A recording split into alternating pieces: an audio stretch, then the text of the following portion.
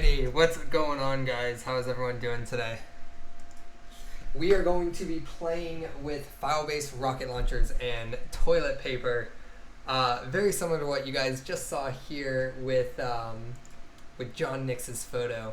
So this thing is awesome. I'm gonna go ahead and open this again.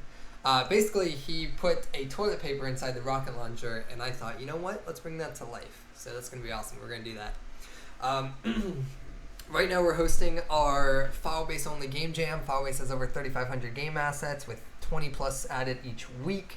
So if you want to check out Filebase, you can for $99. There's a link in the description if you use link or coupon code COVID-19.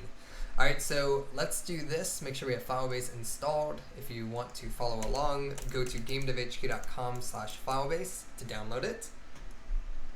And I'm just going to open up a new scene here.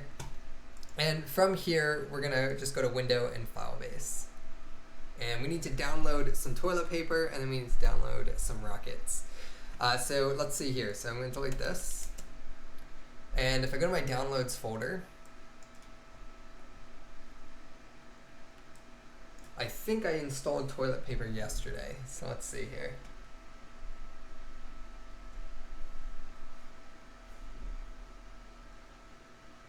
Alright, let's see here. Let's see, I'm also going through the chats. Some random kid, this is live, by the way. Sarah Moon, how's it going? Sweet Tom Fox is here. Leonardo, thanks for joining. The Congo Gaming guys, hi. Hello, everyone. If at any time during this game jam, guys, if you guys ever want to request any assets, you can request them not just in the game jam, but in general. If you're building your games using Filebase, let us be your artist. So if you do have requests on Discord, we do have a channel for requests, and you can go ahead and post them in there, and our artists will see them. Alright, so inside of Filebase here, I'm going to download the toilet paper, but I think I may already have that. So if we look here, I do not. Alright, so we are looking for toilet paper. And here we go, bathroom props. Let me just log in here. Alright, so we're going to grab the toilet paper. Hey, what's going on, Vlad? And once we got that toilet paper installed, we need to download our rocket launcher. Okay, so let's get our rocket.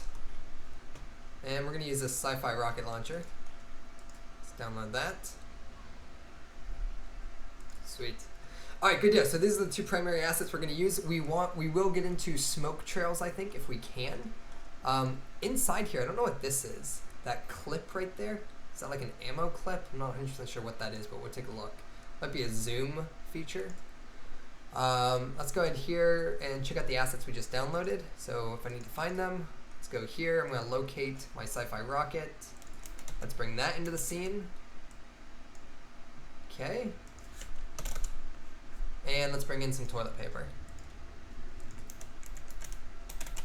Alright, so we got one toilet paper. And here we go. Alright, good deal. So let's go ahead here. We're going to take this toilet paper, this gun, and we're just going to shove that toilet paper right in here.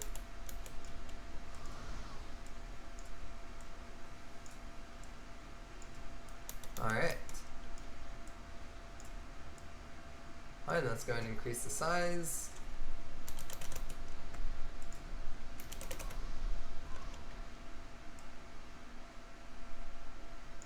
Not bad. Alright, and then here, we can go ahead here, shrink this down a bit. Nice. Alright, so we got some awesome looking toilet paper in here coming out. And what we can do just to get this thing going. Alright, so I got basically what I'm going to want. I have the positioning and the sizing of my toilet paper. Inside this rocket, I need to know where we're going to be instantiating our toilet paper so that when I create new ones, it comes out of this gun barrel. So what I'm going to do is on the rocket launcher here, we're going to actually create where the toilet paper currently is. We're going to create a game object to represent the spawn location. So I'd say like right about here. Alright, so here we're going to say, here's our sci-fi rocket. Let's create an empty object. let's actually put the toilet paper in there. I'm just going to duplicate the toilet paper. Alright, and then once I do that, I'm going to take the toilet paper back out. But this is going to be our, basically our spawn point for the bullets. So here, call that spawn point within the rocket. And it doesn't need to be a prefab, so I'm just going to break that. Let me see here. We're going to remove all the components. And the spawn point, I don't want it to be a prefab, so I just want to unpack completely. Okay, good deal. Alright, cool, and then here is our toilet paper, right? So our toilet paper, we need to turn that into a prefab so that we can actually instantiate this. So here, I'm going to just create a prefabs folder, maintain that. And we're going to place some toilet paper right in there. Alright, good deal. Cool. So we now have our gun and our toilet paper, and what we're going to do is let's go ahead and create somewhere that we can kind of walk around on. So we'll go ahead and create a floor. Set that to 0, 0, 0, and let's set this to like 20 by 20. Alright, and last but not least, we now need our character controller so we can walk around, and then we're going to position our rocket launcher to be childed to us. So here, we downloaded the FPS player sample, which I could probably use, and maybe I can get the arms to work with that, maybe? Otherwise, I'm actually just going to use our other extension, this one. Alright, so put that in the scene, delete the main camera. Alright, now we can kind of walk around here. Alright. Sweet. Okay, so let me turn off these gizmos here.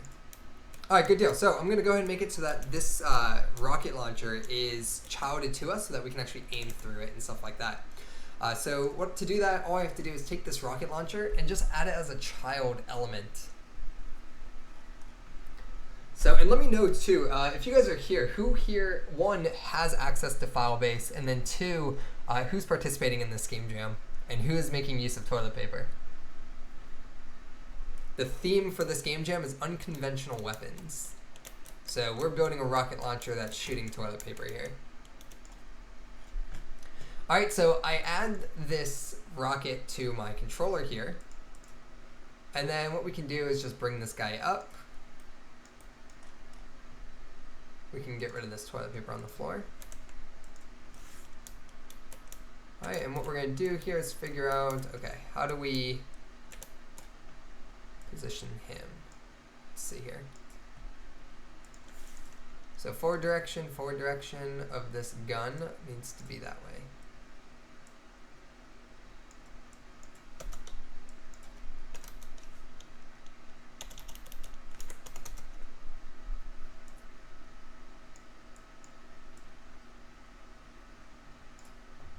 Okay, so check this out. We are going to have our, okay, that's what that attachment piece is. It's like a lock-on indicator. So we're going to have our rocket launcher pretty much be like here, and we're going to be able to walk around with this thing. What I don't want it to do, though, is I don't want it to clip into our camera view. Like, you see how it's clipping like that?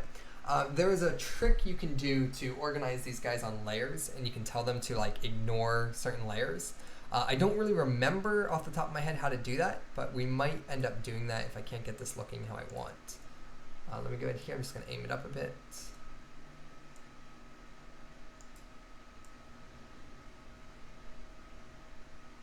Alright, pretty okay with this. Alright, so here we got our rocket launcher, and I should actually be able to just move around with this, and I'm zoomed in here so it looks a little pixelated. Let me zoom back out. There we go. Sweet. Alright, so here's our rocket launcher cannon. I'm going to bring that further back in.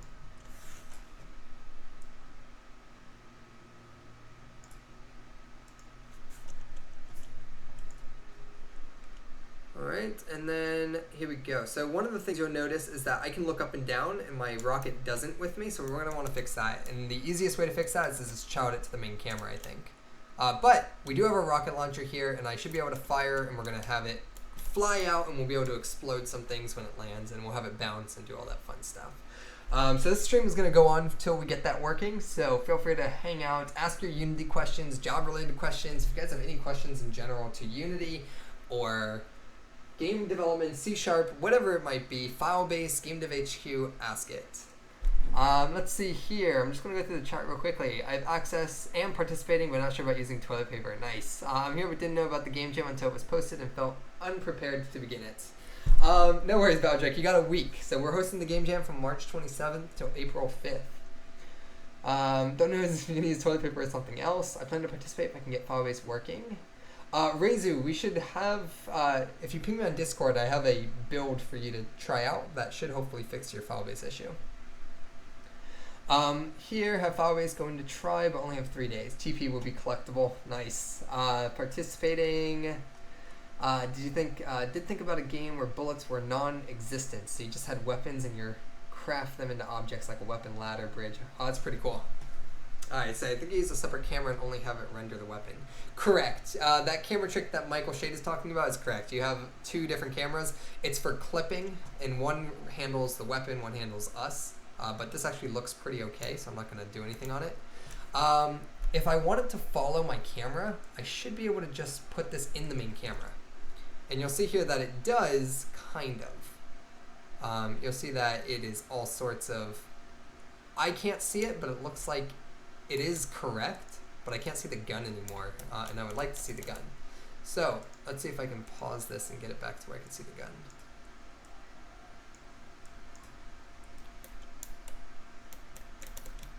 So I'm actually not sure what's preventing me from seeing the gun. Oh my god, hold on. It's looking at the light, so I think if I...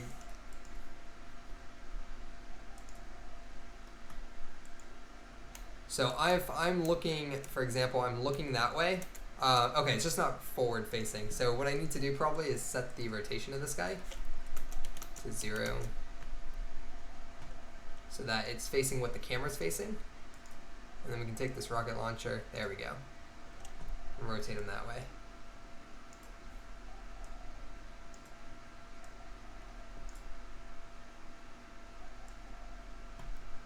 So it's spinned around.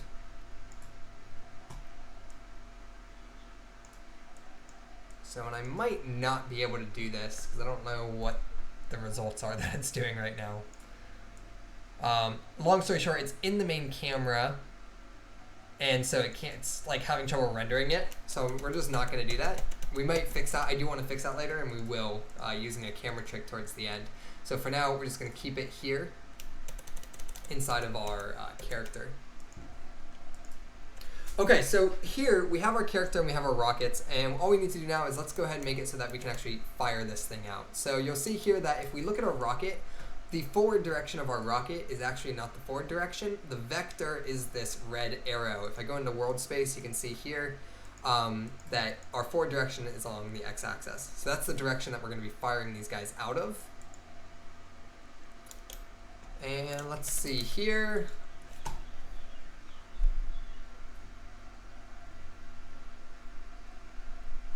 Hey, how's it going, guys?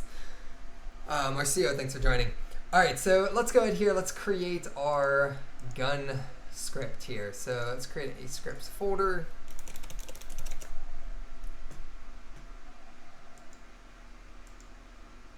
Let's close up all of this.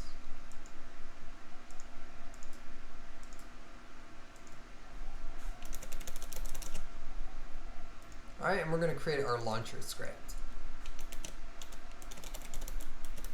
So here's our rocket launcher.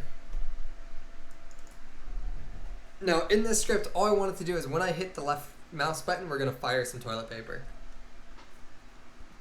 So pretty easy. Inside of update, we're checking for left click, fire toilet paper. So we just create a simple if statement here, and we are just simply checking for that input. So if input dot get mouse button down, and we're looking for left click, and then all I want to do is fire the toilet paper, which means we need a reference to the toilet paper. All right, so here we're going to say private game object toilet paper prefab. All right, and then we'll serialize that so that we can actually assign this in the inspector. All right, and then here, all we're gonna do is we're just gonna say instantiate. And where do we want to instantiate this? We created that game object of where we should instantiate this. So I'm also gonna get a reference to our spawn point. So game object, spawn point. We'll serialize that. And then here, we're going to instantiate at the spawn point. And then the position is going to be we're instantiating the toilet paper at the spawn point. And then the rotation is going to be, ideally it should be whatever this rotation is, I believe in the rocket launcher. But for now, we'll see if we have to adjust anything. We're going to do quaternion.identity. But it might actually need to be the rotation of the spawn point, which we can set right now. So spawn point dot transform dot rotation. Okay, cool. So we got that. Let's go ahead here. All right, and let's attach it to our rocket launcher. We're going to give it our spawn point, which is here. And then the toilet paper prefab, which is here. All right, and if we run this, we should just be able to instantiate toilet paper within the gun.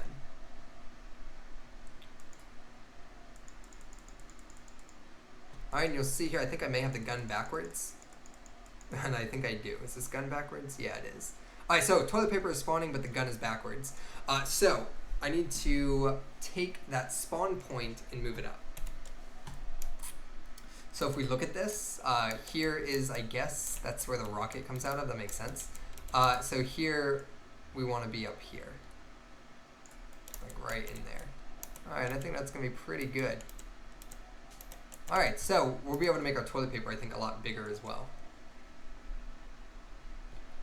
So let's check this out. We're going to go ahead here. We're going to instantiate some toilet paper.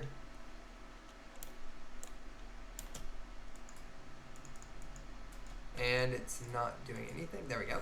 All right, cool. So actually, fit-wise, that looks pretty good. So I'm actually happy with that fit. But you can see here, we're instantiating toilet paper. It's oriented and positioned the proper way. So what we can do now is we can focus on, okay, launching it in the direction that it's facing. So to do that, the easiest way here is to make sure what direction are we going to add force in. The forward direction of the toilet paper is the X direction, so this horizontal axis. If we go into world space, its forward direction is all sorts of oriented here.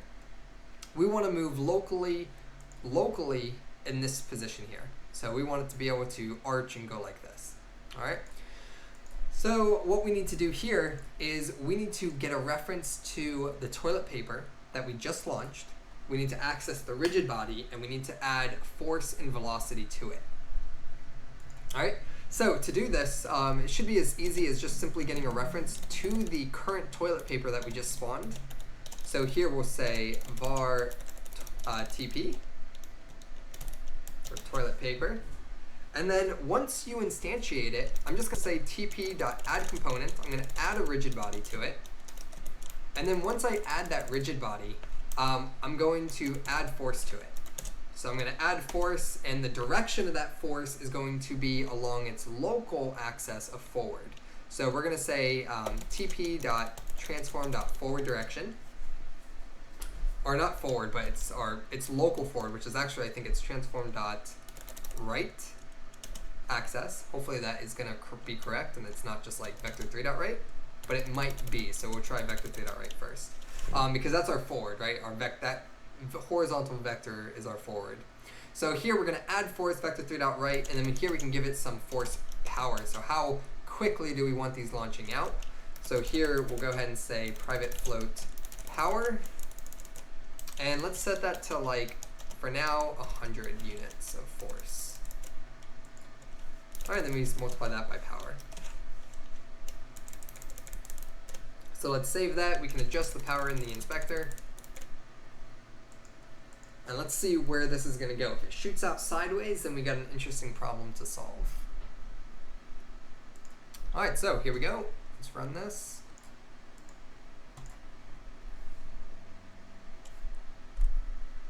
All right, so if we look at the camera here, you'll see that it's shooting out to the side, okay? It is going sideways, And if we look at the toilet paper, it's because we're telling it to go to its right, I believe. If we click on the toilet paper when it spawns, or let's look at one of these toilet papers.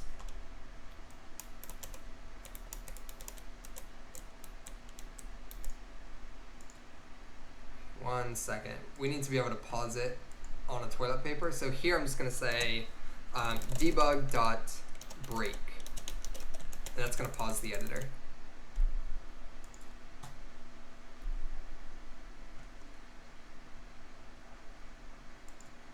Alright, so let's go ahead here, check this out.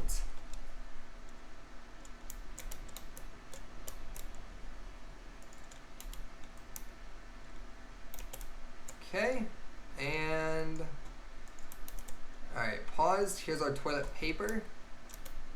Alright, and what we're going to do now is we're going to play this frame by frame. So you can see here locally, it's positioned to go to the right, which is its forward direction. If we look in global space, it's also the same here for this specific object. Also to note, this toilet paper is spawned globally. Okay? We probably actually want that toilet paper to be spawned within here locally so that it moves relative to the rocket. Right now it's actually moving in world space. And if you actually look at the step here, that actually may be correct. Is that actually going in its forward direction? Possibly. Yeah, let's add some force to this thing. So if we look at our weapon, let's increase the force to like 500. Okay. And let's go ahead here. Let's do this. All right, so we paused and we're going to play it frame by frame. Oh, and check it out. We're actually perfectly okay.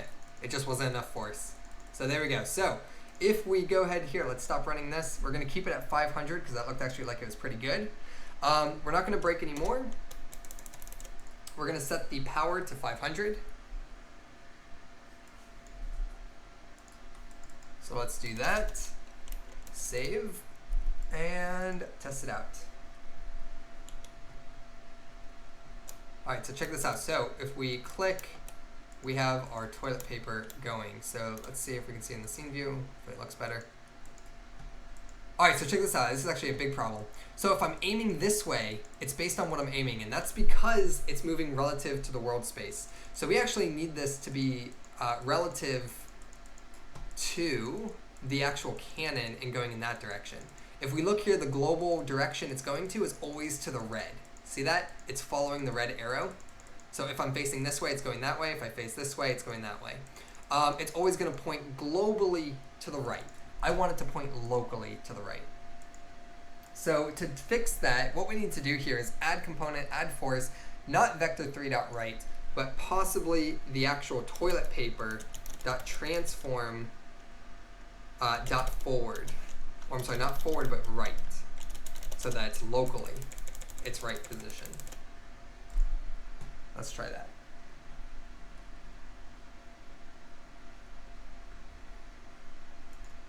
All right, and the next thing I want to focus on is fixing this. I want to be able to look up and have the gun move with me.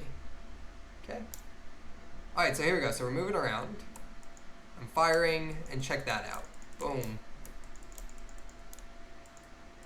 All right, so what do we think about the force of this? Are we happy with that? Should it be more explosive? I think it should be more explosive. Let's set it to like 1,000. There we go. All right, I'm happy with that one. All right, cool. So we automatically have this thing working well, but I can't aim it. So I want to go ahead and fix the aiming now. But this thing is working awesome. You can see here, we can launch our toilet paper. Beast. All right, cool. So everyone happy with this outcome so far of our TP launcher? Any questions so far?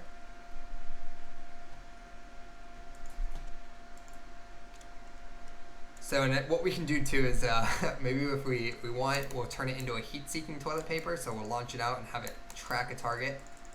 Let me see here. On this, let's just try like, what is like 2,500 units of power look like? So here,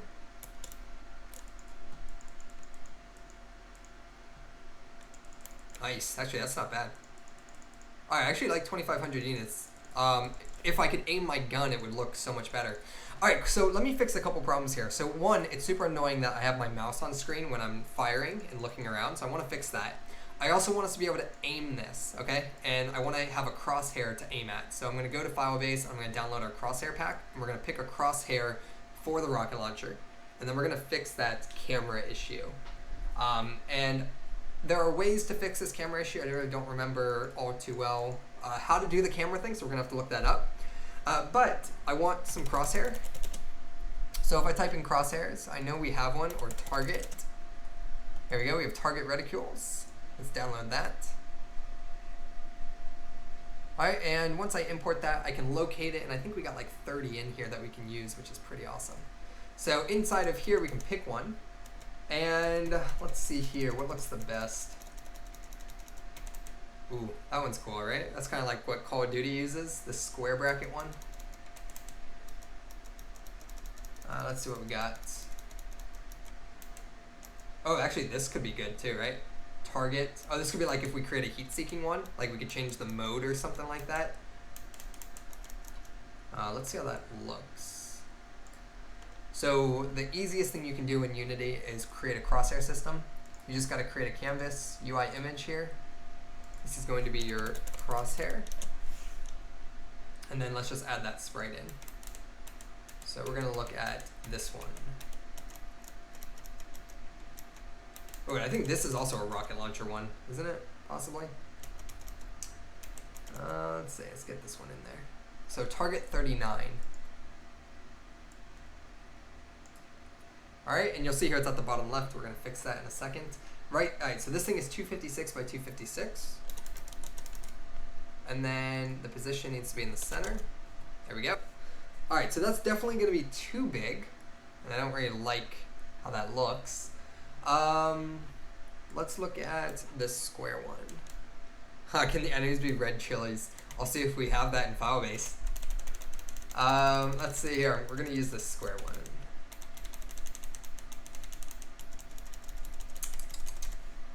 Not that one. It's like a red square, wasn't it? Something like that.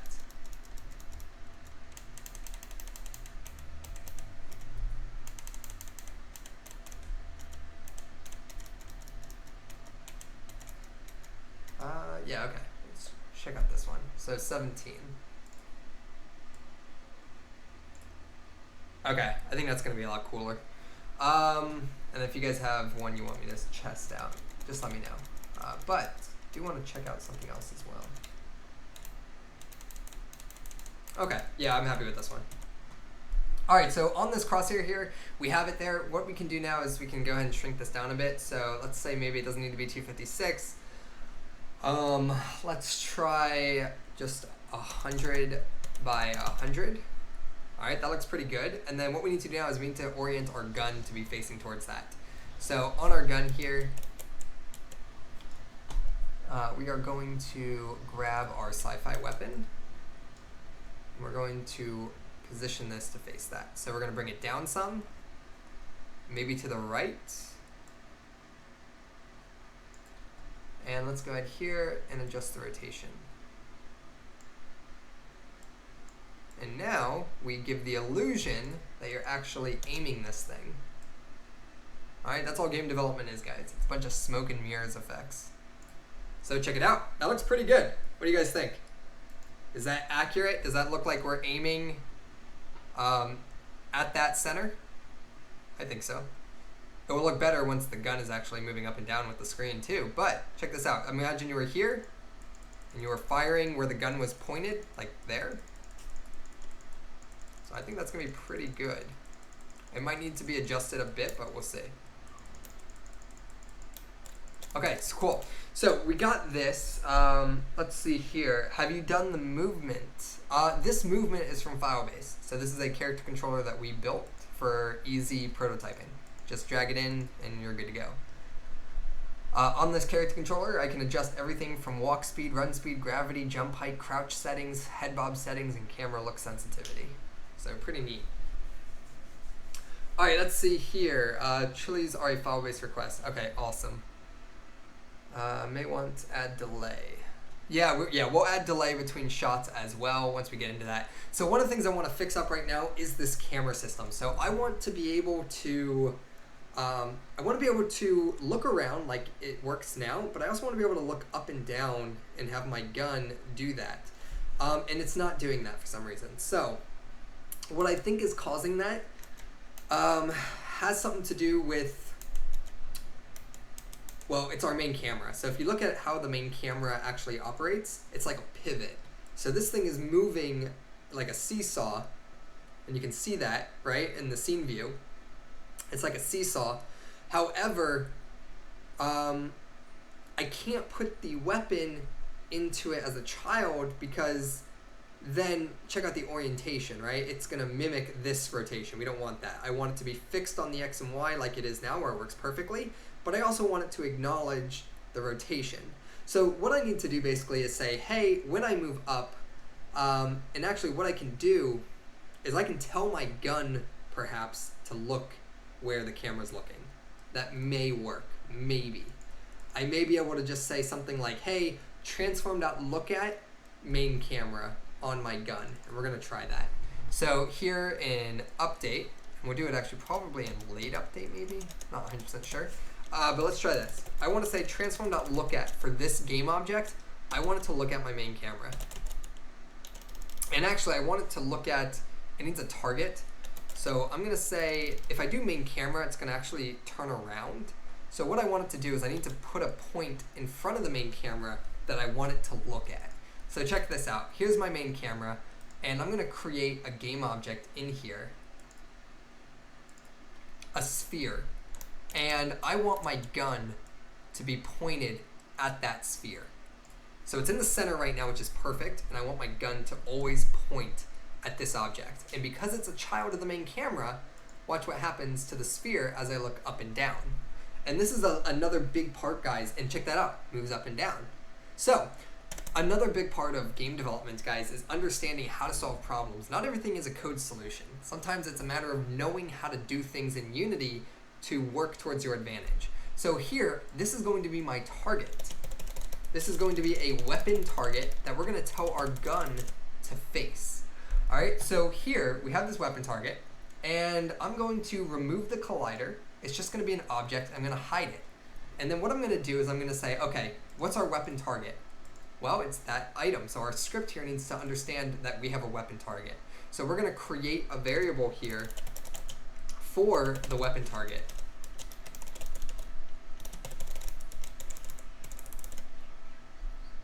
So another option is to set the gun's vertical rotation to the camera vertical rotation, but like I said before, it doesn't always have to be a code solution. A Unity specific solution is perfect. So check this out. So we have our weapon target, and we're gonna serialize this again. All right, and then once we have that weapon target, we need to basically tell our gun, hey, you're gonna look at that target, always. Like the first thing you do before you even check for input is you need to make sure that you're looking at that target. So here we're gonna say weapon target dot transform. And this should actually work really, really nicely, hopefully. If not, back to the drawing board. But here's our sci-fi, here's our weapon target, drag it in. Let's test it out. All right, so we can see here that we got some weird local space issues going on here. Check it out. I'm telling it to look at this target, which it is, but it's doing it in some weird local space problem. To fix that, I need to transfer, I think, both of these guys to the same space, possibly. We have, like, for example, the problem, right, is that my weapon here is rotated on the X. And the reason for that primarily is due to how, I guess, Al built this weapon. So, like, if we look at this naturally, look at my world space units on this thing. If I go into global space, right now we're looking at global space here. my forward direction is not the front of the gun, right? So that's a problem. But we can actually fix this by creating a container object for my gun. So check this out. This gun needs to be globally facing forward, but it's not, I don't believe. And actually, maybe it is actually. Hold on. Okay, no, it's not. Locally, it's not. It needs to be. So check it out. So locally to the left is my forward direction. However, globally, it's facing forward. You see that? And that's what we want. So I need to fix this. So to fix this, what we can do is we can actually create a world space container object that we're going to put that gun in and then child it as a container. So here, this is going to be my weapon container, and this is going to follow the rules of world space. And you should always follow the rules of world space. When you're creating games, all that matters is your world space. Local space and world space, if you try and combine these throughout your game, you're going to get into a bunch of headaches that are very similar to this problem right here. So what we want to do is we want to make sure that, hey, we're working in world space and our local space, for the most part, should match the world space. So to do that, check this out. We are facing forward, right? We're all facing forward here. Let me get this orientation here. Correct. All right, so we're all facing forward. And what we need to do now is we're going to take this gun, the weapon container here, which is also facing forward. All right, set that back to 0, 0, 0. And I'm going to put our weapon inside of it. So check this out. Here is our gun. I'm going to drag that in. And I'm going to set everything back to 0. All right, so this is 0, 0, 0 of this gun. So what I can do now is I'm going to take the sci-fi launcher, position it properly, but this is the actual gun. So I'm not going to touch, this is going to stay 0, 0, 0 world space. My rocket launcher, though, is going to change. So if I go ahead and actually undo those values, I think it was already like that. Yeah. So check this out. So my rocket launcher is pointed correctly, but it thinks it's in world space because of this container. So that's how we want to do that. We're just separating the model from the actual behavior. And now we can go ahead and get back into our world space view, position that where it needs to go. All right, and then this GDHQ FPS controller is also forward direction already. So now I can put the weapon holder inside of there. And now everything is going to be how it should be. All right, everything is going to be pointing that direction. So let's try this again. All right, and you'll see here we're still getting a weird rotation thing, and that's because I think it has a reference to the wrong item. So if we look on our GDHQ, our weapon here, the weapon target is the weapon target, and the rocket script, let's see here, a few things are going to change because we now need to make this the actual forward direction. This is not. So if we look at this, locally it's using its red axis, right? Horizontal axis. This guy is using the forward axis, and that's what we want. So what that means here is, let's open this up and re-look at how we're doing this. So I'm telling this game object to look at the weapon transform. I don't want that game object to look at it. I actually want the container to look at it. So here's our weapon target, and then here I'm going to go ahead and create another game object variable for the weapon container. So we create a weapon container, and then once you create that weapon container, that's what we want to control the look at of. So here, weapon container .transform.lookAt is going to look at the weapon target. All right, let's hope that works. If not, it's gonna suck.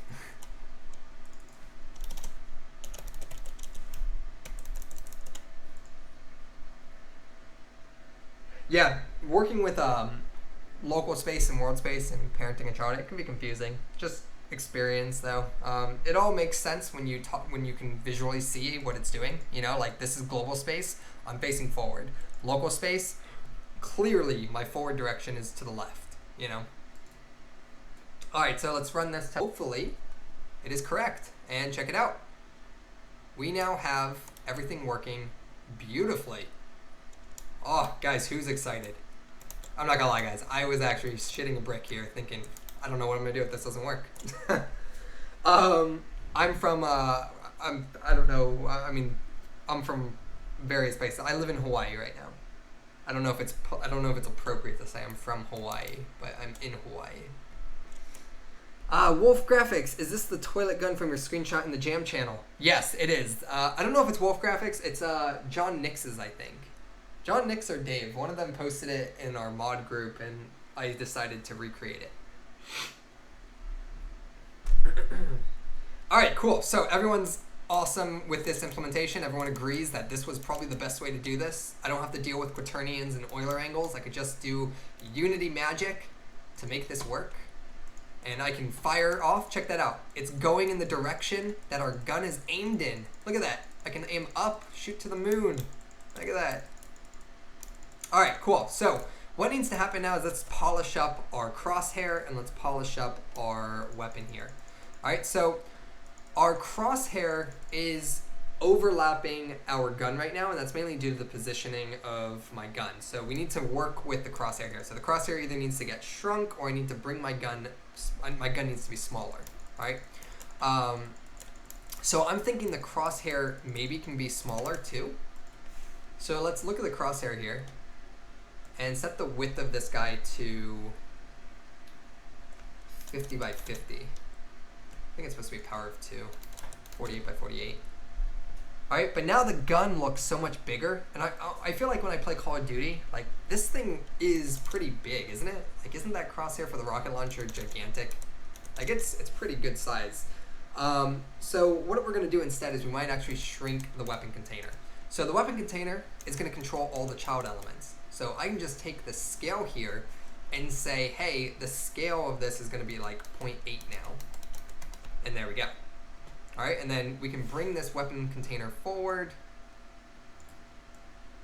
All right, and we can still do all that cool magic that we were doing before. We're just downsizing a bit.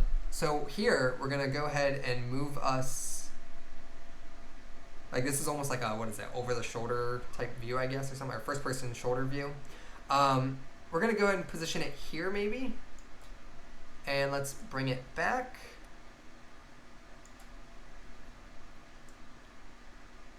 Like, it'd be cool to see these things on the gun, but not necessary. Like, maybe if it was third person, we'd have it like this, but first person, we want to be in control of this thing. And then let's go ahead here and adjust the rotation of this thing a bit.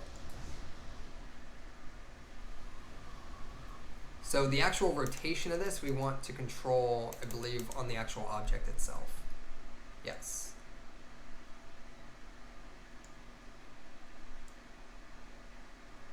All right, cool. And the goal here is that you want it to be looking like it's pointed towards the center of this thing. All right. And I think for the most part, that looks pretty good. What do you guys think of this position right here? Are we happy with that? Do we think this is okay? So now, as you can see, we still have some clashing with it, which I don't like. And part of that is actually, this thing needs to come back more. So I'm not sure what just happened to those values, but it needs to definitely come back more. So hold on, the weapon container needs to come back.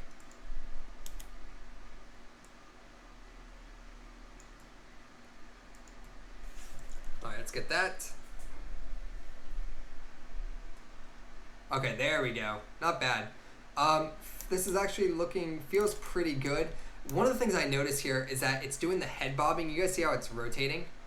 It's head bobbing with me because the camera is head bobbing. So I actually want to restrain this thing on, I believe, from doing that. So to do that, if we look on the main camera here, it does the head bobbing through the camera because that's what our FPS controller script is doing.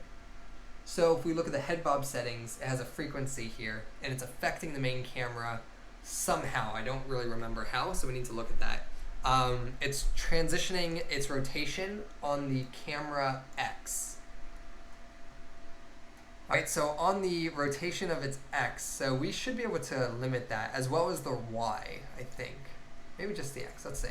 No, it would make sense, just the, should just be the X, yeah. So what I should be able to do is on this weapon container, I should be able to add a rigid body, set it to is kinematic, remove gravity, and then I should be able to add a constraint to freeze the positioning on the X. We'll still rotate, but I want to freeze the position. All right, and let's see. So far, so good. If I walk, not doing what it's supposed to. So you can see here, oh, you know, I'm sorry, it is the rotation actually. The position I don't care about. The rotation on the X we do. Let's see. All right, so it's still doing it. It's not terrible, but I don't know why it's doing that. Let's see here. It's ignoring my rotations. You see that? It's rotating on the X constantly between like whatever. I'm not 100% sure why that's happening. It's not really that big a deal when you're walking with your gun. I think you would have this normally in a game, maybe. I'm not really sure if your arms were attached to it. But I do want this to be like kind of perfect. So I got two issues here. One, I want to stop doing that, like it's on a laundromat right here. And then also we need to fix our crosshair. I want this to look better. Let me see. I'm just going through your chat. Maybe clamp the rotation. Yeah, we're gonna look into that. Don't forget to scale the toilet paper. I will. Does that not look correct? Does the toilet paper look too small? I think the toilet paper is okay. Now let's see. Yeah, toilet paper is fine. Look at that. Shooting towards the camera. Boom. Toilet paper looks good. Alright, let's see. Instead of exploring the TP, could either wrap up targets like TPing a tree or burst into dried confetti. Yeah, we'll take, when we get to the explosion part, yeah, right, unconventional weapons. We'll take a look at what we got, what we can do. All right, so let's see here. So this is an annoying issue here. The only reason this is happening is because the main camera is doing that too. If you watch, check it out. I walk, it rotates. And because we're a child of that object. Oh, actually, you know what? Hold on. We're not a child of that object. Why is it doing that? Our character is moving up and down like that, I think. Because here's our weapon container, which is not even a child of the main camera. Oh, but you know what? The weapon target is doing it. So the weapon target probably needs to have a constraint, maybe. Let's try that. Here's the weapon target. Let's add you to be constraint. Let's freeze the rotation on you.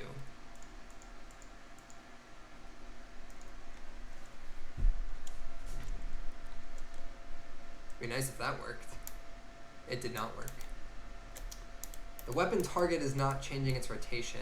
If we look on the main camera is changing the rotation on the X. And because of that, it's taking this child along with it. And we're looking at that child. So what that means is a hard-coded solution could be to say, hey, you should not be moving like that, right? It's this weapon container. We can basically set this back to 0 constantly.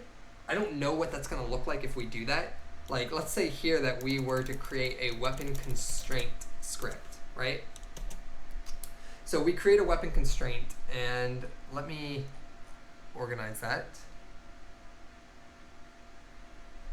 Right. No, it's not the weapon moving, it's the camera moving, but the weapon target that's moving is a child of it, so our target is constantly looking at it. So what we need to do is, I just want the weapon target to maintain 0, essentially. So we built that script. Weapon constraint. What do we got here? Let me rename that.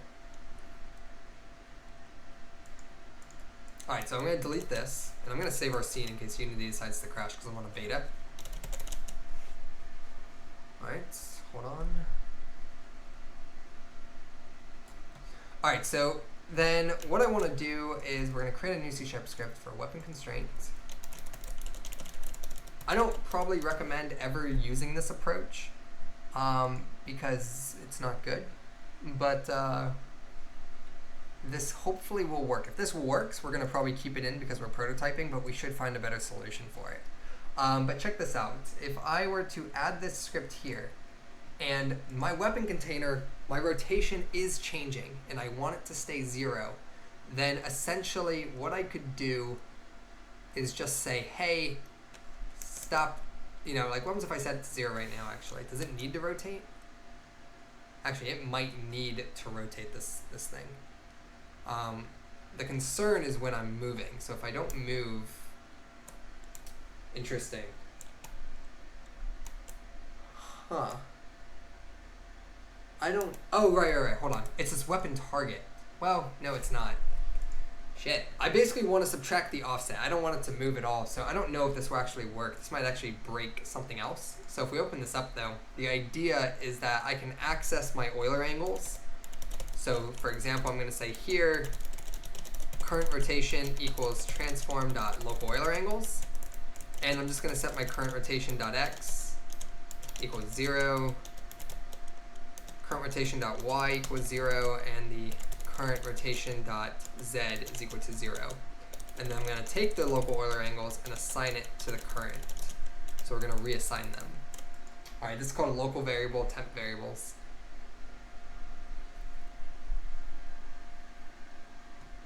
Yeah, if I do it in late update, that might be better. But let's see how that affects things. All right, so it's compiled. So far, so good. I can look up and down. Everything is fine. You'll see here it's actually not doing it. Like, my Euler angles are still whatever they are, and it's still doing it. All right, so this might be a bigger issue at hand. Let's think here. If I have my weapon container,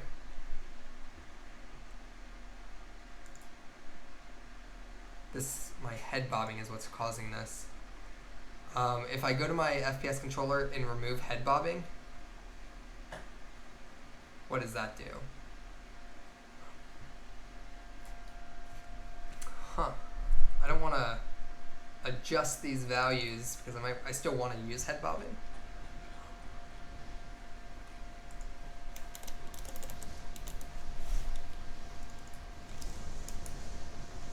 Okay, for now, I'm just going to say return.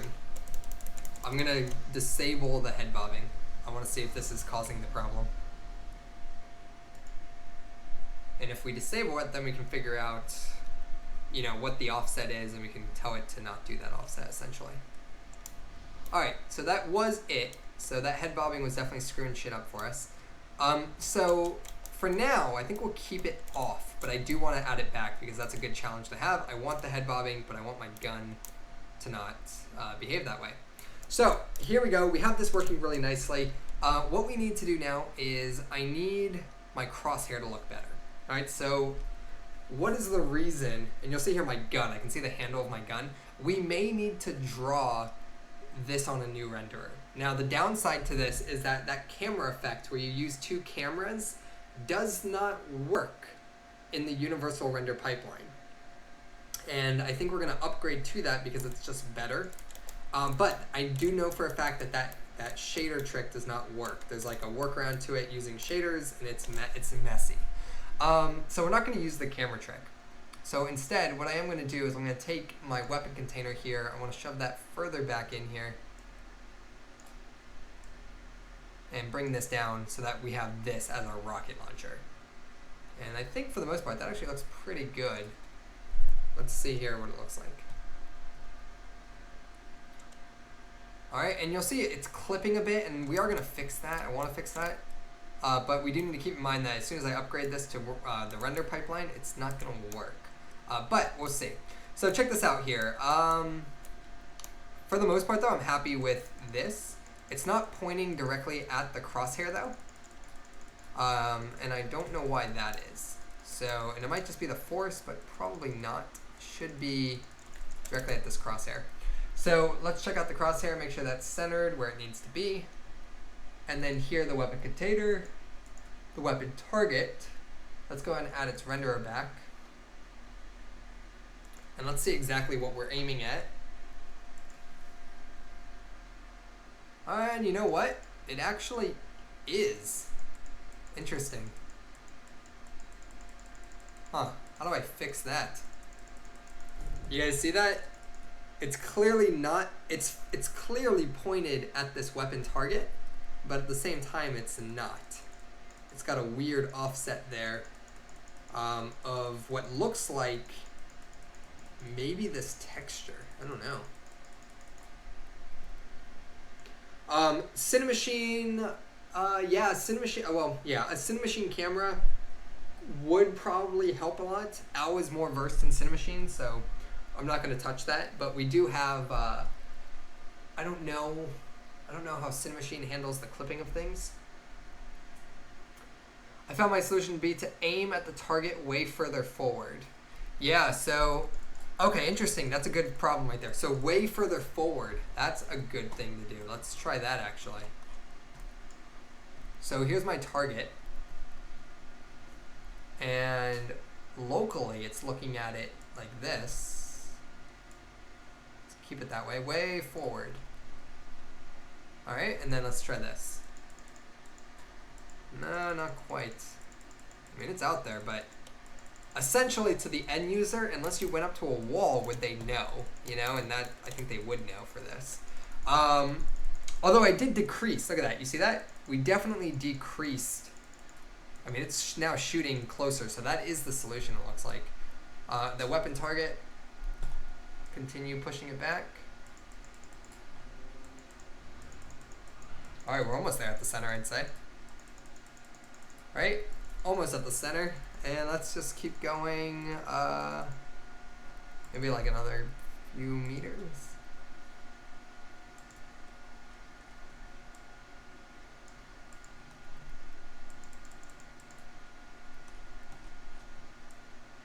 God, it's so far. I don't like this. All right, I'm gonna say that is probably good enough. Maybe even more. We'll get it right. We'll get it right. All right, we're almost there.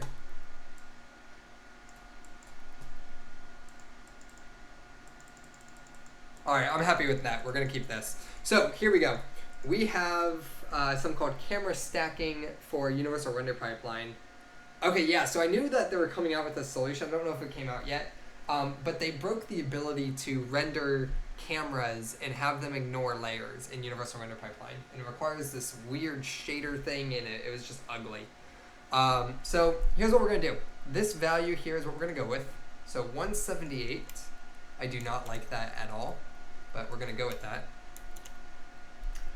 Because it lets us get what we want. Now, another thing that's going to help with the illusion of getting this correct is going to be turning off our mouse. So to do that, I'm just going to create some logic in here that basically is saying, hey, if you are firing, if you fire, we're going to hide our mouse, okay? So if input.get mouse button down, then we're just going to, or here, if we start our game, right, we're going to say here, cursor.lockState equals cursor lock mode dot confined, so that it's not moving around. And then here, we're going to check for the escape key. So if input dot get key down dot escape, then what do we want to do? I want to say that the cursor state, the lock state, is going to equal the cursor.none. All right, that's just going to allow us to be able to actually stop running Unity. All right, so now this is going to look good because I'm not going to have the distraction of my mouse anymore. So check this out.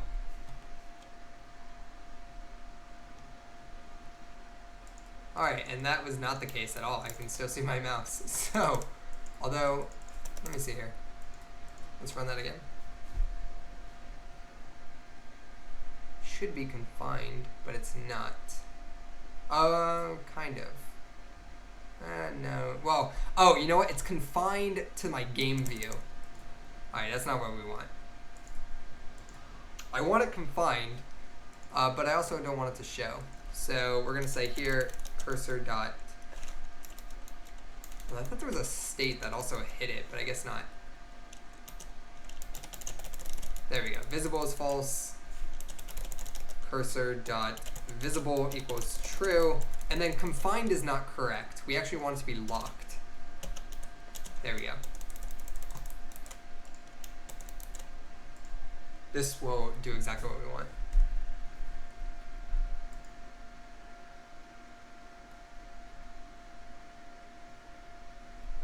Yeah, the force added could be doing something. However, I'm still telling it to go in the forward direction, but the force could be giving it some initial Y direction as well. But this actually looks pretty good. I would say to a player, this would be believable that, okay, that's a reasonable offset, you know? So everything here, though, really smooth, looking good. We can fire off here. Sweet.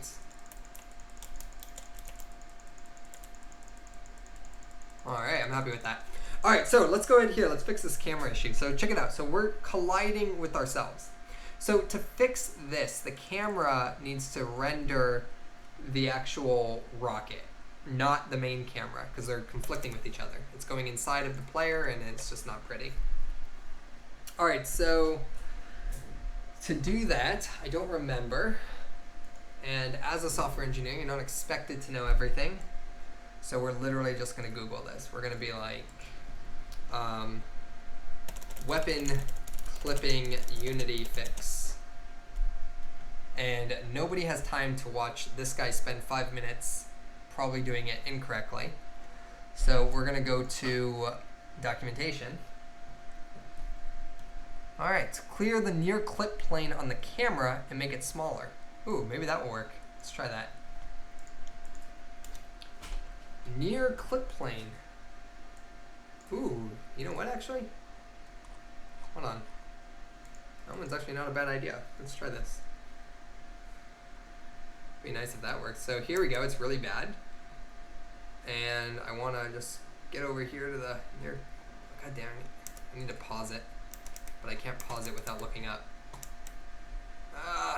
Hold on. We need to create a pause button. So input.get key down. We're gonna do the P key. Then we're gonna just add a debug.break.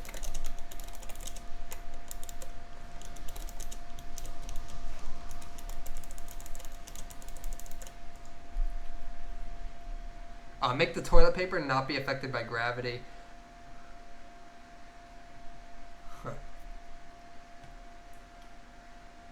All right, let's see here. Also, hold on. Someone said part of my screen is not being shown. You guys should see. Holy shit! Just noticed that. Has it been like that the whole stream? No one said anything. Sorry, guys. Let me fix that. There you go. You should now actually see all of Unity here. All right, so let's go ahead here. We got our button now, and let's add our pause button here.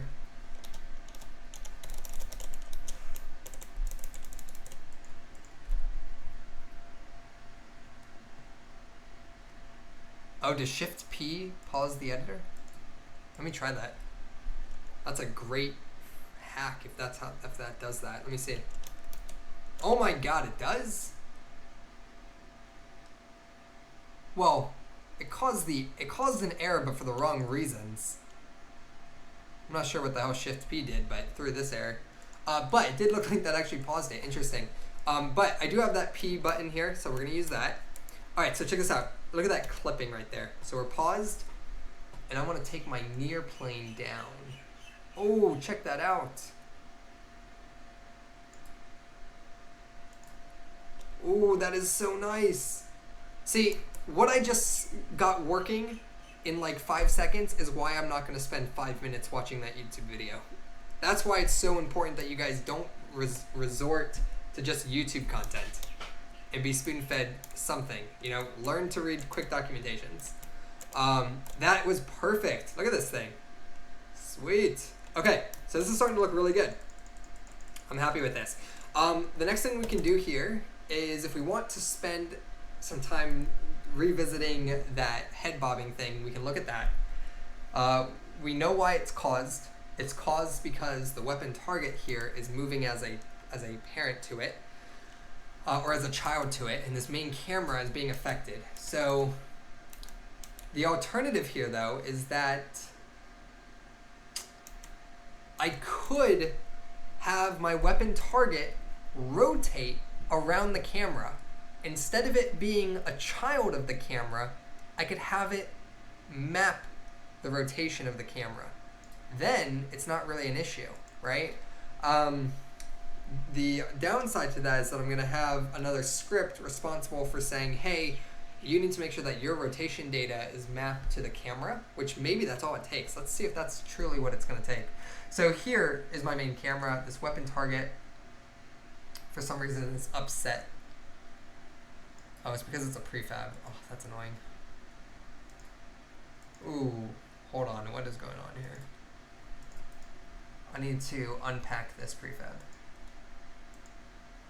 Okay, so here's my weapon target, all right? Now, what I need it to do is when my main camera, if we look at this, when it's moving around, I essentially need my weapon target to be mimicking all of that crazy rotation. See that?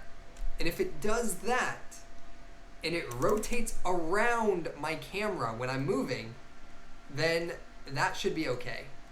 So we're gonna give this a weapon target behavior script. This weapon constraint script was useless. I'm going to delete it. So let's try this. We're going to create, just parent the weapon container to the camera. I'm pretty sure we all tried that, and I don't believe that is something we could do. I'm pretty sure we all tried that, and because of the insane rotations, the whole camera container is just going to be a mess. We can't do that. We demonstrated that in the beginning. So here we go. On this guy here, this weapon container, on this weapon target, we're going to give it a behavior script. So we're going to create something for this. So let's say here that your rocket launcher has, what is this guy going to do? This is the weapon target. All right, so just create a weapon target behavior. And click on the weapon target. Let's attach it. And its job is to mimic the main camera. Now when the camera moves, this is important. It needs to rotate around it. And that's going to be interesting to look at. So here we have our rocket launcher weapon target. Add that. And let's open this up. And what we need to do is the weapon target, and I wonder if this makes a difference. Should the weapon target look always at the player? If it's going to wrap around it, I think it always needs to look at it. But we'll see. For now, let's just do the rotation. All right, so here, public void. Let's do void late update. See what that does. I feel like we should be using this. Inside of late update, what are we going to do? We're basically going to say that, hey, my rotation needs to match the camera's rotation. All right, so here we're going to say transform.rotation equals the camera.main.transform.rotation. It'd be nice if this was literally all we had to do.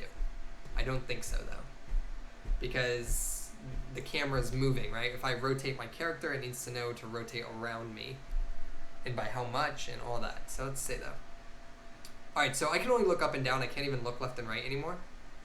Or I can, but my gun is not respecting it. Nor is my gun looking up with me. So that just ruined, like, everything we accomplished. So what is happening here? If I look at this weapon target, oh my gosh, P. If I look at the weapon target, right, you can see here, this game object is matching the rotations of the main camera along. So the x-axis is changing. The weapon target isn't matching it at all. You guys see that? Like, the rotation of this guy is not doing anything, and I don't know why. Equals camera.main.transform.rotation. It has the script. It maybe needs to happen through the Euler angles.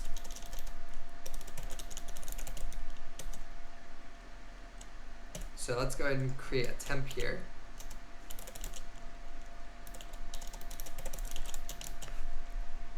So let's get our local Euler angles. And then rotation on the X is going to equal the camera.main. Oh, you know what? Hold on. It's giving me an error down here.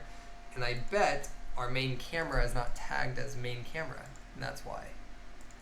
Yep. let's add this back. That's why I wasn't doing anything. There was an error. When you use camera.main, you have to have a camera tagged as main camera. Now let's try it.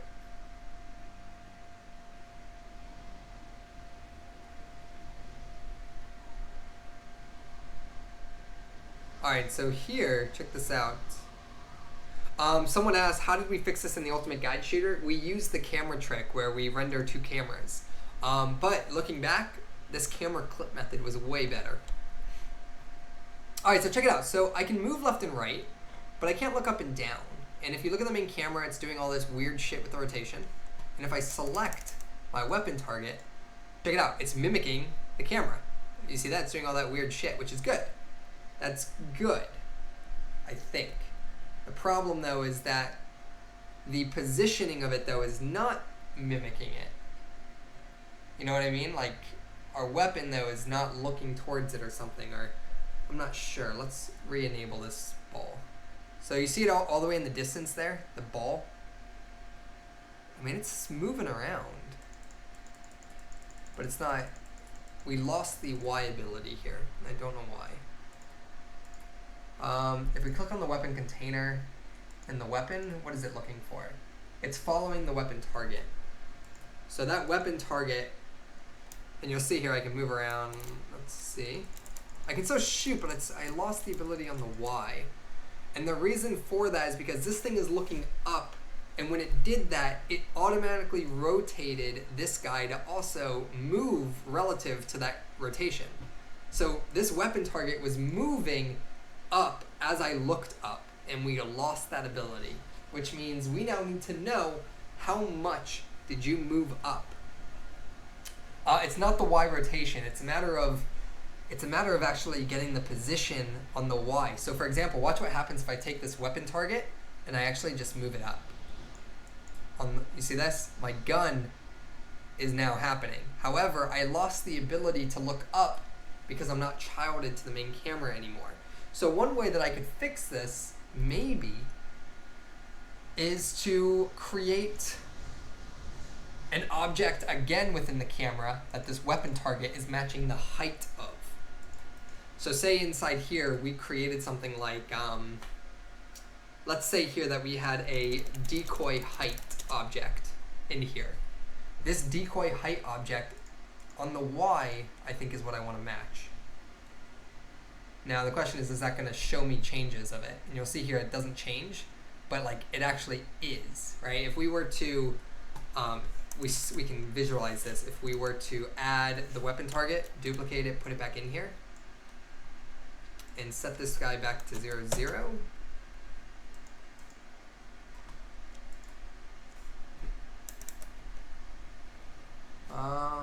Where is that?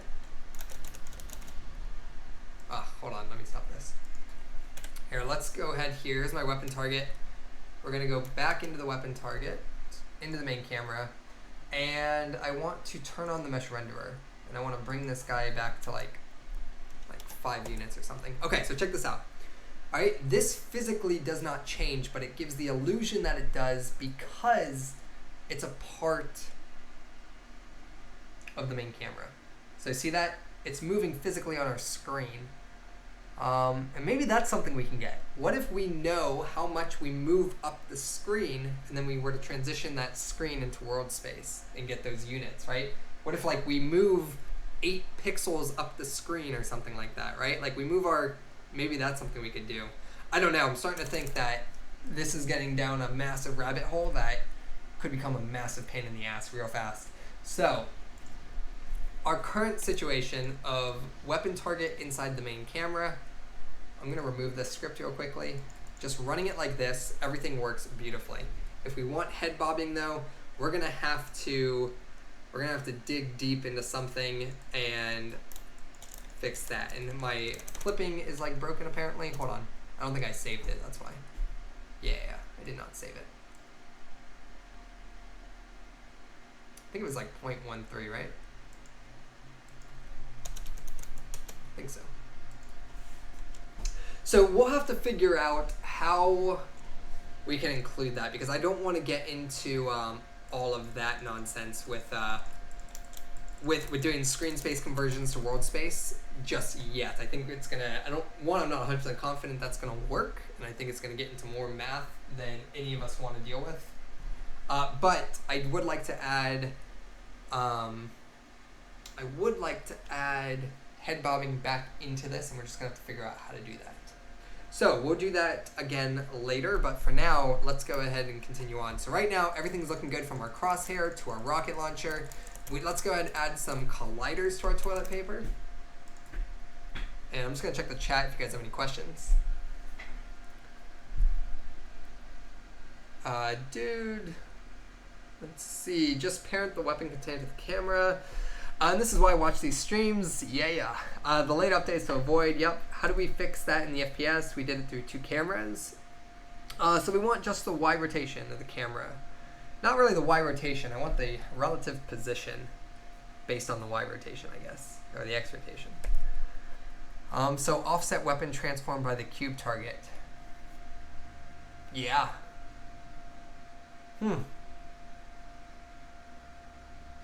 Actually, you know what? That's an interesting thing. The offset method, you could, right now, we actually know,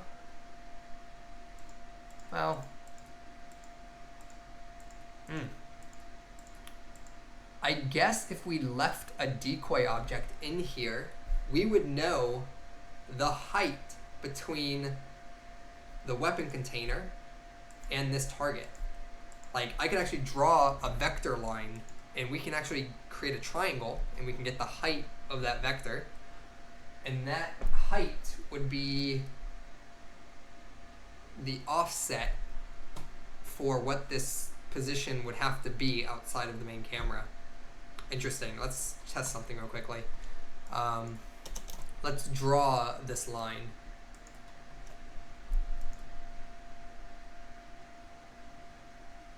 Oh man, what did I just do? Did I just do something inside the weapon target? Oh, why'd I do that? That was dumb.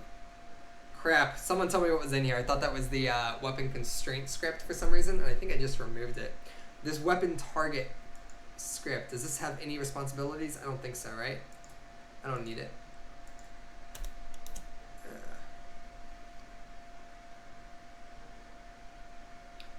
So here is our, make sure this works okay. We got our weapon target still. Yeah, okay, good deal. Everything is working well. Here's our weapon target. Okay, cool. So let's check something here. I want to draw a line from our weapon container to the weapon target. And I want to see, we should recognize that, hey, the height of this thing is increasing ideally based on my movement.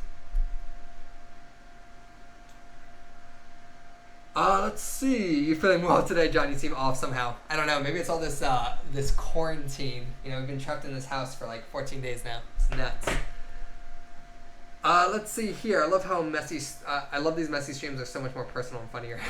Yeah, no, definitely. I mean, all these streams are good because they're raw, right? Like nobody has every working situation the first time, you know. And when you watch a tutorial and they were able to get it right and look like that authority figure and look like that mastermind of, hey, this guy knows how to code and is never wrong, that's completely false. You know, like look at the, Brackeys is a great example of this. You know, look at all the editing that's involved in his tutorials.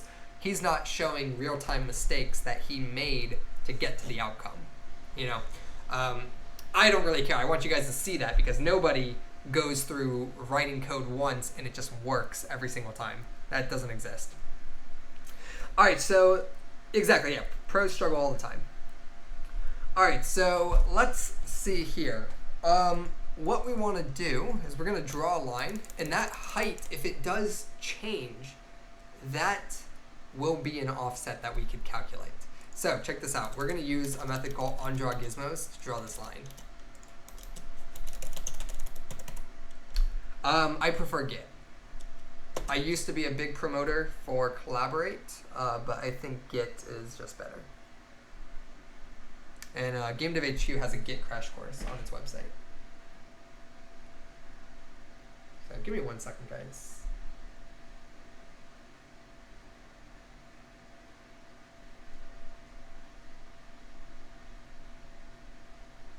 My wife is sending me memes. Is anyone watching Tiger King, by the way? some of the most insane, batshit crazy stuff I've ever seen.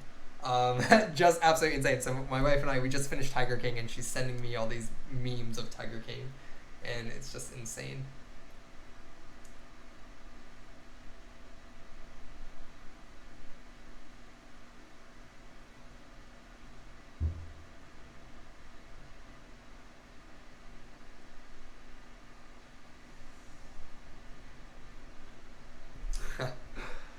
No, I'm tempted. Let's see. Hate source tree. Yeah, I don't use source tree. I use Git.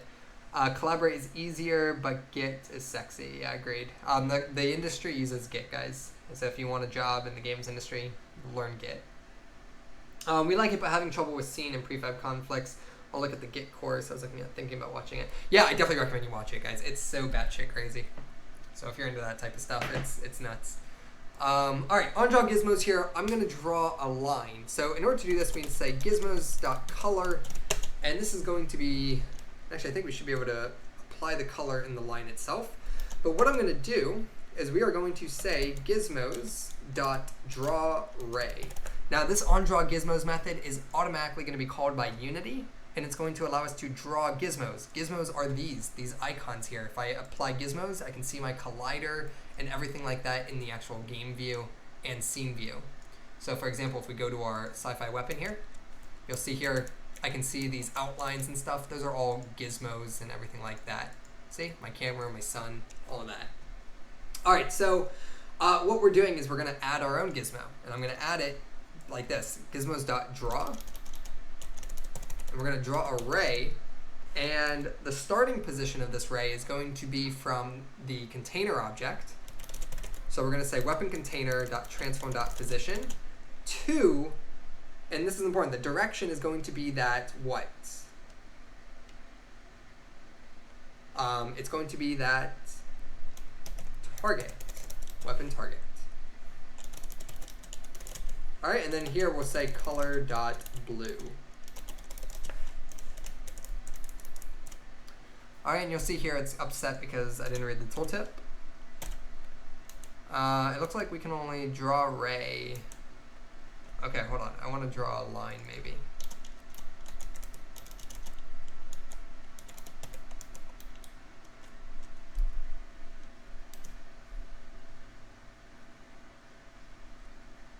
Weird. What the heck? I'm like missing overrides here. I know I can set a color to this thing. Okay, we're gonna keep it on draw ray. We'll keep it on draw line actually. And then I should be able to now say here gizmos.color equals color.blue. All right, let's go into Unity here and we should see this.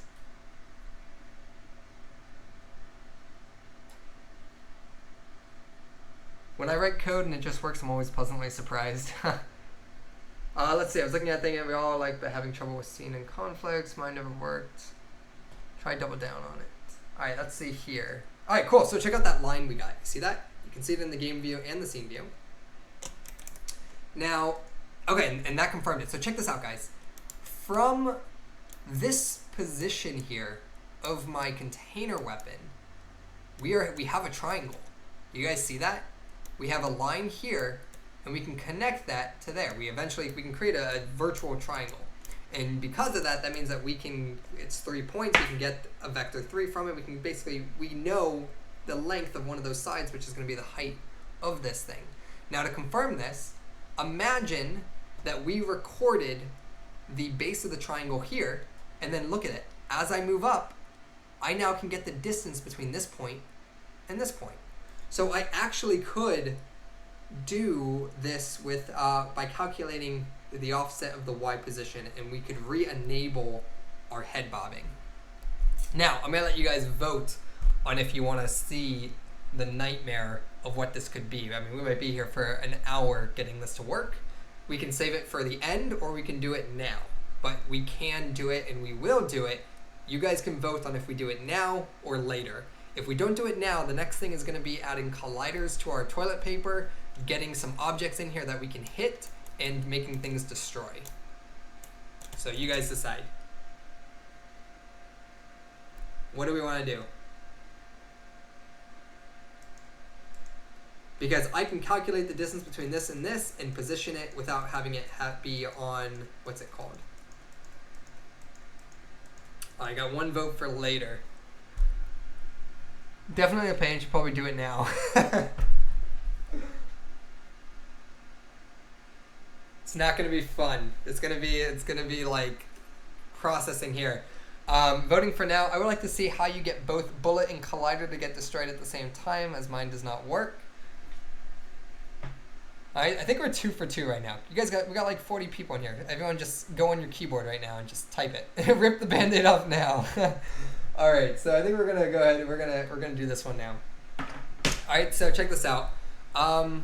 Let's make sure here that my clipping still works when I re-enable my head bobbing, because if that breaks, then we're doing it later.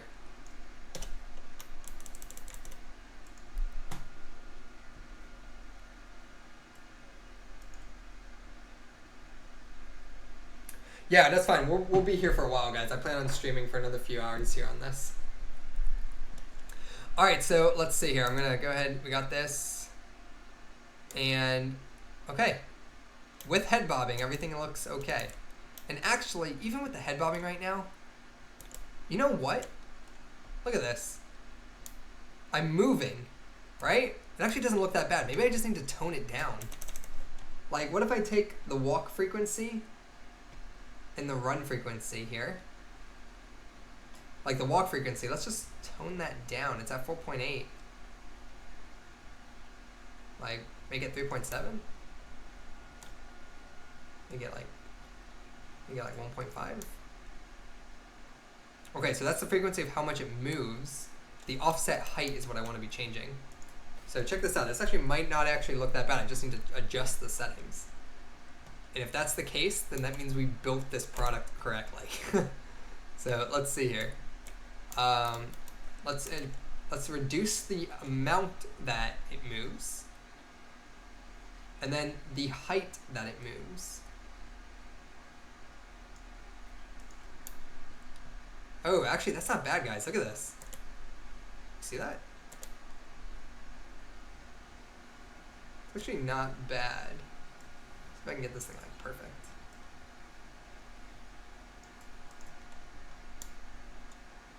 Check that out. Now it's like subtle movement, you know? And look at that. If I'm like, and like here, look at this. If I'm running, then it's like that, jogging, like a horseback or something.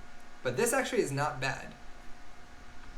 Now it's like too slow, but let me see.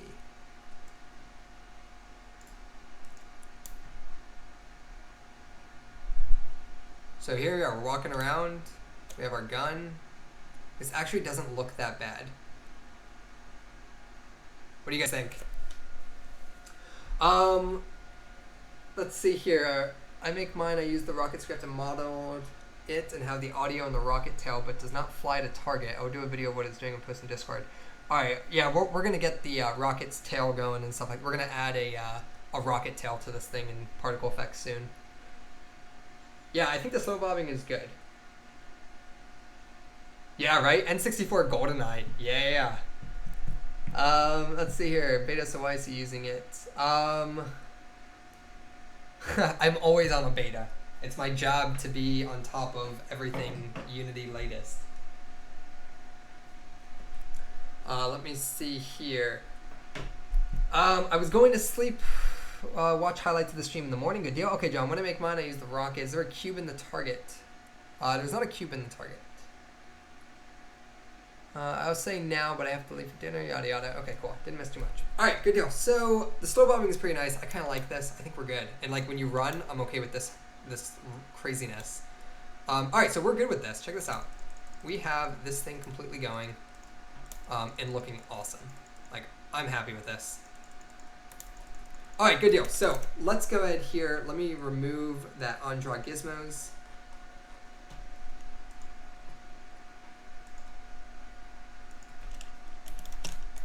Comment that out.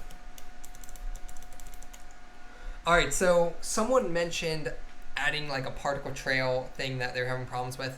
So we have rockets in Filebase, and those rockets basically have particle trails. Let's attach that to the toilet paper. So what we're gonna do is go into Filebase here. And let's find that particle. So I already downloaded the rockets the other day. So check this out. I think we have a turret here. Yeah. Let's locate that. So we were doing some stuff in here the other day. And let's see if that's available to show off. If you missed the original stream, our Game Jam stream.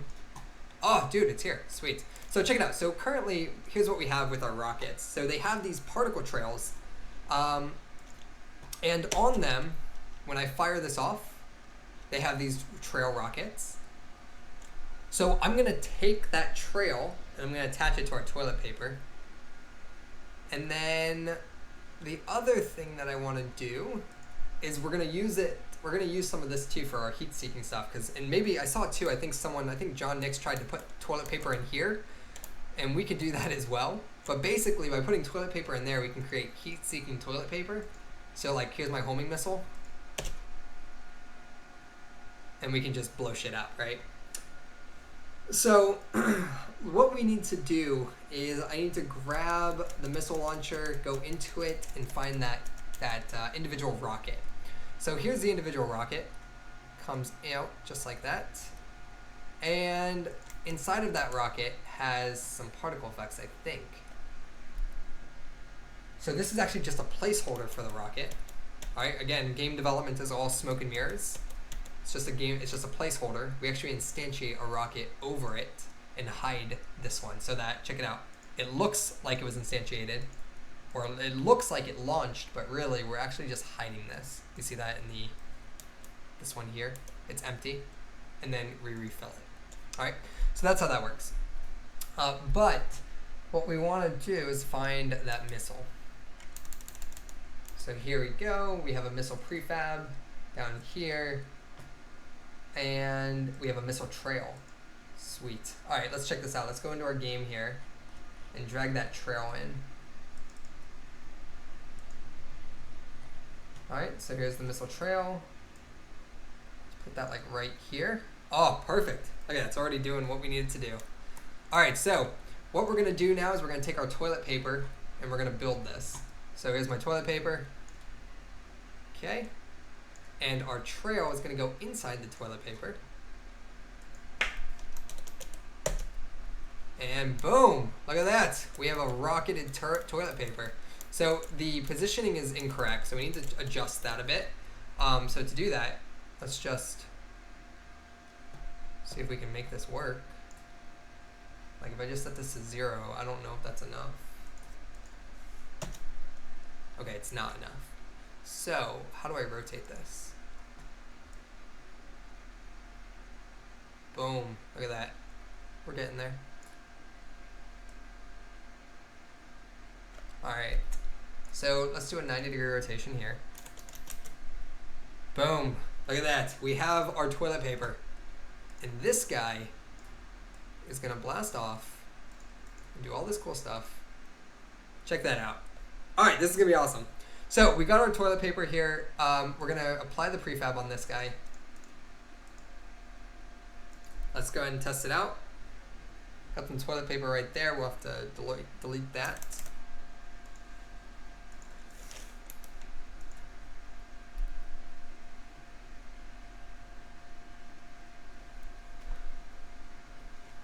Let's see here.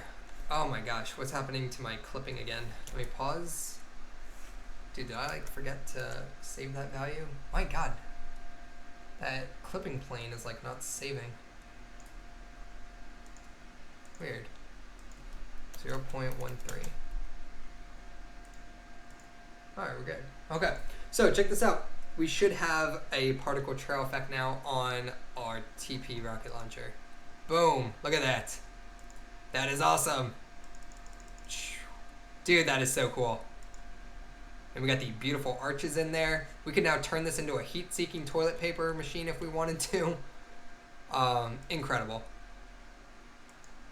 Boom. Alright, sweet. So what do we got next here? Let's see here.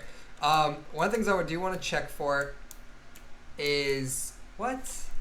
It looks like our stuff like jumped forward. Like this was like, what happened here? Our gun is like so far out again. Why? Weapon container, main camera's good. Weapon container, bring that here and in. Like this is definitely where we were. I'm not sure what the heck happened there.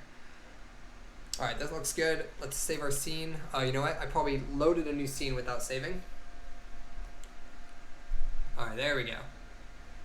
Boom, check that out. Nice. I gotta go back to the head bob settings. Readjust that.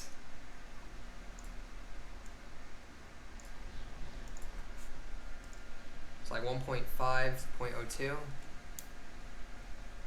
All right, I'm good with this. Sweet. All right, there we go. So we got our rocket launcher there. You'll also notice an interesting thing here. Our offset is back. You guys see that? Look at our weapon target. Dude, did like none of that save? It did not. Or let me see here. No, that was at 148.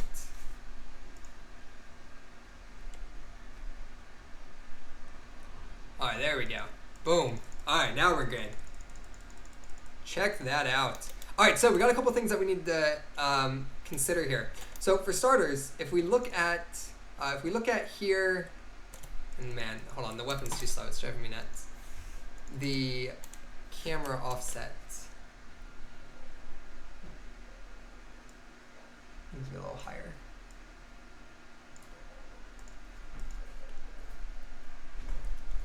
Let's get this going. Alright, my gun is moving like too slow, it's bothering me. Now it's like weirdly too big.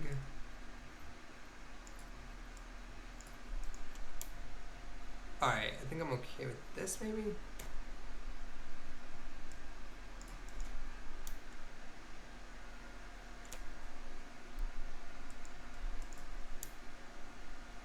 Alright, I'm good with that. There we go.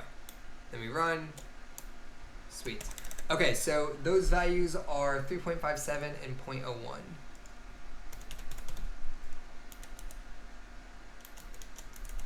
Cool. Save. All right, good deal. So what we need to now, let me see. By watching this stream, I implemented my very first multi-size grid-based build system. Oh, dude, nice. Let's see here. The video is posted in the Game Jam channels. So I gotta jump off. Super cool. All right, good deal. So here's what we're gonna do now. So we have our rockets working, but let's look and see polish-wise what we need to clean up here. You'll notice that right now, every time I launch one of these, they'll go forever. They never get cleaned up. So what we want to do is let's focus on destroying things. So what I'm gonna do here is I want to be able to destroy a car, explode it. And maybe instead of explosion, because we're going with unconventional, what's an idea that we could use from Filebase instead of like, and maybe actually, instead of destroying an object, maybe like this toilet paper turns it into a different object. And like every time you shoot it, it becomes a new object. Or we have like confetti, someone said. I don't know if we have confetti, but I did see that we have pool supplies. So maybe we turn it into pool supplies, anything you shoot. Or actually, and this one might be genius. Let's see here. We could turn it into a rack with toilet paper on it. Could do that. And maybe have like a spring joint hanging down from the toilet paper of the game object that we shot. So you have like a car dangling from toilet paper or something like that in midair, just like from what it got shot at. Toilet paper rolls flying out at once, like scattered around. Let's see. Are you talking about like firing off multiple, like a shotgun round of this or something like that?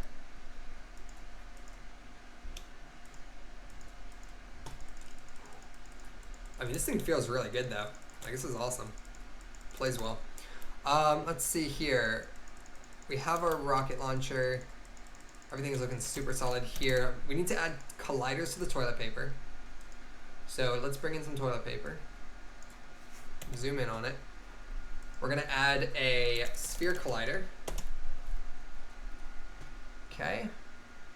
And on this sphere collider, we're going to just go ahead here, make it bigger.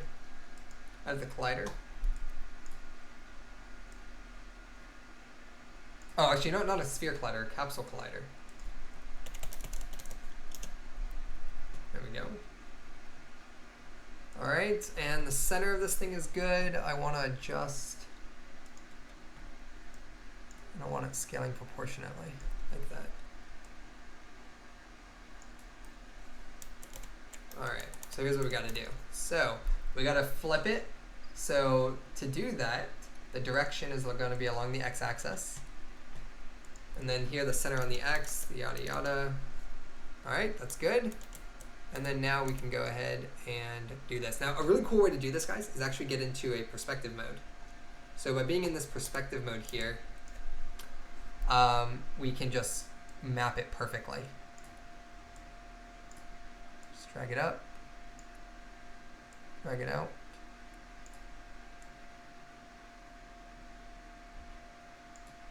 All right, and then trying to see here. And then here we go. So now it's like the perfect size. Now my problem though is I want to, in my head I had it like I could map this collider perfectly to this, but it's not the case. So let me see, what other colliders do we have? Do we have circle colliders in 3D? We do not. Let's look at the collider types.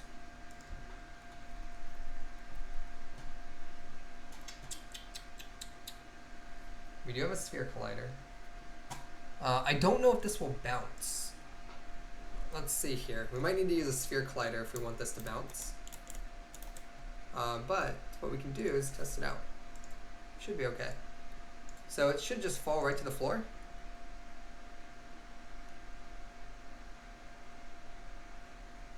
All right, and did not fall to the floor because it was not fired out from me. So give it a second here. On this toilet paper, I'm going to just add a rigid body. I just want to see the behavior of this thing. Yeah, mesh cylinder might work better too. Let me see here. Just add a rigid body. All right. My concern is, will that roll? I don't think it will.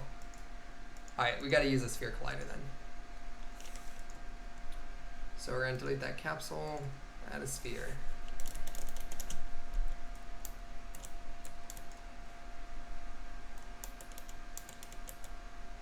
All right, and I'd say that's pretty good.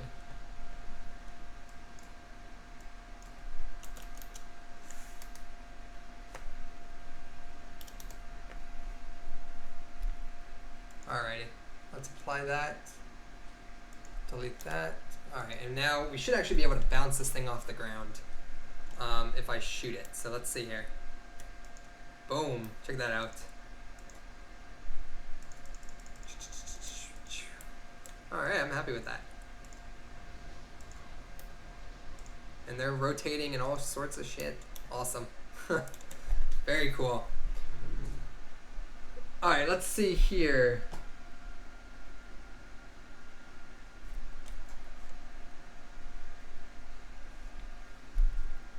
This is what we're all about. I like to see a package of 10 toilet rolls or more flying out at once, like spikes. Let's see, Sam launches targeting tic-tac. This stream is getting crazier by the minute. Love it. Awesome. Let's see here. Toilet paper grenades. Yeah, we can get into that. Okay, cool. So let's check out what we got. So check this out. So this is pretty dope. I like this. One of the things that we can do now is we need to clean up the toilet paper. You'll see in my hierarchy that it's just filled, right? So 2 ways we destroy toilet paper. One is based on time decay and one is based on impact. So let's go ahead here. Let me look and see which one of these I need to be opening. What we're going to do is we're going to create a behavior script for the toilet paper. So let's go here. Let's create some toilet paper behavior. And we're going to attach it to the toilet paper. And let's say regardless, if the toilet paper hit nothing, it's going to get 10 seconds to live. All right. So the easiest way to do that is basically say, hey, we're just gonna instantiate, and then in 10 seconds we're gonna destroy ourselves. But if impact happens first, we destroy ourselves. All right. So check this out. Here, all I'm gonna do here is just we're gonna check for we'll say void on enable. So as soon as this becomes live, as soon as our toilet paper is out there in the world, we're just going to say destroy.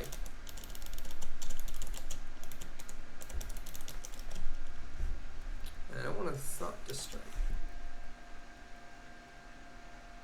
It'll be interesting. I don't think Unity owns this keyword, but we'll see. And what I want to do when we call that destroy method is I just want to delete myself. So I'm just going to say here, oh, and it does destroy this .game object. We're not going to be able to do that. But let me see here.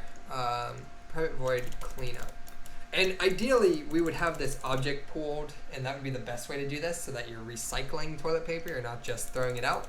But we are just going to call this cleanup method. We're going to say, hey, cleanup, and we're going to do that immediately. So we're going to invoke the cleanup method, and we're going to say after 10 seconds. All right, good deal. So we invoke cleanup after 10 seconds. That's going to clean everything up. Test it out, make sure we're good to go on that.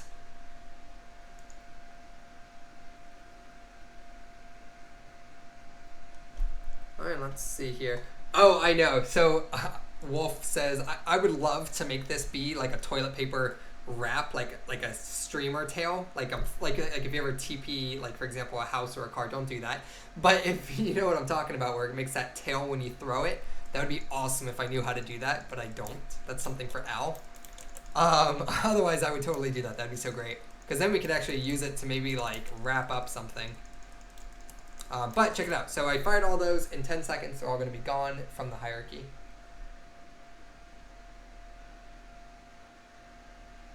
And yes, destroy does have an overload for delay time. The reason why I didn't want to do it there though is because we're going to repurpose that cleanup method for destroying them on impact. All right, good deal. So that works great. Now, when these toilet papers hit something, we're also going to clean them up. So here we have our cleanup method, and we're also going to check for on collision enter. When they collide with something, we're just simply going to call the cleanup method.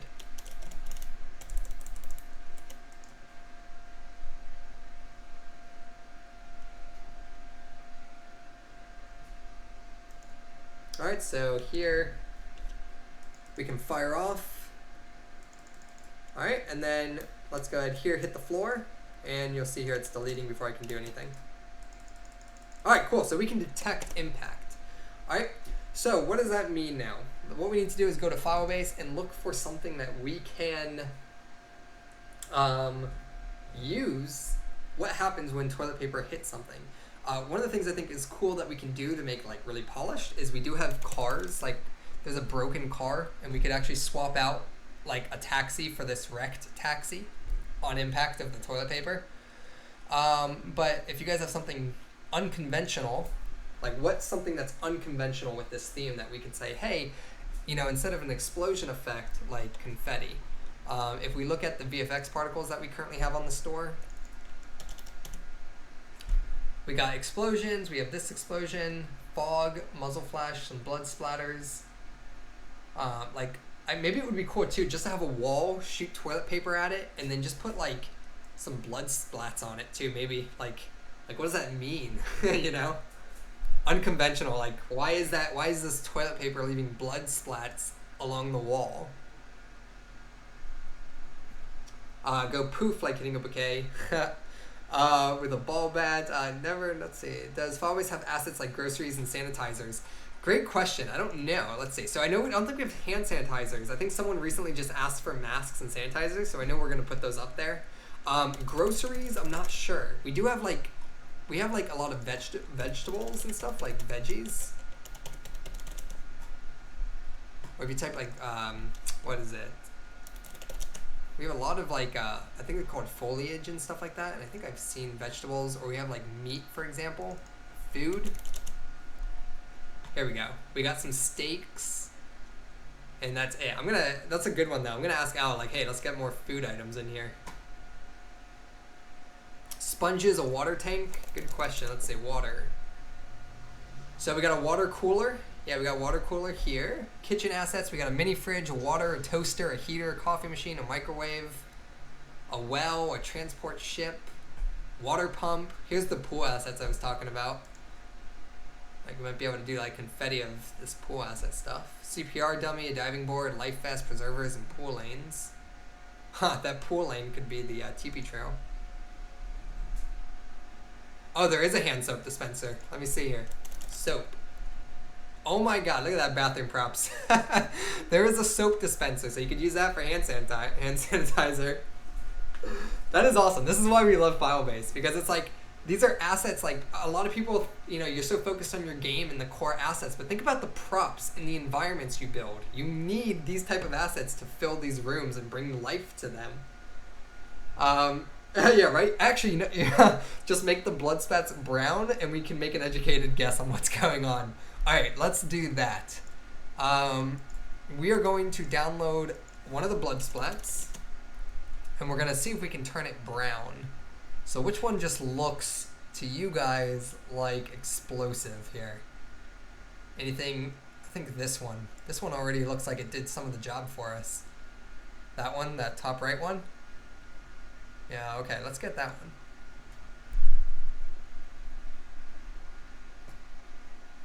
And then, oh, you know what we'll do? We're gonna put up a wall, shoot some toilet paper at it. We'll have the toilet paper, I think, drop down, because it would be cool. We'll have a shit stain on the wall, and then we'll put the hand sanitizer on the wall as well. So when you leave, we'll put some soap on the wall as well. All right, so so we need to download this. We just got that, and let's grab the soap. Download that.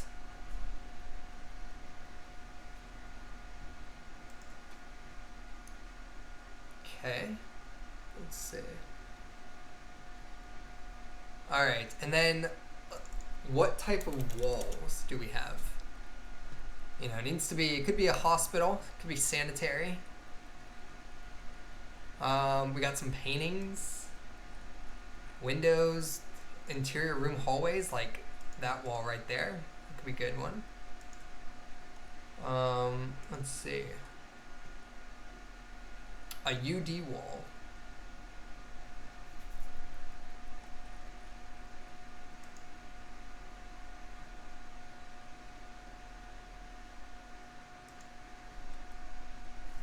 Let's see. This game for what my thoughts was exactly. I ever seen the movie called Hitting the Shit? I have not seen that.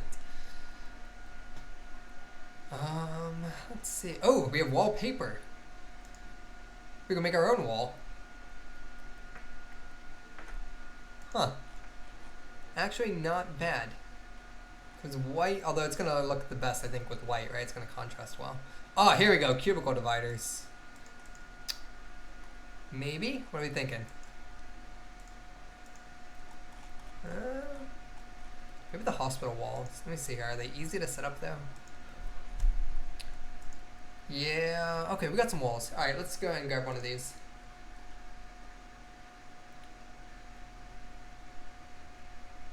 Oh yeah, there's a mop too. That's the 5-star mop.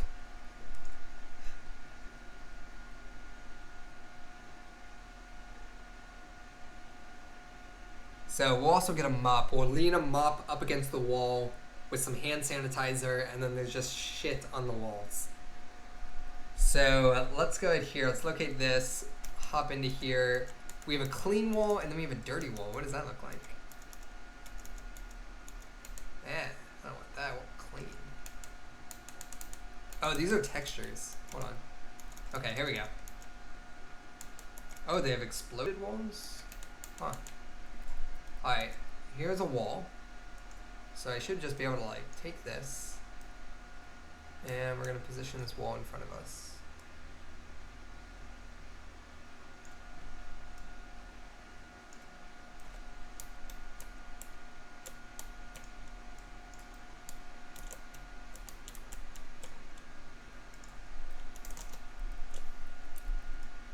Oh, dude, we could build a bathroom. Look at that. That's like the tiling of a bathroom, isn't it? Like a public restroom. Alright, good deal.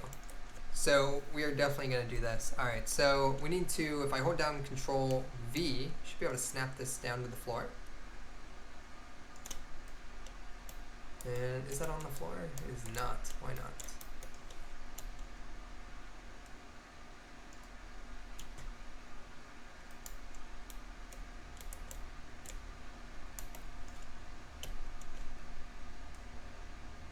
There we go. Alright, good deal. Here's our wall. And let's go ahead here. We're going to position this over here. We'll frame it out.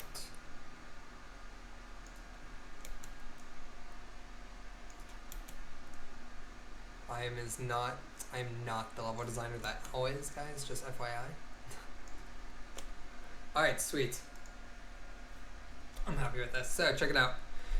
Here we go, we can walk around. We have our wall here, and we're gonna be able to fire some toilet paper off at it. Alright, so first thing first, we need to make sure that these guys have collisions on them. So here we're gonna add box colliders. And what happened there? Why? Weird. Okay, so we need to take all of these colliders.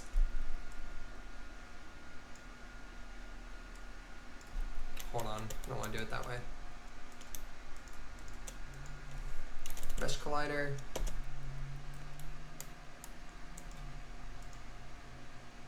Make it convex.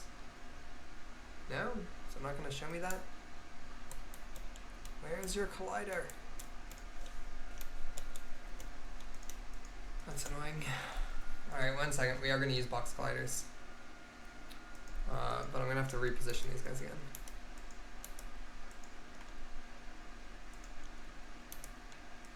Alright, so this guy's going to get a box collider. I'm going to edit him up. Nice and tall.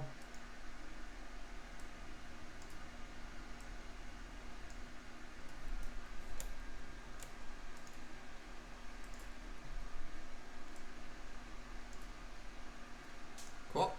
Alright, so we got this. Here's our wall. Everything's looking solid. What I want to do is I want to get this as flush as I can, because we're going to be detecting a raycast of where this thing hit probably. Or not really, just on collision enter, we need to know, hey, where's the impact point, so that we can go ahead and instantiate a poop swab. Or a poop, what is it called? A slosh or swaps? I'm not sure. Splash. Slosh, or what is it called? When they put like they put it on a swab, I think it is, right? Alright, so here we go. We got that good. Everything looks solid there. Let's duplicate these walls out.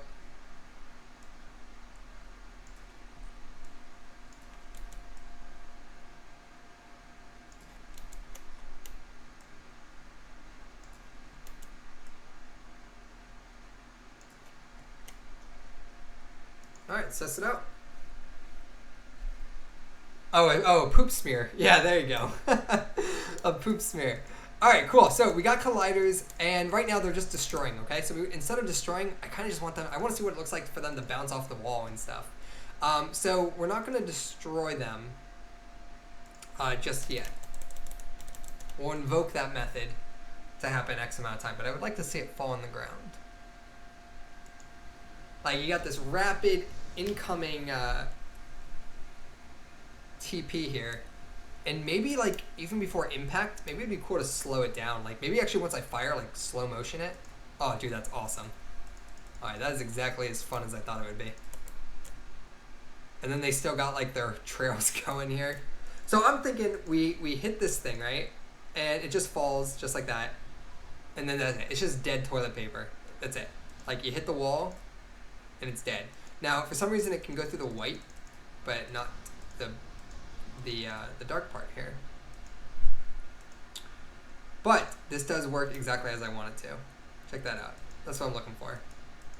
Alright, so let's fix the collider and then we'll continue. So on this collider, it has the full length, but it's not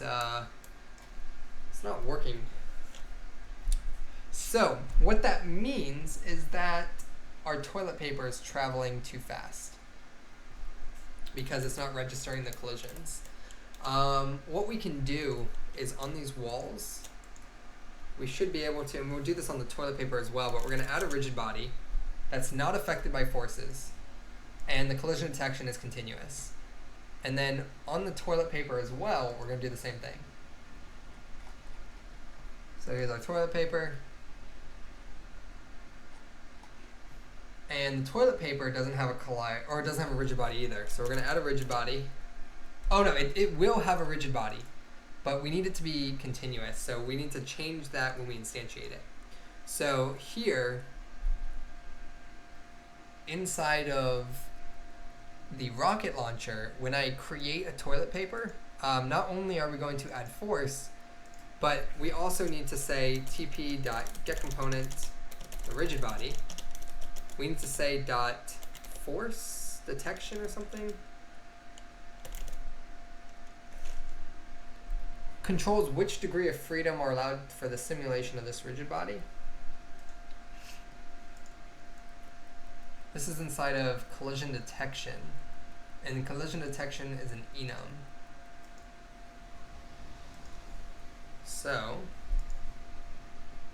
let's see here. How do we access that? There we go. Collision detection mode equals collision detection mode dot continuous. And this should help us get some better physics.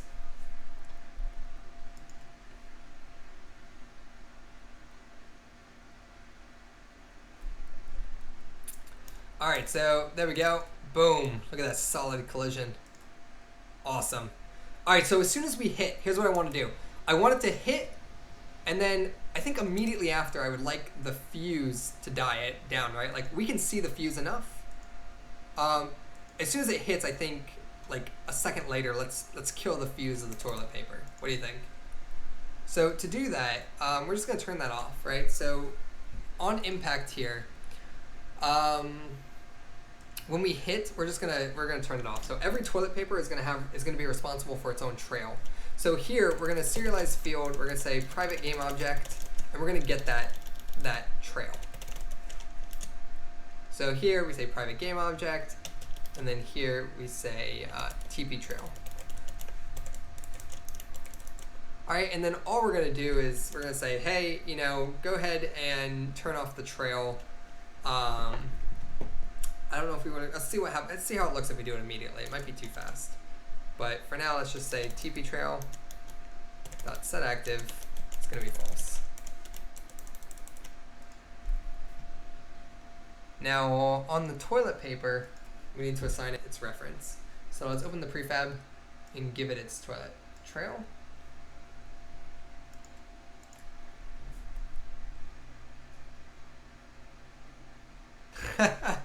Yeah, dude, that's what my goal for everyone is that get away from all the spoon-fed tutorial content out there and actually learn to think like a software engineer and programmer and make your own games.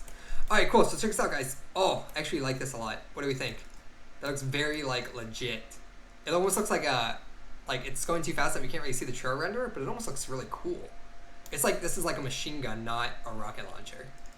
Like I can do like burst fire, and then they just roll off to the side. I love it. Boom. Alright, so this is actually pretty cool. I'm actually okay that I can't see too much of the trail. If I stand further back, I'll see the trail. So there you go.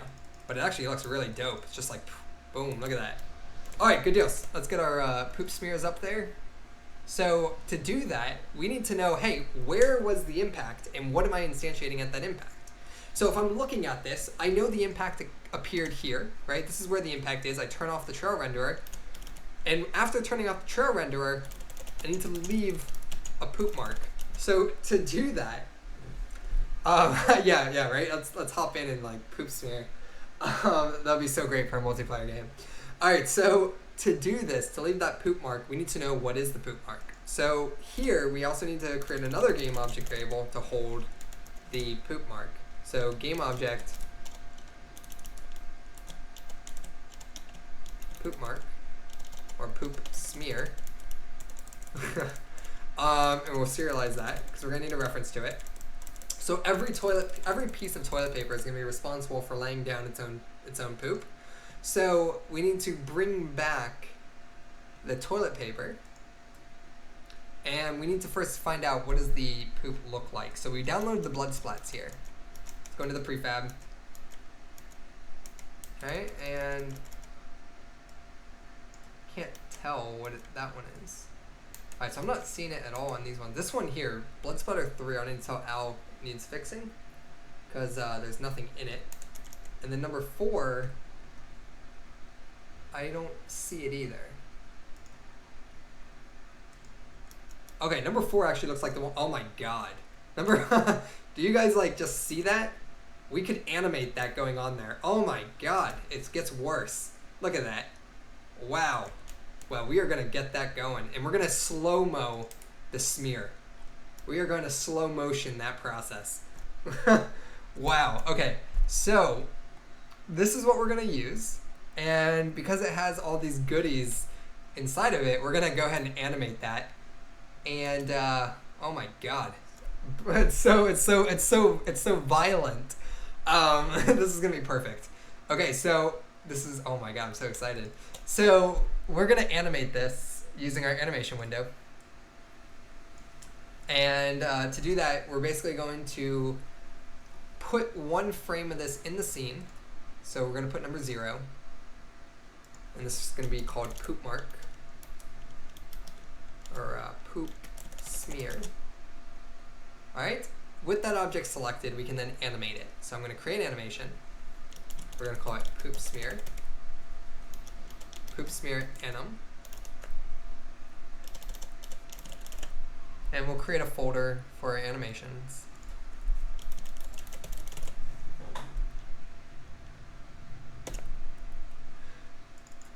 And then, let's see here. We're gonna go ahead and place that in there, and we can begin recording this. To do that, I'm just gonna take these frames, I'm gonna plop that right in here, and then we can actually play it. So check this out. Let's go ahead here. Where is this guy right now? Because I wanna be able to see this.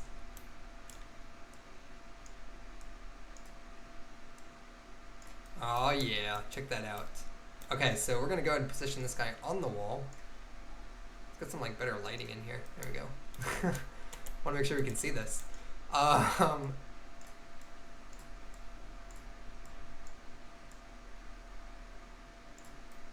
right, perfect. Nice. All right. So how does this look? Oh my God, guys, it's gonna be glorious. Look at that. That is insane.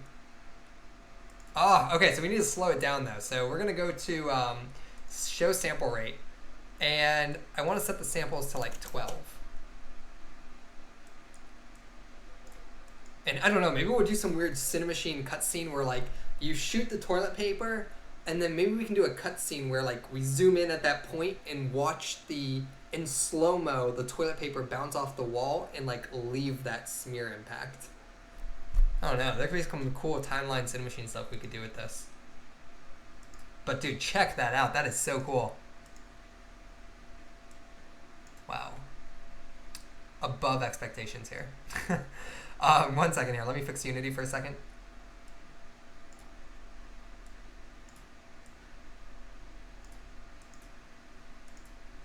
All right, so that's 12 frames a second. So do you think that's too fast?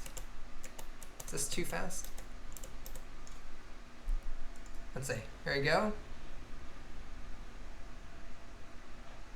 Actually, it might be okay if we do a slow motion Cinemachine thing. Let's see. All right, let's make it multiplayer. This is some violent shitting. Yeah, exactly. Gross. Animate it and have camera cut. Yeah, I think we're gonna have a camera cut. It's gonna be great. The goodies, enemy for sure. Still going. That would be very cool. Okay, sweet. So let's see here. I think for speed-wise, I think this actually might be okay, especially if we're going to do kind of like a slow-motion camera effect thing. So here's what we need to do. We need to instantiate where this toilet impacts, and we need to instantiate it at that position with this rotation. So to do that, it's pretty easy. We know the collision point because we have information about the object that we hit. It's the wall. So what I'm going to do here is I'm going to say, hey, I'm going to leave that poop mark by instantiating the poop smear. All right, we're going to instantiate the poop smear at what position? The collision dot point. The collision dot collider dot point. Returns a point on the collider that is closest to a given location. Not what I want. Collider dot transform. I don't want that either. I want the impact point. So if I want the impact point of on collision enter, I need to know how to get that. So on collision enter impact point.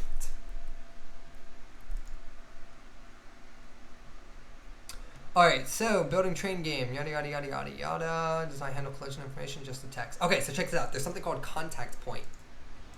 So we want to basically say, okay, we're going to access the collision dot contact points. So these contacts are collision contacts. The contact points generated by the physics engine. You should avoid using this as it produces memory garbage. Use get contact or get contacts instead. So let's use that instead. So to do that, we want to know, okay, let's get the wall surface that we hit. That's what it's telling us to do. Get the surface area of what you hit. So here, we're going to say var hit equals collision dot get contacts. And it gets the contact point at the specific index. And I want the first one. I want to know, hey, what is the first point of contact of my toilet paper? And that's going to be returned to me here, and it's going to return a contact point. Once I get that contact point, I can then say, okay, let's instantiate at the hit position. So hit dot point, and that's going to give me the point of contact. The rotation is going to be the default rotation of the prefab, quaternion dot identity. I don't want to touch it. All right, good deal. So we got this. We say set active, hit collision contacts, instantiate, and then what do we need to do once we instantiate this poop effect? The toilet paper is going to fall, and we need to say, before we instantiate the toilet paper, the blood or the poop smear, because I want to see it, I want to make sure that we're turning off our trail. And we're already doing that. Good. So hit, and then instantiate. Let's save it and test it out. All right, and before we actually test this out, we need to finish our poop smear here. So we have the animation working. Everything is good. It's already going to loop. So if I actually run this, you'll see here that our smear is just going to be constantly looping on the wall. And that's going to look so glorious. And actually, I wonder if we can... I mean, it looks pretty damn good already, but maybe we can make it more brown, but we'll get to the details later. Right now, what we want to do is prefab the poop. So we're going to take that, prefab it. And then in here, what we want to do is the toilet paper needs to know about the poop. So here we go. All right, let's test that out. Before I run this, actually, I'm going to turn off the current smear. Oh my God, I ruined it. Oh, and it looks like explosive diarrhea, guys. Just fantastic. Wow, that was like I saw it at the corner of my eye, and I got the biggest smile. So, oh my God. Oh, and it's all the contact points. Oh my God, guys, that was way better than I could have imagined. Did anyone else enjoy that as much as me? Like, tell me no one else expected it to roll and continue the poop smear. Oh my God, that was fantastic. We're gonna do that again. Look at that. It just like, it gets all the contact points. Boom. Oh my God, that was like fantastic. So check this out. One of the things that's happening right now is that it's looping the animation, and I don't want it to do that obviously, so I'm just gonna tell it to not, and it will hold on its current frame. So to do that, we need to go to our animations, click on the smear, and just turn loop time off. All right, so unintentionally, did I mean for it to like multi-surface spread like that, and I love it. I mean, that is beyond cool. Look at that. Oh, that is so great. I should have it do it on the floor as well, I think. For some reason, it's not doing it on the floor. Oh, you know what? It's not doing it on the floor because... Actually, I don't know why it's not doing it on the floor. It should be. I thought maybe it was instantiating them, but it was instantiating them like upwards, not thing. But I don't know. But I think that would actually be cool if it like rolled along and left blood splat. Let's see here. You think we should scale down the blood splat? Does anyone else agree with that?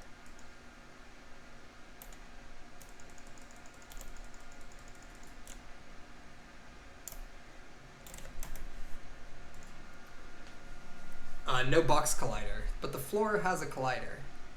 We have a box collider on the floor.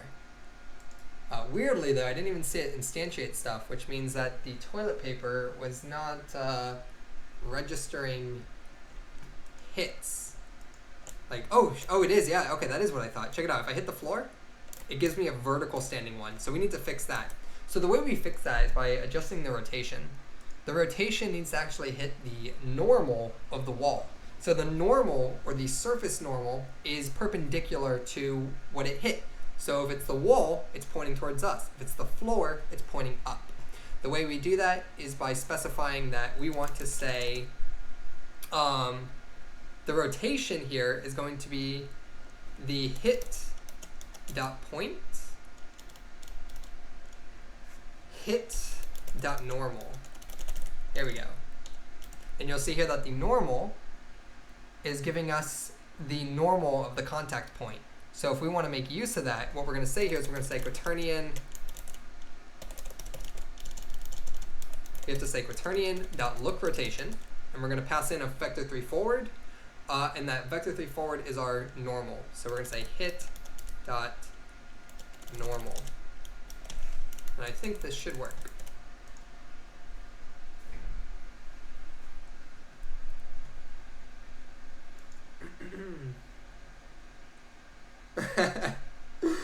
Oh my god, you guys are cracking me up with the chat right now. Okay, so let's see here. Let's test this out.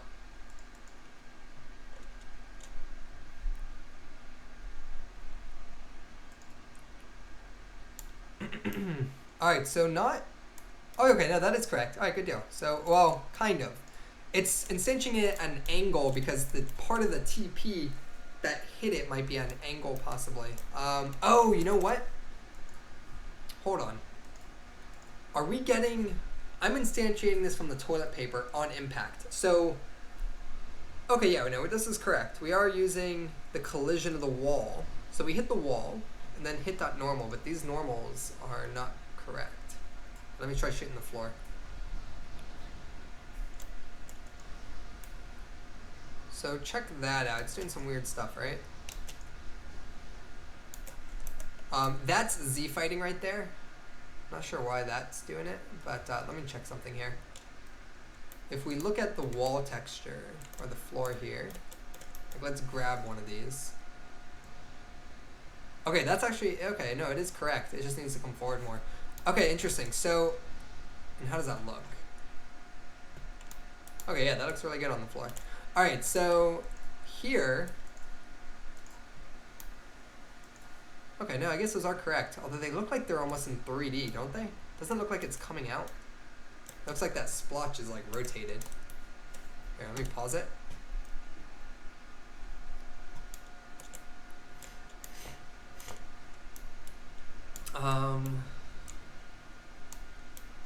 Yeah, I want to look at this one.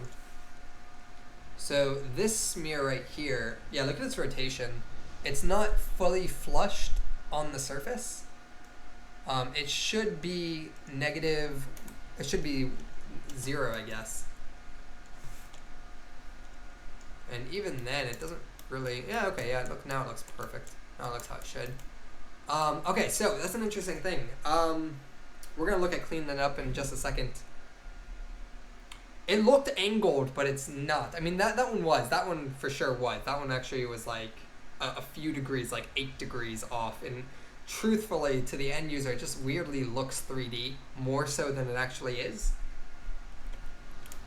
Like that one here looks normal. Like look at this one. Like these ones look really good. Oh my god, look at that. I fucking love this thing. So cool.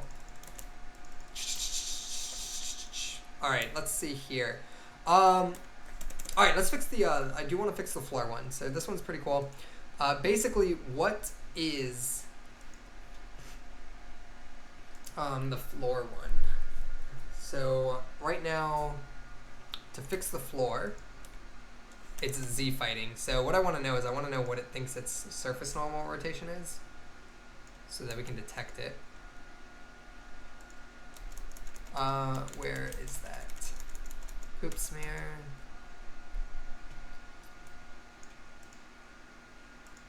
Okay, so this one here, okay, so the rotation is -90. So basically, it's -90 if it's on the floor, and what is it if it's on the wall?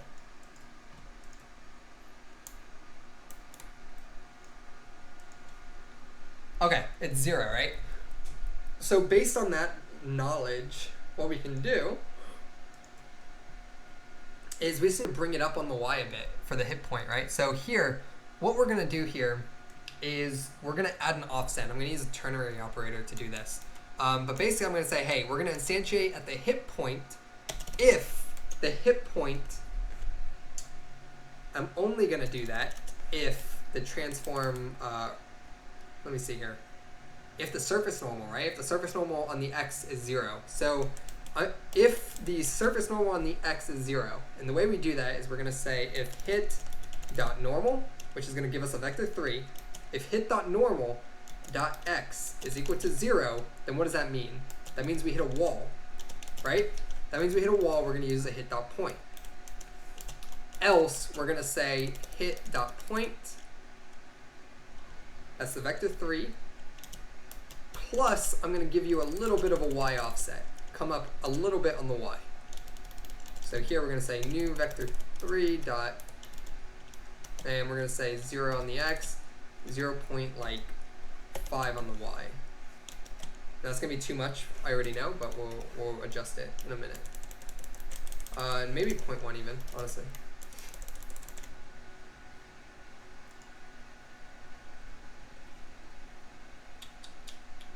All right, so let's check this out.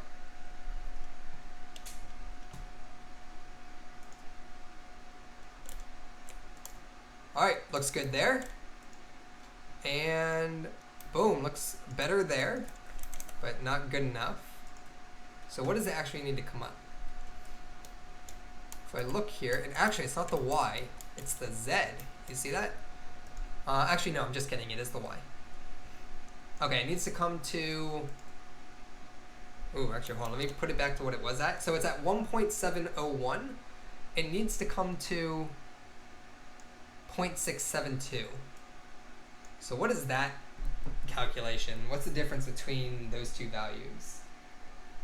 What's the offset?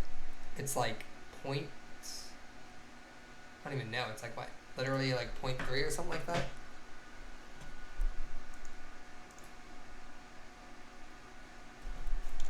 It's at 0.4.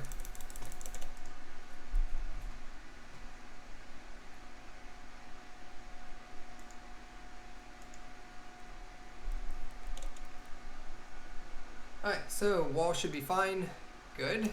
And then here, we're gonna say it should floor, and it's still giving me problems. Alright, let me check something. So on this poop smear, it's at -90. The Y is 1701 on the Y. And I think it's that way for all of them. So is that offset working? Should be. That's out of 1. So it should be -2.7 now, these values. Yeah, we'll fix the off the wall issue as well in a moment. We'll mask it. Take a look at how to solve that.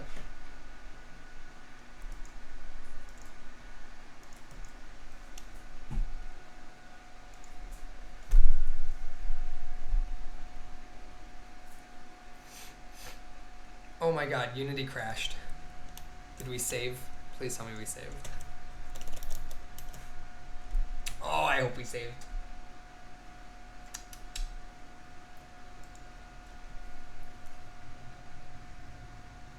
If it didn't save, then that was the end of the stream.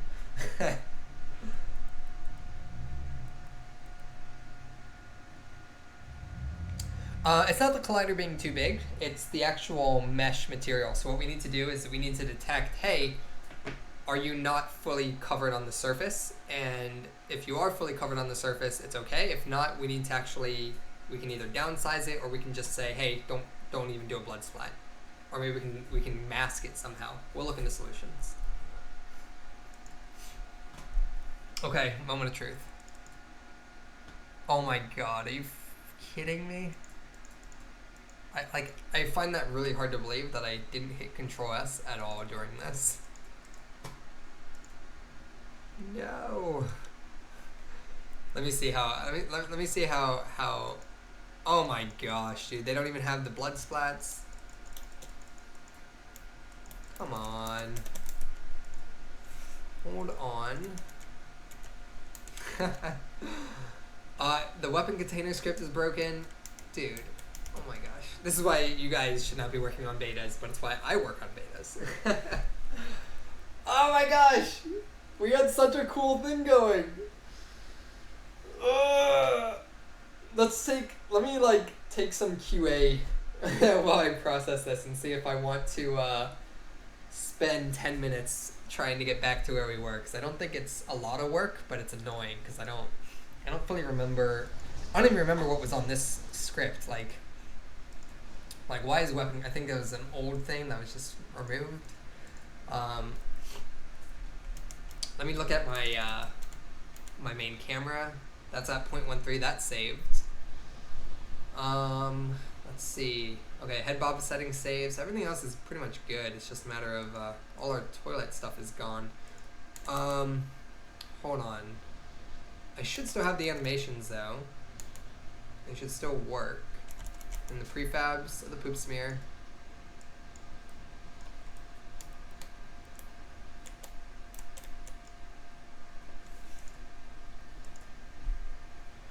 Let's see.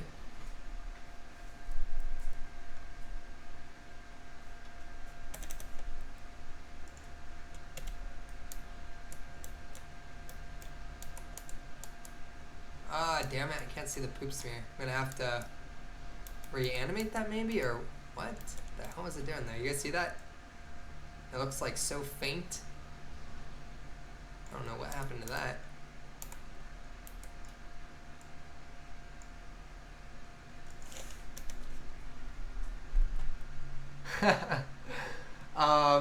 I know it's wonderful while it lasted. It was. I'm like so down right now. I'm like, oh god, we were gonna get so into this. But let me see. Well, let's see what we can do here. What time is it? We are at 1:30. What am I missing? Let me see if I'm missing anything else. How's the toilet paper look? All connected? Got our missiles. Okay. On the toilet paper, we should have our script. Yep. Okay. Alright, and then we should have, we might have to reanimate the poop, but, let's see. Oh, Sam, dude, did you see that? Sam's in the chat. Sam, dude, did you see the before it crashed, or did you just join?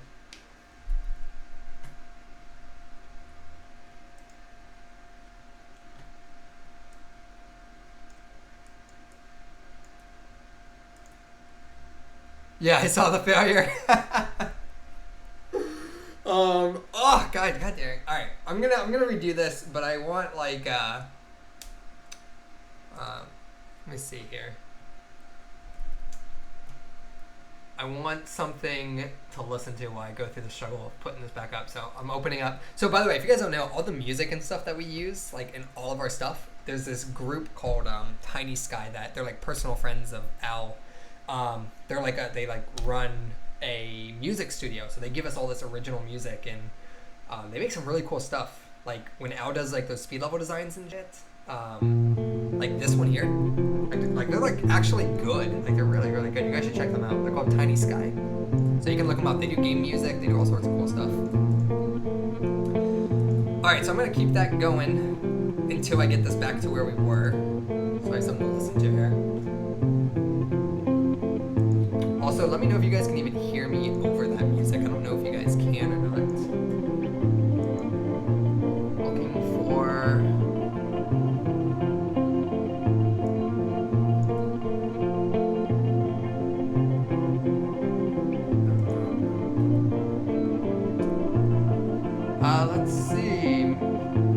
save on play. Yeah. Shit everywhere. That's funny. Sam goes, I saw that shit everywhere. Literally. Just need to bring walls back in, add colliders to them. It's good while it lasted. Made a toilet trail particle system. Looks pretty good, I think. Oh, ORS did? Nice. Oh, I know. It feels like a sad montage putting the pieces back together so that we can have our poop day. I don't know why the texture of this poop smear is gone. That's really sad. Oh, you know, I do know why. Well, I don't know why. It's on 0, but it's not playing its animation, so we're gonna probably have to redo that. But for now, I'm gonna take it out of the scene here. Can you guys even hear me over the music? Is it like as zen for you as it is for me putting this back together? So I'm putting Filebase here.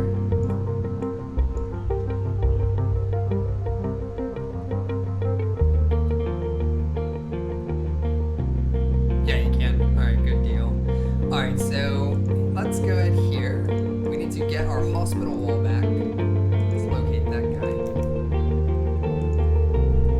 Let's see. Clean walls. Wall 4 is what we're using, I think.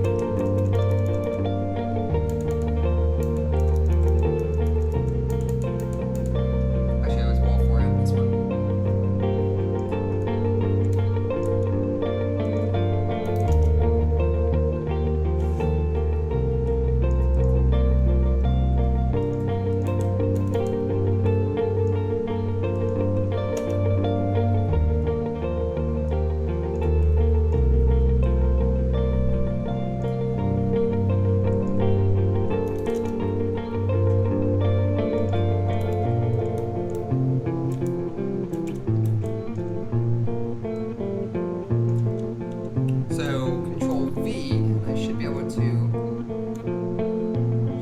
This guy down. I don't know why I can't.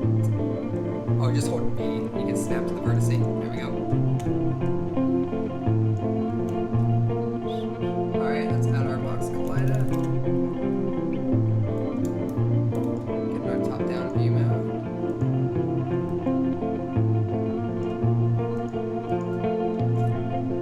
Add the collider.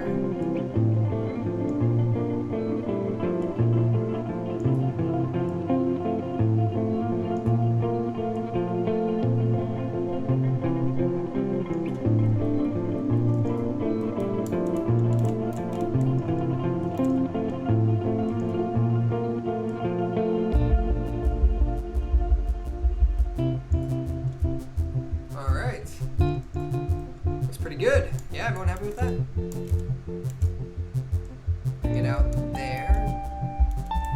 And let's see.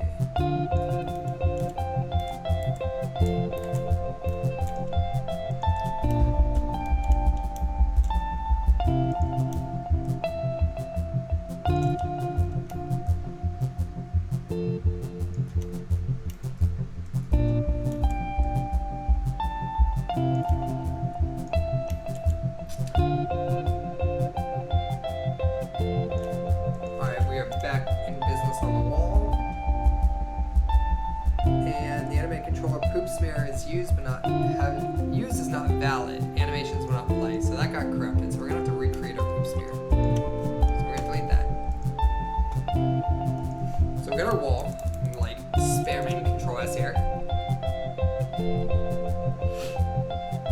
Oh yeah, V to snap. How's magic sauce?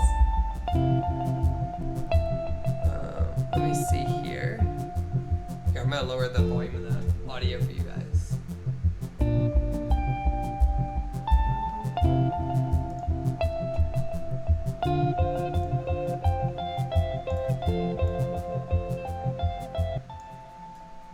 Alright, audio outputs. Yeah, there you go. Alright, let's see here. What do we got next? We're gonna have to redo the, what's it called? Little monsters. Huh. Alright, so we gotta do, that one might be too distracting. We need to, let's see, click the walls. We're gonna recreate our poop smear. So to do that, we gotta go into the smear. Yeah, way too distracting. That one's going away. That one's going away.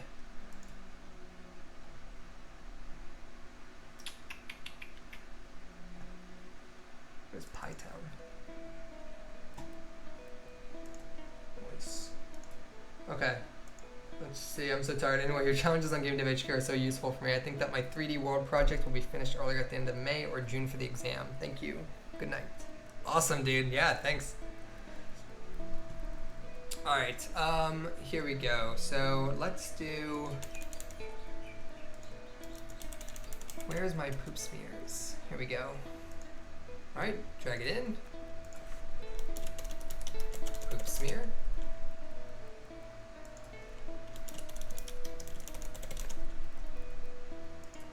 Alright, first frame, animations, select the object you want to animate, create. Poop smear anim.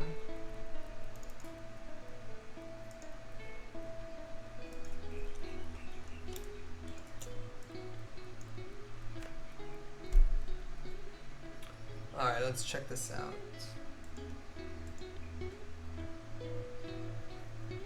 So here, we want to change the sample rate to like 12.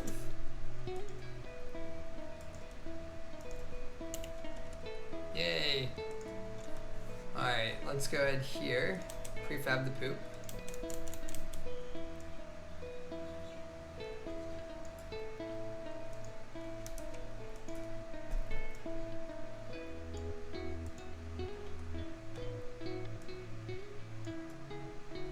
Okay. Got our poop smears back. Alright, let's save it, test it out. The animation's looping.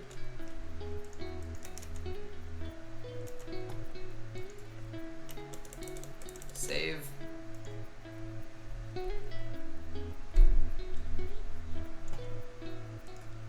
Beast. Alrighty. So it looks like we might be back in business. And then let's check this guy. What is he doing? This guy in the floor is at a 1.7, which tells me my logic here is being ignored. That means that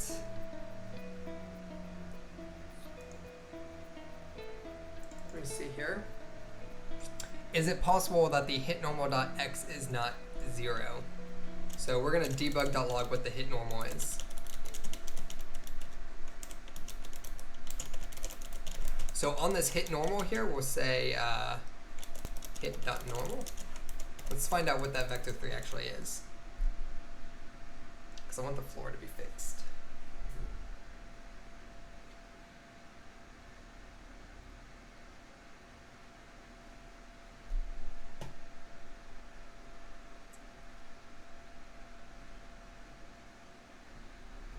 All right, let's see.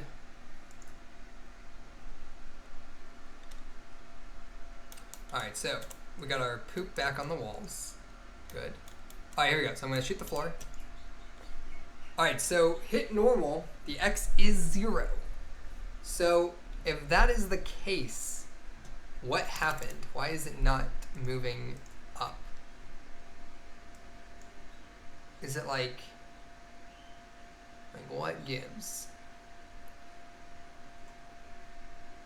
I'm saying hit that point, the point of contact, plus, do I need to say like, I'm telling it to move up in its world position 1 unit. And here, let's actually just do like crazy 50. Maybe it's locally working. Let's try this.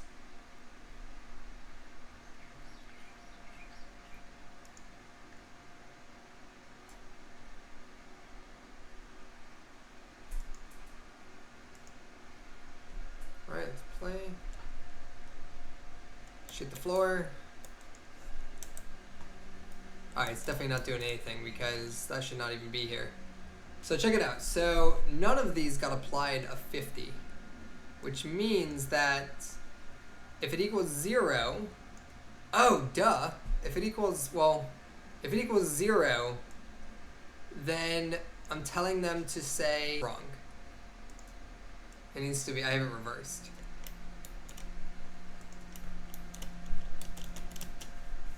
There we go.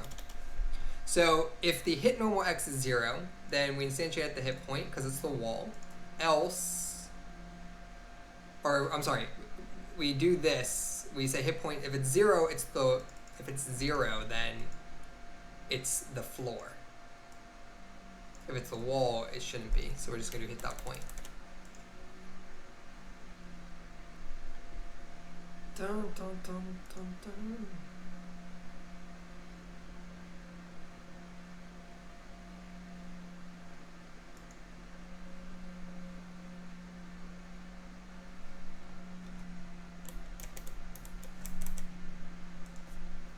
Let me get this out here. All right, here we go.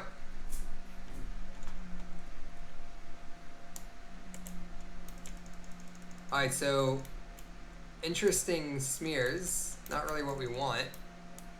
The floor isn't doing anything at all, so clearly that logic is still wrong. So if I shoot the floor, it's 0, 1, and if I shoot the wall, it's 0.4, it's still 0. All right, hold on, let me reverse that logic again, and let's just see what it was when it was printing out normally. Move all this offset stuff. I just want the floor to be offset. Ugh.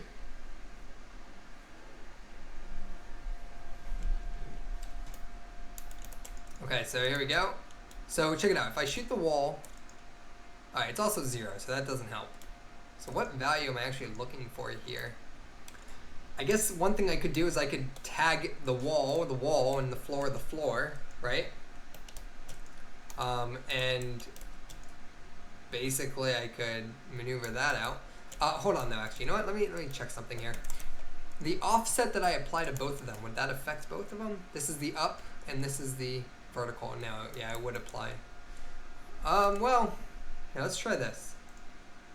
Hit point plus equals.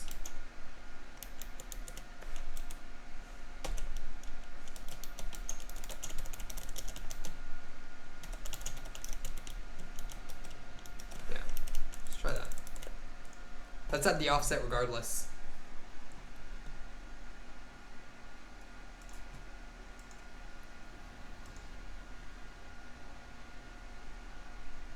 Oh my god, Unity, stop crashing.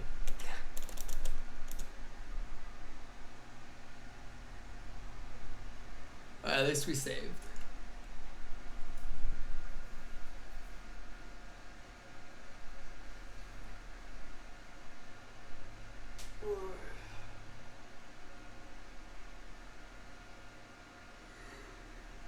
Okay, so back in. Let's see, we got a 0.1 offset here.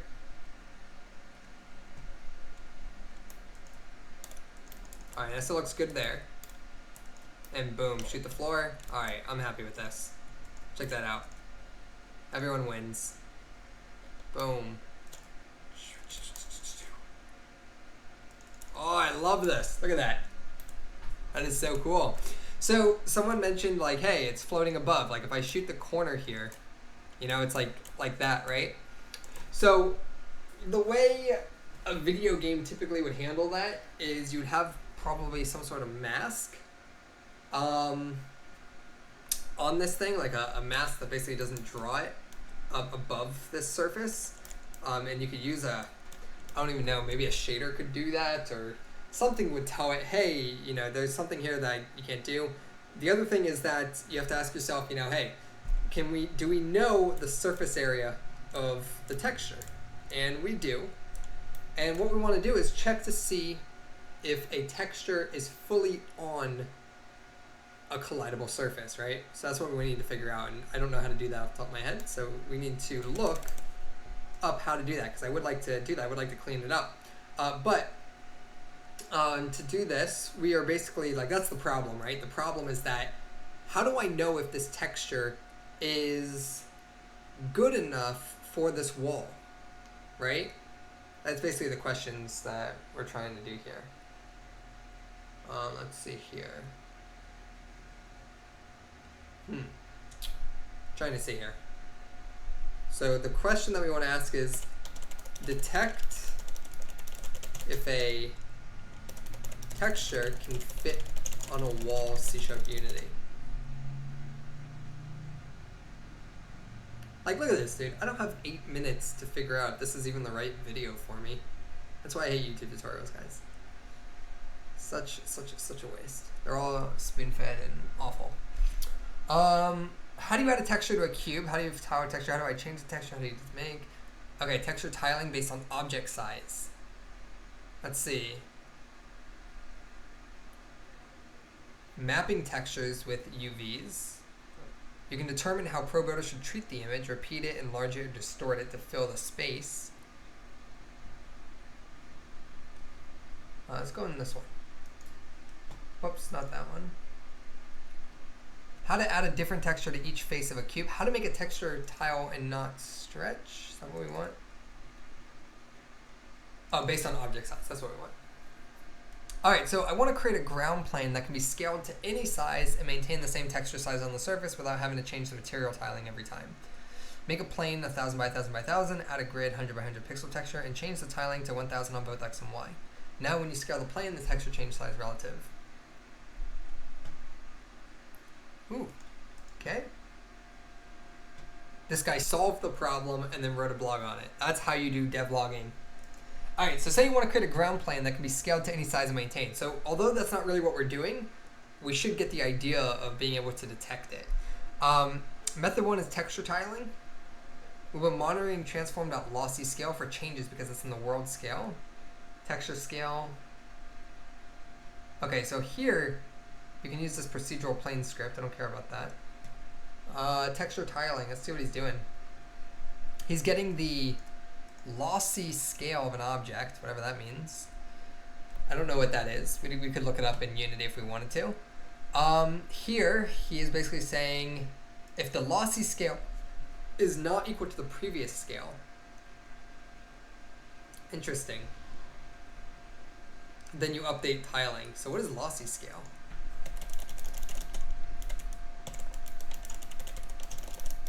I've never heard of lossy scale.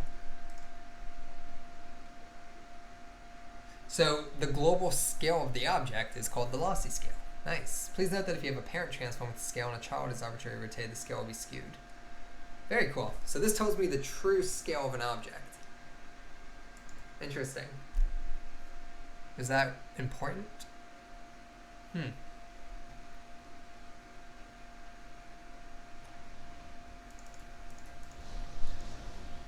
Hold on. Overlapping UVs. Okay, so in order to have your texture tile seamlessly across the plane, there are 2 things to take into account. You need to make a procedural plane mesh. I don't want to do any of that. And you need to make each pair of triangles that make up one rectangle overlap in the UV map. Ugh, hard no. No. Let's re-ask the question. We basically want to know, someone said search for decal maybe. No, that's gonna help. I want to, yeah, check if a decal fits Unity C#.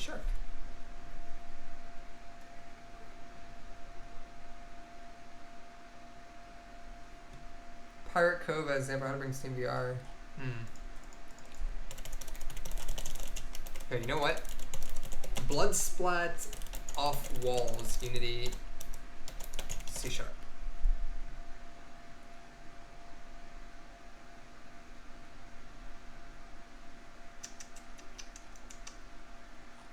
But what's the issue that we're facing, right? The issue is that this texture, I need to detect if that texture, detect if texture is what? Yeah, okay, is overflowing.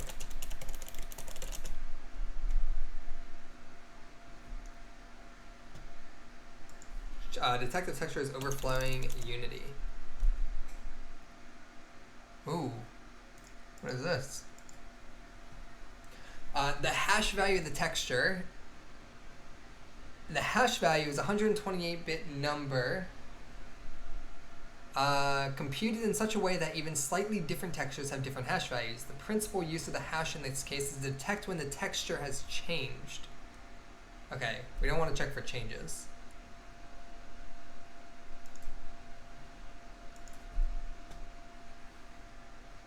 Issue detecting textures as the screen API. How to check if textures is in use. I want to check for,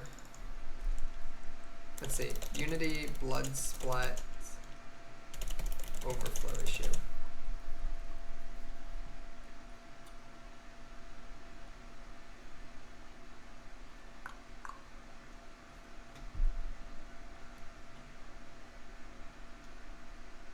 What is shimmering? I don't think that's what we want. Let's see. Who's got some search ideas? What is the question that we're actually trying to ask? My blood splat texture goes over the wall.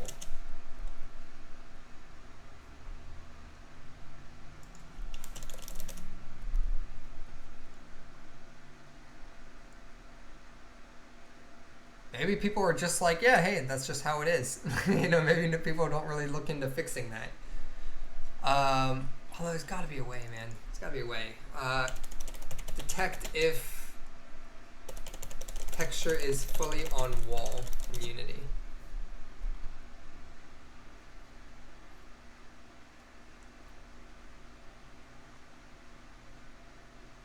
Okay, one of the things I think we could do.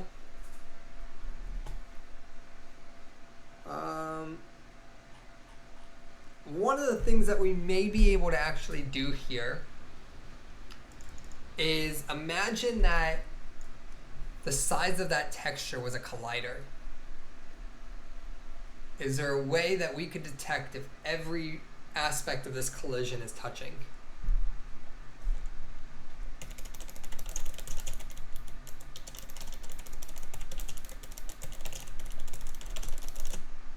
Let's see here.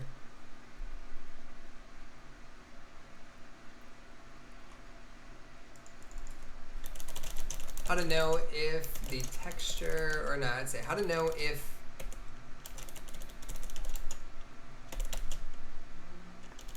let's say how to know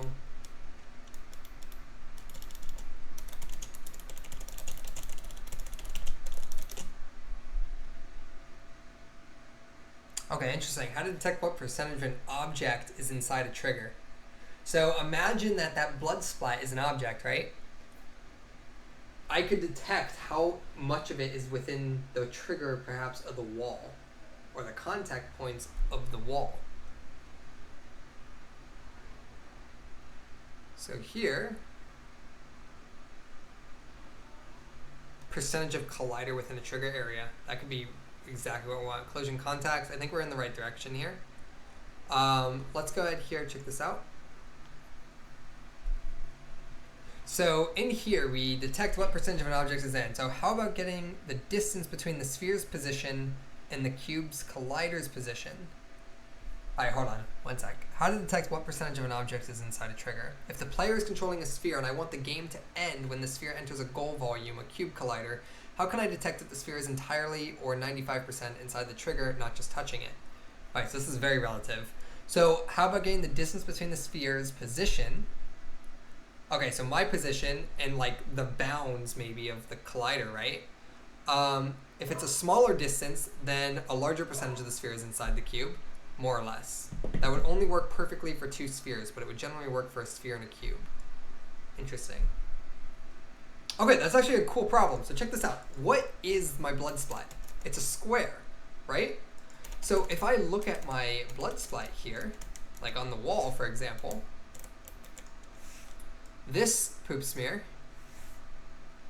and here, let me go ahead and pause this once I shoot the wall. So here is how we can actually solve this. Check this out. I'm going to go ahead here. I'm going to fire off. Oh, I can't wait till we get into slow-mo. That's going to be so cool. Slow-mo impact on the wall and just frame it up. Look at that. Oh, it's so good. Okay, so what I'm going to do here is we have these smears. Whoops. All right. And on this, let me see. On this guy, check this out. What is this?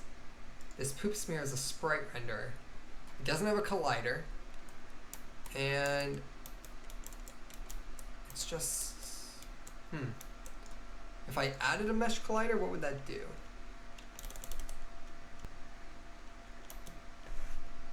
What does that look like?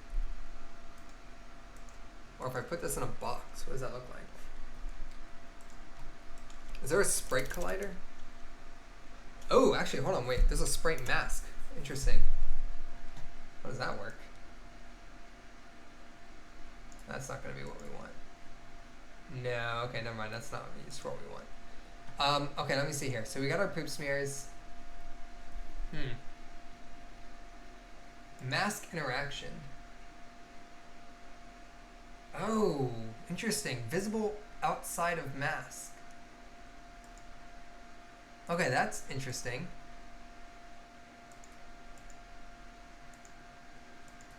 So check this out. What if this poop smear here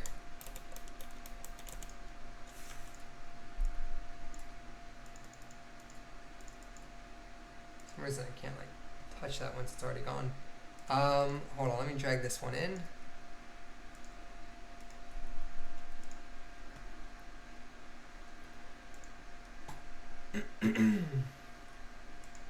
Okay, so here we have our poop smear. And what if we created a mask above the wall that wouldn't draw the texture, right? That might be something we can do, maybe. Here's the poop smear. And on here, we can say, hey, mask interaction.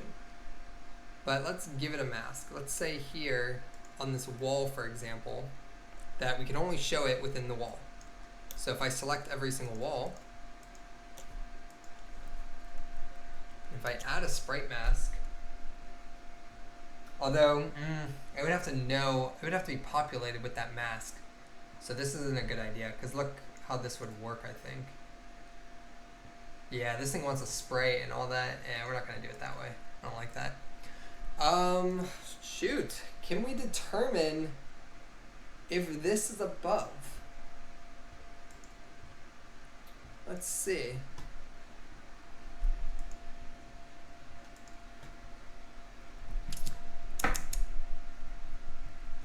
You can combine transform matrices of your box and your box collider.size to get your OBB. Once you have an OBB, you can combine rotation matrix of your box with sphere's radius and sphere's position to get 6 points. The only thing left to do is check if these points are located within the OBB. If all 6 points are inside, sphere is 100% inside. Okay, so that would make sense, except I don't have a collider on this guy. He is just a sprite. That was an interesting challenge.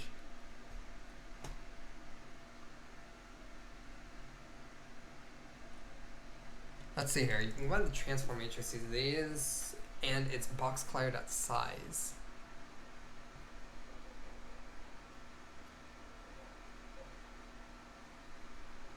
Let me see. I'm looking through the comments here. Is there a full body collision detection, as in the full size of the sprite? You use box collider 2D for sprites. Box collider 2D. Okay. Do you have box collider 2D? Let's see what that looks like. Oh yeah, actually. Okay, cool. So here's the finished product of the smear. Let's get that going. Okay, so that's the finished product. We can edit this collider, bring it in. Oh, it's probably actually okay on the bottom there.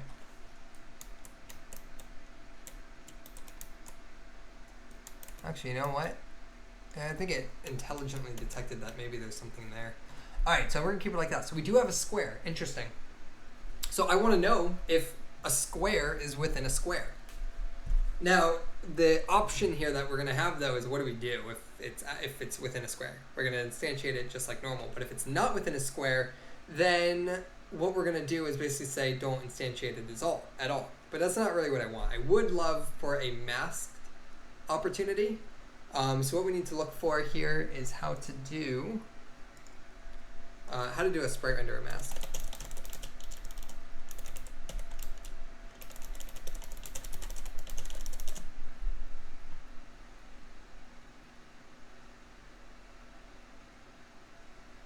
I can animate a sprite mask, but suddenly the person's sprites had to be a child of the mask.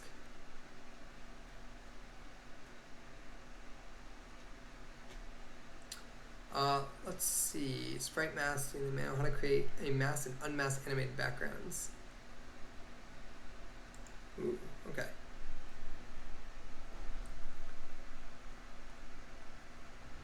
Hiding parts of an animation from the game camera using sprite masks. A lot like layer masks and Photoshops. That's not really what we want. I don't want to hide animations. I just want it to not draw certain parts.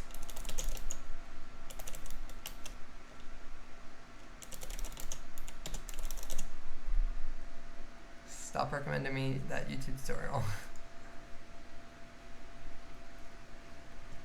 Okay, so we add a sprite mask. And then a new sprite mask game object is created in the scene. The sprite is used, okay, the sprite to be used as a mask. So like, what does that mean? Is that just like, is that like a transparent sprite or something like that? Like, what is the actual sprite to be used as a mask? I don't understand. So card mask, for example. Oh, alpha cutoff. Okay, it is. So it's looking for a sprite to be used. So we would have to have like a finished wall. So here's where the publishing portion of this comes in, right?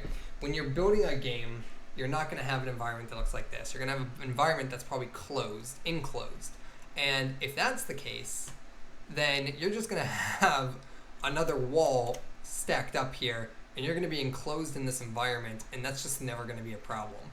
So that is where I'm thinking we're going to head to right now, because I just know it's for a prototype scenario, it just doesn't make any sense. So I think we're going to leave it like that. And that way,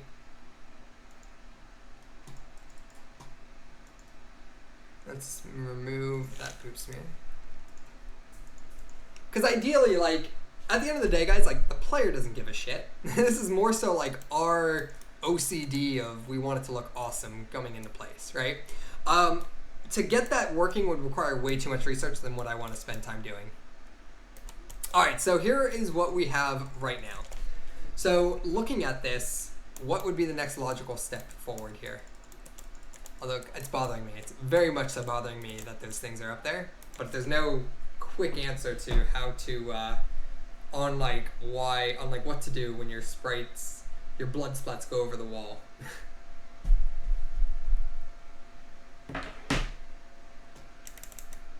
The player does give more shits in our case. Literally. Oops, I mean smears. Actually, you might be able to create a mask the size of the wall and set it as the mask for the walls. Yeah, can you just do like Unity magic? Let's see. I mean, it looks really good. It feels really good. Like, I mean, this character controller and everything, I mean, the movement. One thing that I think I would like maybe is to like zoom in and have a more controlled aim. Direct shots. Boom. I'm pretty happy with this. Maybe an invisible wall that hides them, like cuts off the texture maybe. I wonder if that's even possible. Because you would have to have something there, right? That's like, what's gonna hide the texture? It has to be another texture. You know, you can't just hide parts of a texture, can you? Maybe that's the question we need to ask.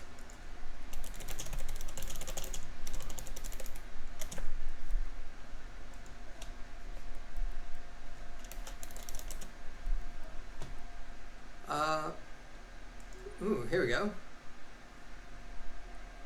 I like to put some transparency in my 2D sprite during runtime. In my game, I cut the tree down by moving its box collider so that the user sees it shrinking, but the problem is that I can still see the bottom part of the tree under the ground. Is there any way to hide sprites textures when it's under x-axis?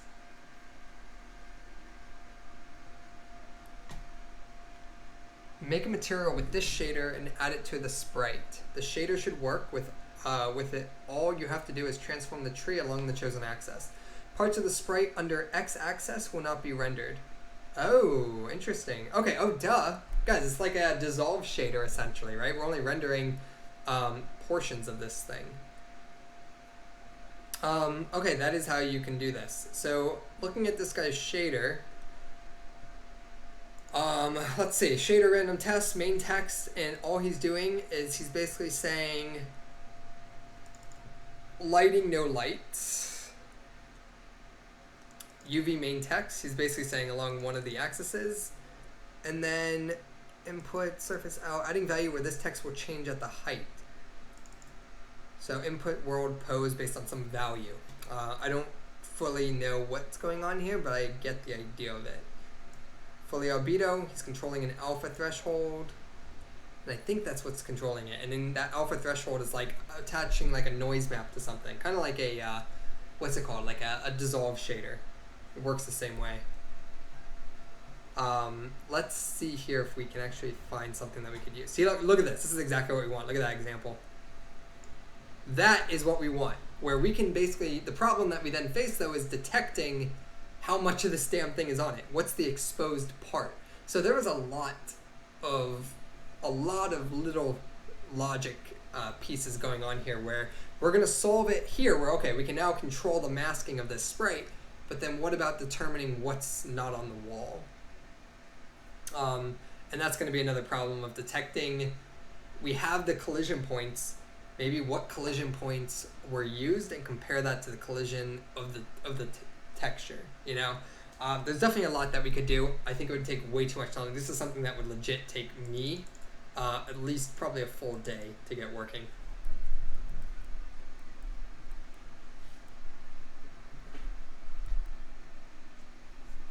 Let me check the chat. Raycast the wall, get its height, get the impact, and check its height. If position plus height is greater than the wall height, cut off the difference.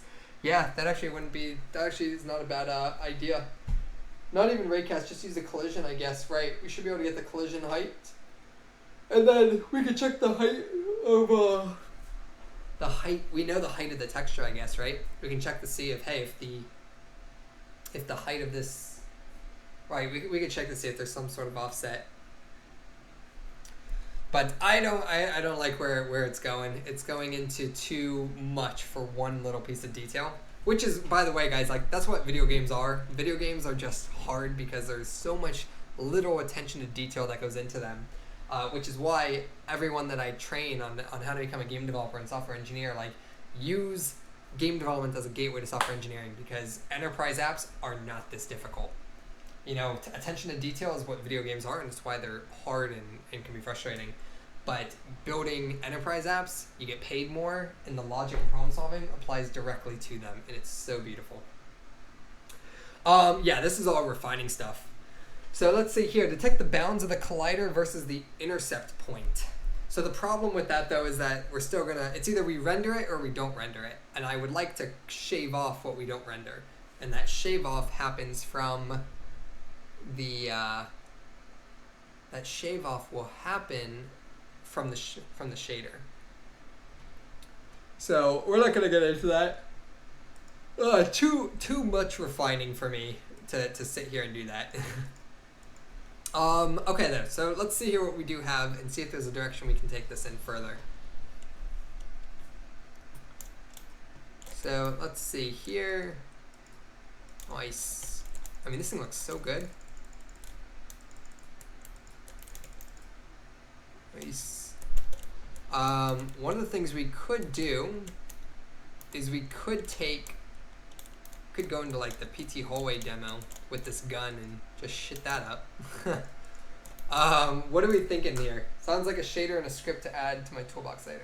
Yeah, definitely. I mean, that shader alone would be handy, being able to shave off a sprite based on the access. Like, it's like a dissolve shader almost. That is already good to have. The detection part of the offset is where the challenge is. Let's see, what else do we have here? Oh, here, we were gonna hook up some hand sanitizer and a mop. Let me go in here and just like, oh, actually, okay, we got this. What if we created an enclosure, okay? Let's create an enclosure here. Let's set a toilet paper to become an explosive, and it explodes and like puts like shit all over the walls. That could be interesting. What do we think of that? Because then you have to get into where does like crap determine? Like where does it determine where crap gets placed? And it's based on like little fragments that I guess that we would have to actually like spurt out. Let's try that. Let's see here. If I take this wall here,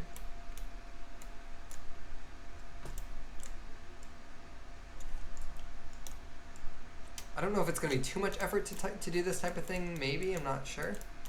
But we have all the mechanics, right? Our toilet paper can be our toilet paper is very versatile. Like, you can use it for a rocket launcher, or you can use it for a grenade. There's a lot of cool things that we could do with this. So let me see here. I just want to kind of enclose this in here.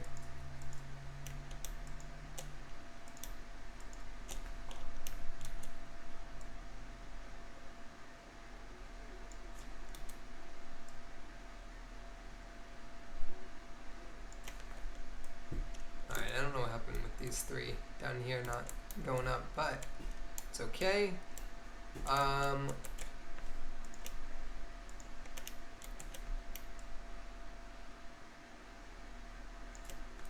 And this one.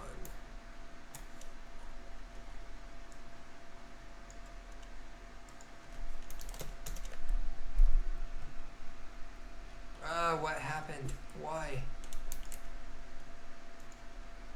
Are we blocking the light? We are, I guess, or what? Unclear.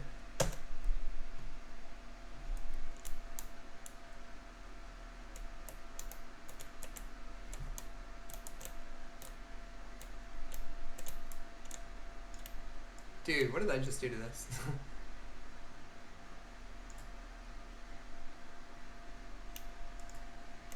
I want the player.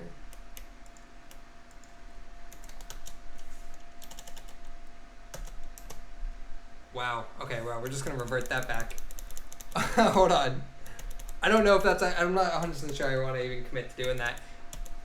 What do you guys have? What ideas? What do you want to see us turn this thing into? I don't know if we want to get into the whole grenade thing. We're going to have to create the logic for the explosion for it, which isn't terrible. More so the enclosure is my problem. I don't want to create that. Is there anywhere that we can take what we currently have to extend that out? Let's see. We could fire off.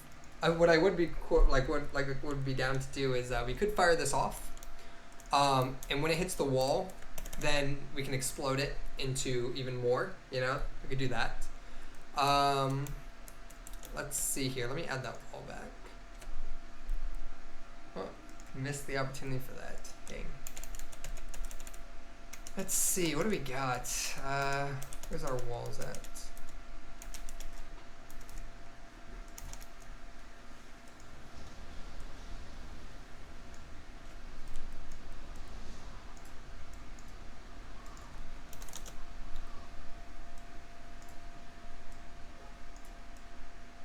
So let's re-add this back.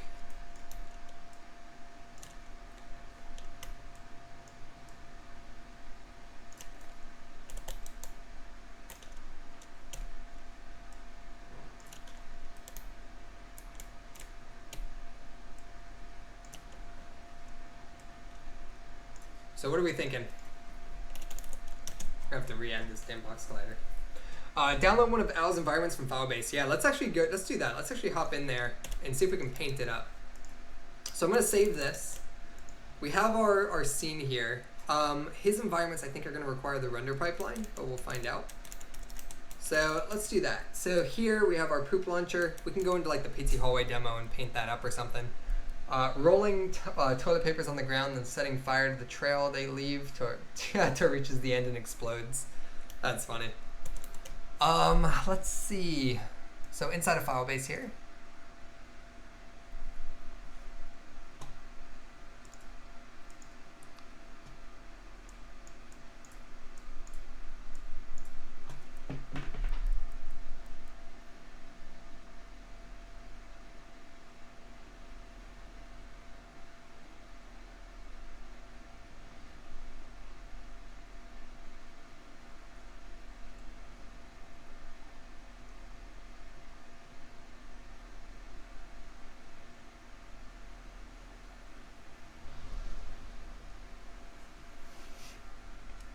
Let's see. Let's look at our projects.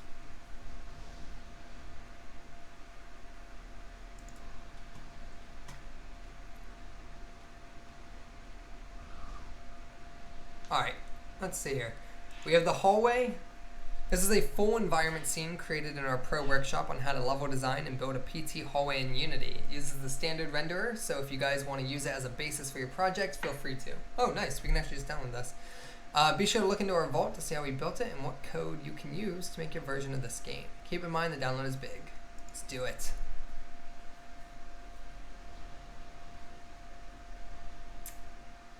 Oh, I don't know if anyone even recognized this. We're about to, I just realized I'm using a test version of Filebase here. We're about to, there's only 2 copies of these out there, myself and L right now. I'm testing out. I'm glad I've been using this one throughout the entire stream. This version of Filebase is integrated with something new that we're rolling out very soon. Yes, I am Jonathan. But we're about to do a massive rollout integration, and it required a big rehaul over the authentication system of Filebase. So this has been working super well. Good. I don't know if you guys can even tell.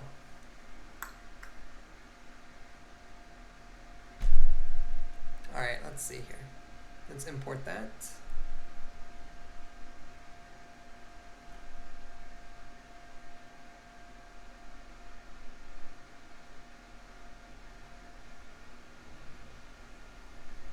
The prisoner cipher always would work, all nicely lit. We'll get the download on the site so we don't have to update 1.3 each time. Yeah, that's been fixed for like ever. If you go to GameDevHQ.com/Filebase, it downloads the latest one, and I think it has been for months now. Check that out. 3.1.1 is the latest. Let's see. We could extend on our slow and shut game that TPU collects the ammo to take out guards. Nice.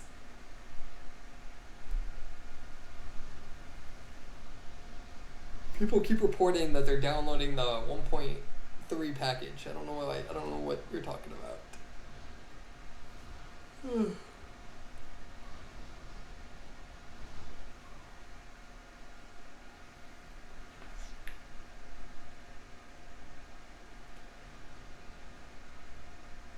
Alright, let's get this environment in here. We'll tour around here, paint it up, and then we'll see where we are. If we want to add something, if you guys have ideas, we can do it. Otherwise, I have not eaten today. It's like 2:30, and I kind of want Panda Express, so I might go do that.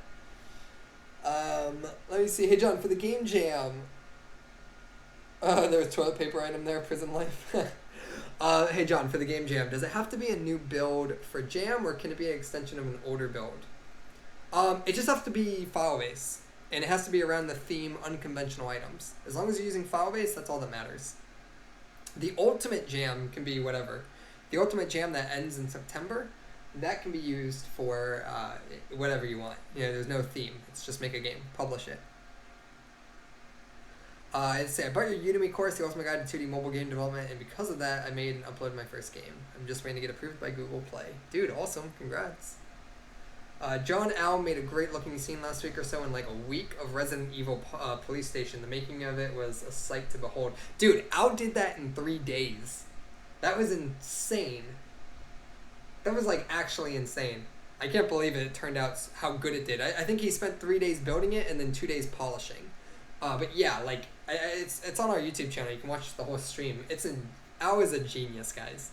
That guy is literally a creative genius. He just, man, he knows how to make things look so damn good. I'm just a programmer.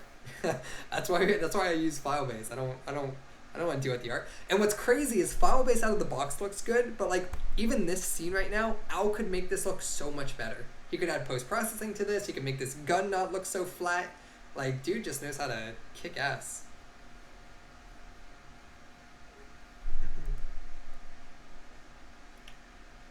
So good.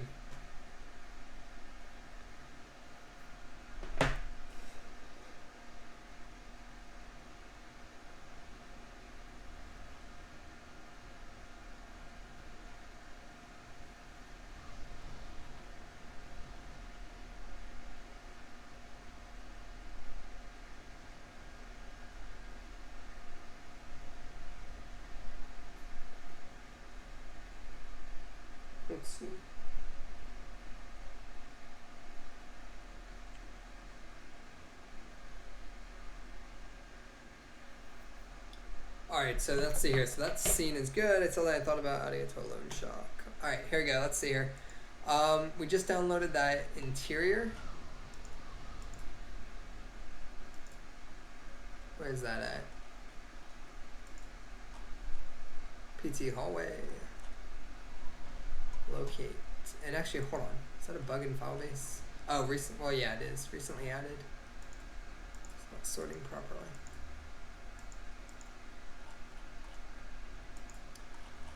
Okay, let me see here. Locate. Let's go inside here. And what we're going to do is we're going to just take our GDHQ FPS controller into that scene, and it should just work.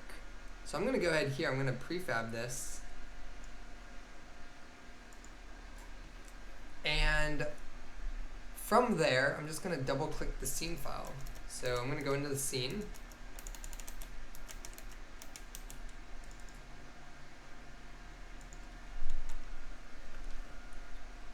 PT scene. I think this is the, yeah, okay, this is the light, this is the baked, the light baking and stuff like that. This might actually be too dark. I don't know if we're going to want to get another scene. Maybe the sci-fi corridor would be better. But let's try this. Let's see here. So I have a GDHQ FPS character controller in here, but it's not my poop one. So I want to go ahead here and Al added some walking noise though in here. That's cool. Alright, we're going to keep the walking, but I just want to replace everything else. So let's put that here. We're going to delete this. Put that here.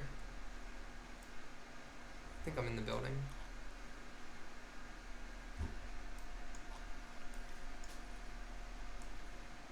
Okay. And then the walking is going to go inside here. Alright, let's do it. Let's run. Oh, and I fell through. Why did I fall through? Am I not standing?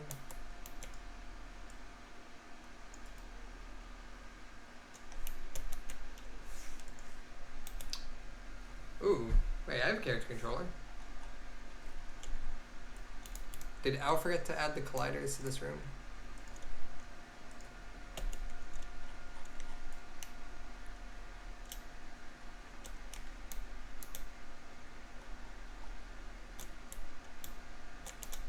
Oh my god.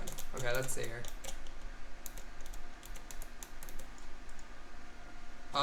No, they have mesh colliders, but they're not convex. I don't know if they need to be. Let's see.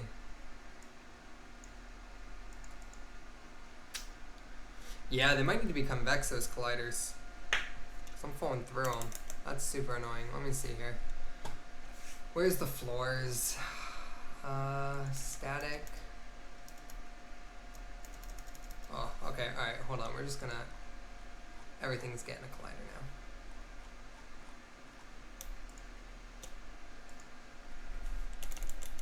Oh, shoot, actually. You know what? No, they already have colliders in the floor.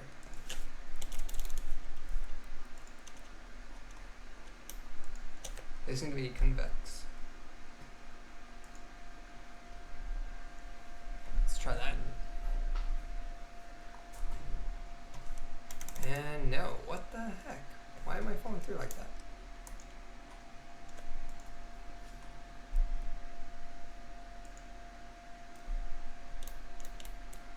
Oh, maybe that's why I'm not actually in the room.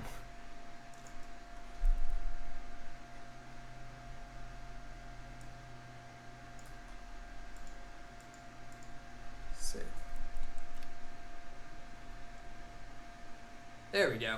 Alright, sweet. Let's go ahead here. I'm going to take gizmos off. Oh, dude. Can you guys see that? That looks so scary. Oh my god, look at the shit on the ceiling when it hit both. Oh my god. Nice. Alright, that was awesome. Just going to go ahead and paint these walls up. Can't paint that one. Oh, window's painted. Oh, dude, Alex got his creepy ass character in here. I think there's game audio to this too, but I have it muted.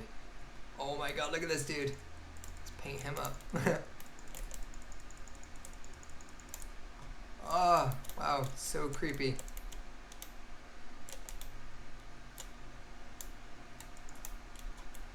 Nice.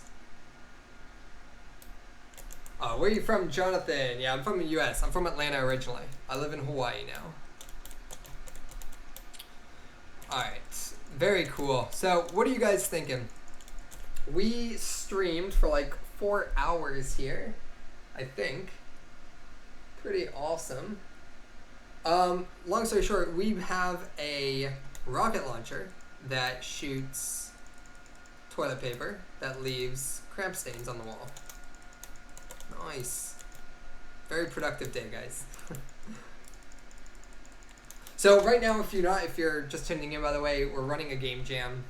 It's file-based only assets, and the theme is unconventional weapons. So we're building things like this, which is an unconventional weapon, taking a rocket launcher and turning it into a toilet paper launcher with poop smears.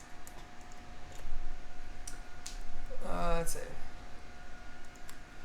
Other than that, guys, let me know if you have any questions. I'll hang out here. But I think for the most part, I think that's gonna wrap this up. We'll be live streaming more with all this COVID-19 stuff going on until things start settling down. We'll be live streaming a lot.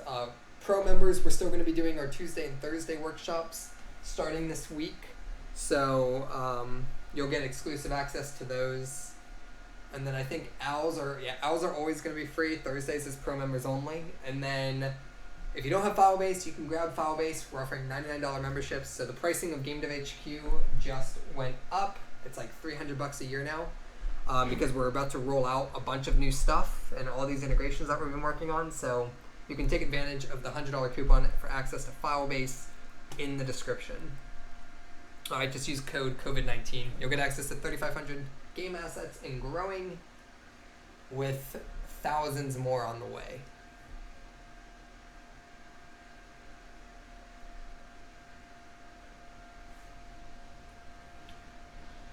Cool, awesome, Brandon. Take care. When I woke up this morning, did not think I'd hear the term poop smear as much as I have today, but I love it. Thanks for the stream. Yeah, definitely. Thanks for watching, guys. So if you guys have any other questions, I'll hang around here. Otherwise, make sure you're also in our Discord community at GameDevHQ.com/Discord. You can join our Discord community. We post events every time we go live and stuff like that.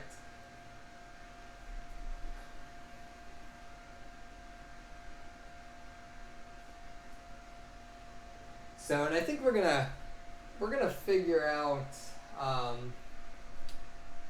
live stream stuff to do where we're just like building things. Like Thursdays, we're still doing code workshops that are specific to certain topics, but we want to do more of these live streams where we show off Filebase and building things with Filebase and stuff like that. Yeah, so we're about to finalize everything on our game developer certification, which is the 2.5D and the 3D course. So those are about to be wrapped up, and then we're getting into a few other things too that are going to be announced. But we're changing up a lot of things in our platforms and a lot of things on how we're operating GameDevHQ. Let's see. Just looked up the solution for the smears. You want deferred decals. Oh, nice. Deferred decals. What are those? Do those like automatically detect? So the decal system I know is only for Unity.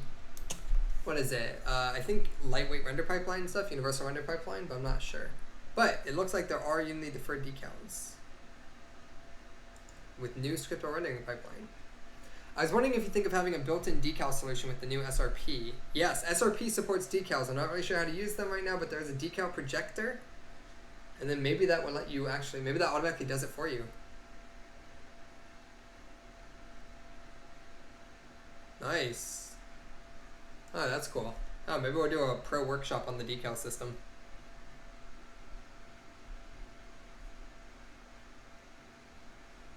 Yeah, let's look at this. How do different decal systems work? Also, this guy makes insane decals for Unity. Like, look at the quality. God damn. Dude, this scene looks insane.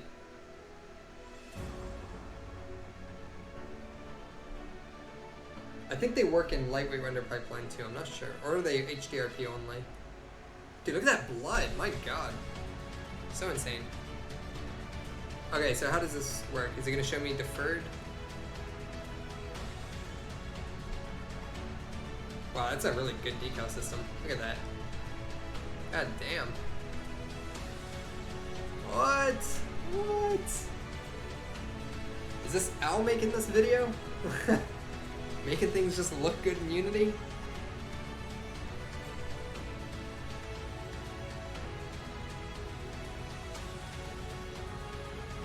Oh, dude, this is a plugin this guy built, I think. This isn't built in by default. I think this is like this guy's plugin or something.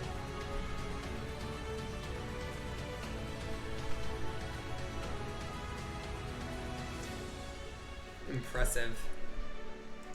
Dude, this guy built a whole product around that. Let's check this out.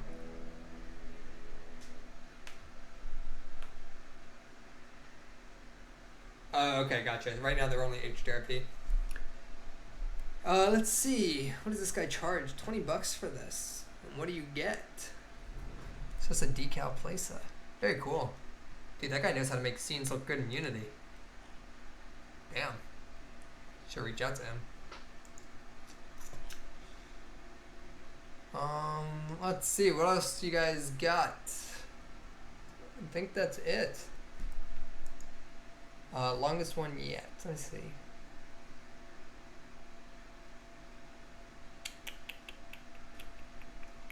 Cool. Great show. Who am I kidding was kind of shitty.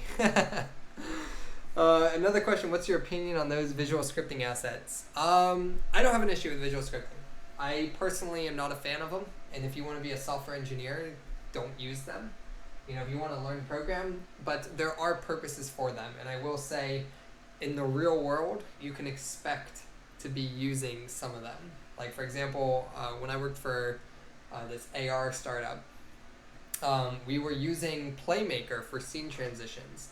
And the reason for it was because in 3 minutes, we could create an entire scene transition system versus me like hard coding in scene transitions and spending an hour or two.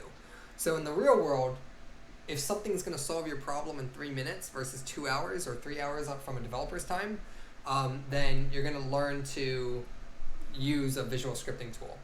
But for if you want to make your own games and stuff like that, if you want to be a programmer even in the industry, don't use visual scripting tools. But there's nothing wrong with them. But I always tell you, if you want to become a software engineer, learn to code. And learn to code without spoon-fed content. Like, notice how everything we did didn't rely on any spoon-fed YouTube tutorial. Even when we got stuck on that decal, the last thing we wanted to do was watch a YouTube tutorial, because that doesn't help us. You know, we don't grow as a developer doing that. Also, in the real world, there is never a case where you're going to have, it looks so bad. There's never a case where you're going to watch a video to learn something. No, that's not what a software engineer does.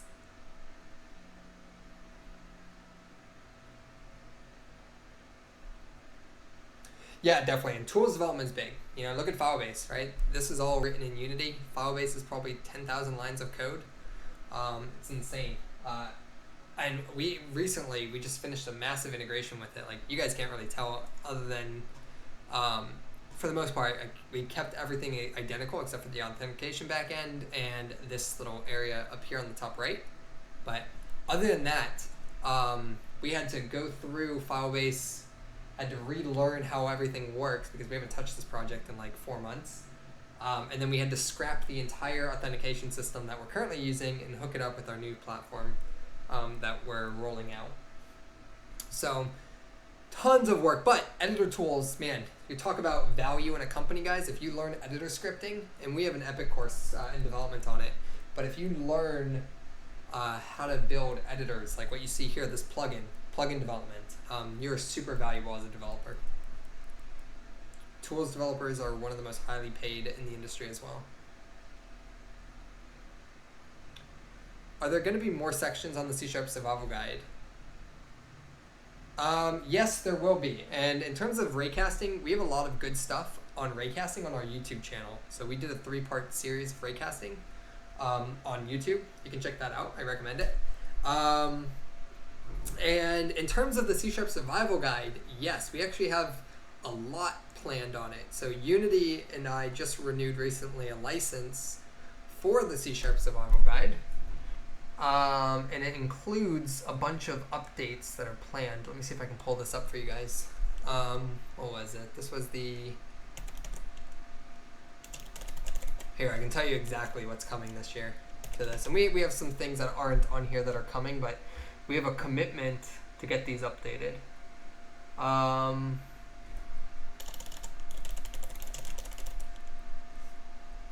me see here. I'm looking for it.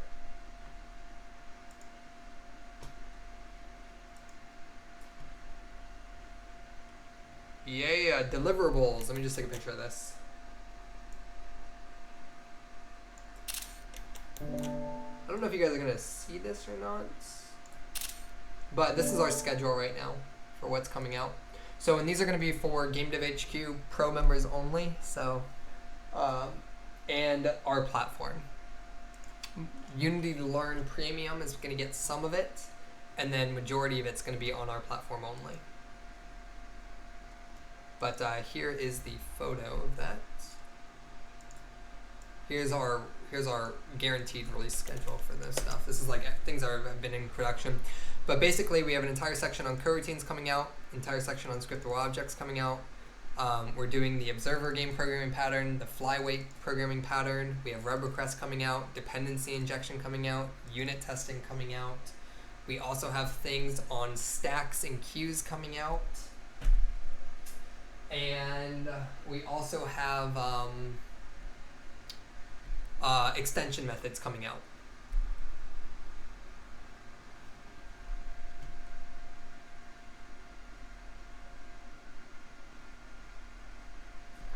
Thing is, the issue with the games that I'm building are strictly tied to the game design and character animations. So you can modify the animations that you get from Filebase. Filebase animations are Mixamo animations. So just take the skeleton, take the FBX file, upload it to Mixamo, and get a new animation.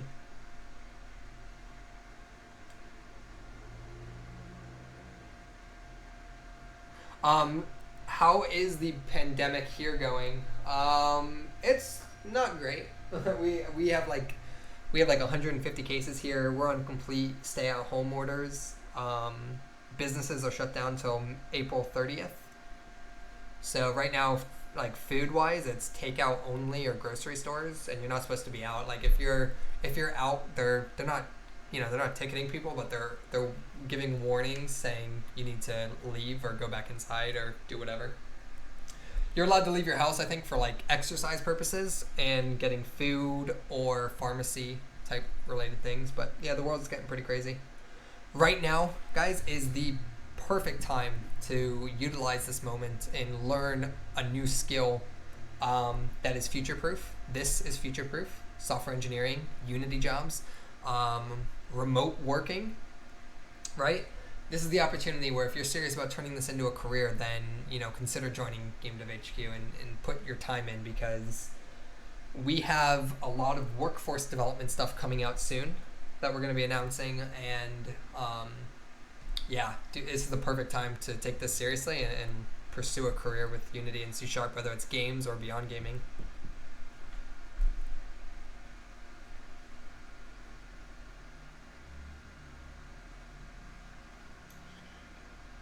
Let's see.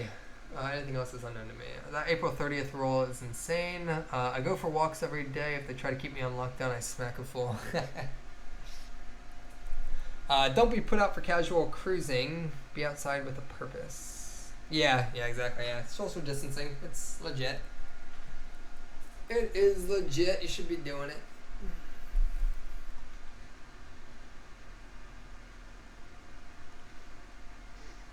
So, but yeah, we got some cool ass stuff coming, guys. We're shifting our focus to more serious development stuff. We're kind of Udemy stuff and Unity Learn is for hobbyists, and we want to focus more on like serious developers and career transitionals. So we're upgrading a lot of things on our platform, making it more exclusive, and adding more value to Filebase. We're about to one of our TAs that we work with is this is about to go through a process of uploading like hundreds of challenges on Filebase. So if you don't know what those are yet, these coding challenges, we're about to get an entire library stack full of these. Our goal is to get over 300 coding challenges in here by the end of the year. So we got dozens upon dozens pre-made already, with more being made, and then obviously the game assets are keeping strong, and we're putting all of our effort into the output right now with Filebase to make that more valuable.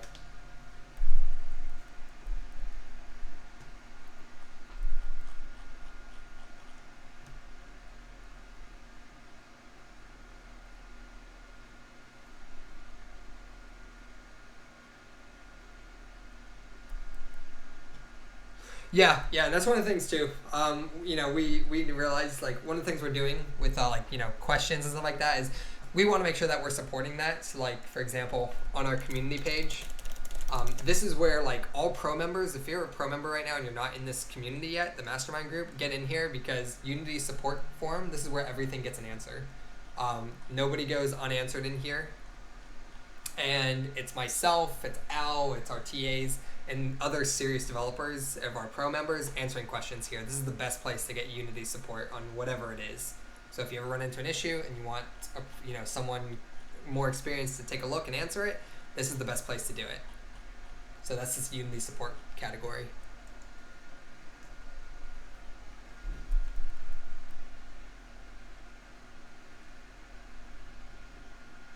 Yeah, we also got some AR and VR content coming to GameDevHQ on demand.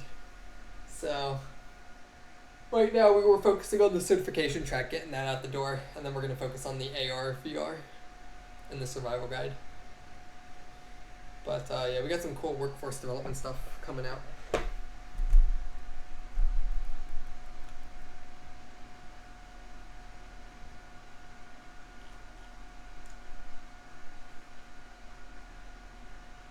Alright, if you guys got any other questions, feel free to ask them. Otherwise, we are pretty much done and good to go. Thank you guys for watching, and hope everyone is practicing social distancing, staying safe. The world is just going to get crazier as this goes on, so keeping yourself sane and busy and learning a new skill is something that you should really be doing. A lot of people right now are playing video games. This is the perfect time to begin making them.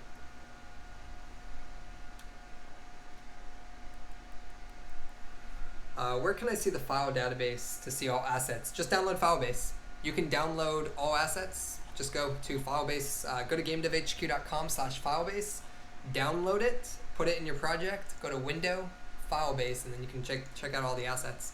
We have 1,049 asset packs, which makes up over 30,500 game assets.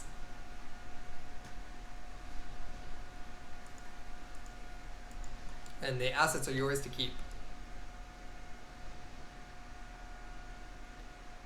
Let's see. Don't put out for casual cruising. Yeah, I'd say Filebase is definitely worth it. You can ask the pro members that are in here. I'm sure they can tell you. Filebase is probably worth it. The coding challenges alone are probably worth it. If you're serious about becoming a better programmer, you get these coding challenges that you can go through, and you just download them. For example, this one here, and then you launch it, and it gives you a challenge. Create a program that spawns a sphere on one lucky random platform every time you hit the space key. So it's just random projects like this. Some of them have game assets in them, and it's just to get you better.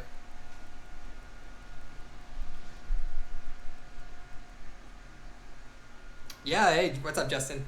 Thanks for joining. So if you guys have any other questions, I'll hang around, but otherwise you guys feel free to start hopping off here and working on Unity. Go build something awesome. Participate in our game jam that's going on. We're giving away a cash prize, which is yet to be determined. We're trying to figure out how many people are participating.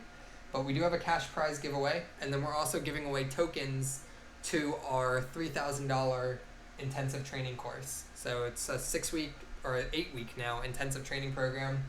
That's $3,000, and winners, and not even winners, you just have to participate to get these tokens, which you can redeem one of those things for towards the end of the year. And we'll have more information on that coming out. But if you participate in the game jam by using Filebase, you'll get a token. That token, the one with the most tokens by the end of the year, will win a free spot on that epic course of $3,000, and then everyone else we'll still benefit as well. We need to see how the year goes. But to get those tokens, you have to participate in the jam, and to participate, you have to have Filebase. So definitely worth it. You can check the description right now. You don't have to pay $300 a year. You can pay $99 annually and lock in that rate, and get access to all these assets and everything we're doing at GameDevHQ.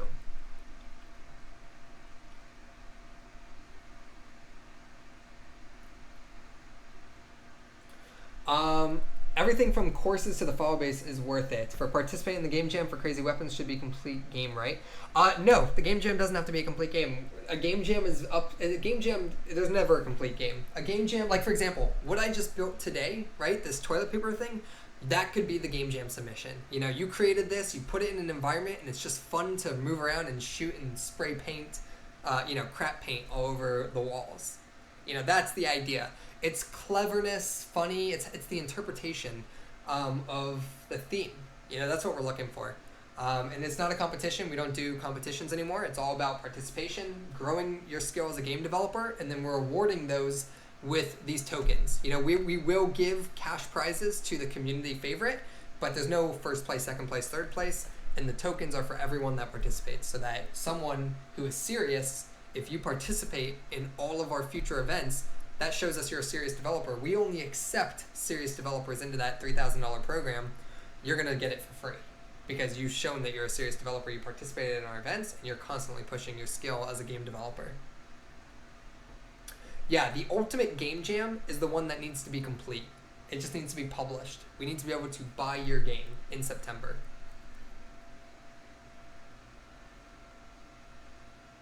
Yeah, we're talking Filebase assets alone, guys. There's like $60,000 worth of assets in there, and we're giving it away for $99 a year. So we add 20 to 40 new game assets each week. And also that, you're going to find dozens upon dozens of coding challenges. We're about to ramp up the production of those and get the 100 that are in backlog up, with another 200 coming. And the coding challenges are truly what's going to make you a better developer. So in Filebase, you just download it, and we manage everything for you. All your downloads, here you go. Anything you're looking for. I mean, there's nothing like this out there, you know? The Unity Asset Store doesn't manage anything for you. It just gives you a folder, and you have to find everything. We win against the Asset Store, I feel, every step of the way. Yeah. So one of the cool things that we were hoping to do this year is our goal for 2020 is to hit close to 7,000 game assets. If we hit close to 7,000 game assets, then we're going to start the initiative of new genres, where we're going to take all these current assets, and you're going to be able to click on Hospital. And when you click on this Hospital, you're going to see a button for low poly, toon shaded, realistic 3D. You know, you might see medieval, fantasy. We're going to be basically taking, or sci-fi, we're going to take these assets that exist, and we're going to duplicate them across every genre. So eventually this store is just going to be insane. You'll be able to have a consistent project along whatever genre you want.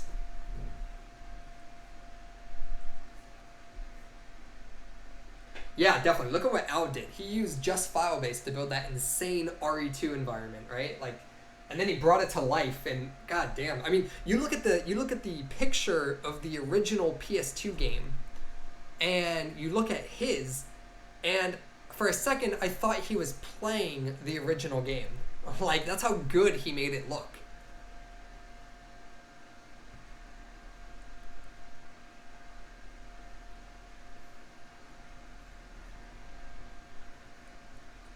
Oh yeah, Cinti. Yeah, Cinti's gonna get screwed once we get into low poly. Cinti assets will be a thing of the past when we turn our library into low poly models like that, and we plan to.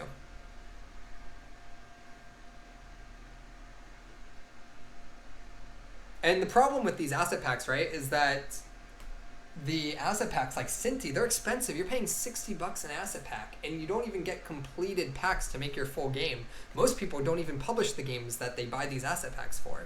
So with Filebase, it's completely risk-free for you to build and experiment with things, you know, and at the same time, you're growing as a developer.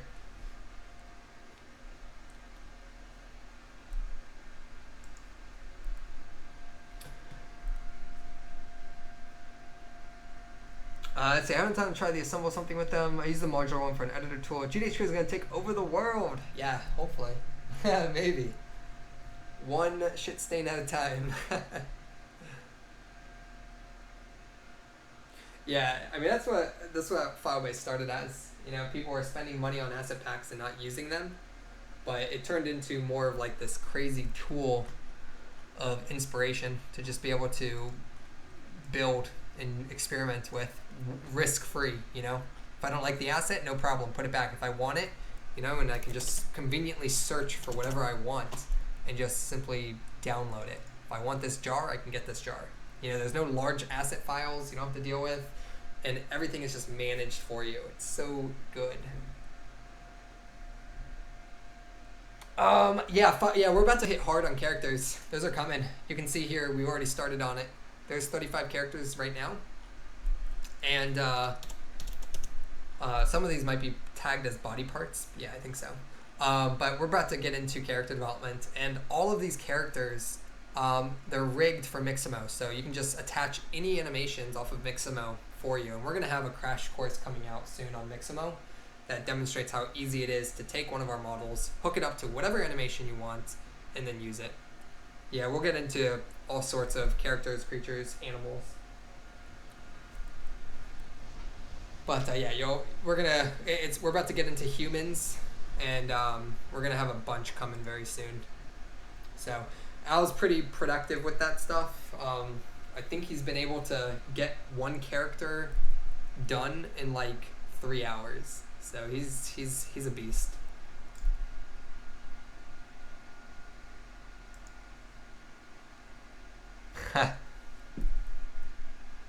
Yeah, definitely. Yeah, Filebase, that's the goal. People use, and that's why we're doing these events, is because we need people. We want people to use Filebase. We want to start getting content generated of people using Filebase, and we want people to say, "Holy shit, they missed!" Like, we want people to say to us, if they want to build a prototype of something and they can't find an asset, or they're looking on the Unity Asset Store, before you spend $60 on an asset pack, tell us what asset you need, and we'll just make it. You know, that's the goal. We want this to be community powered.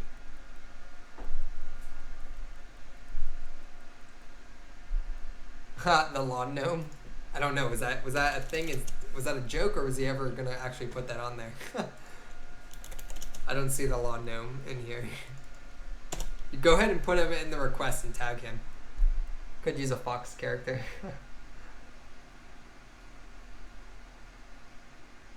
That's awesome.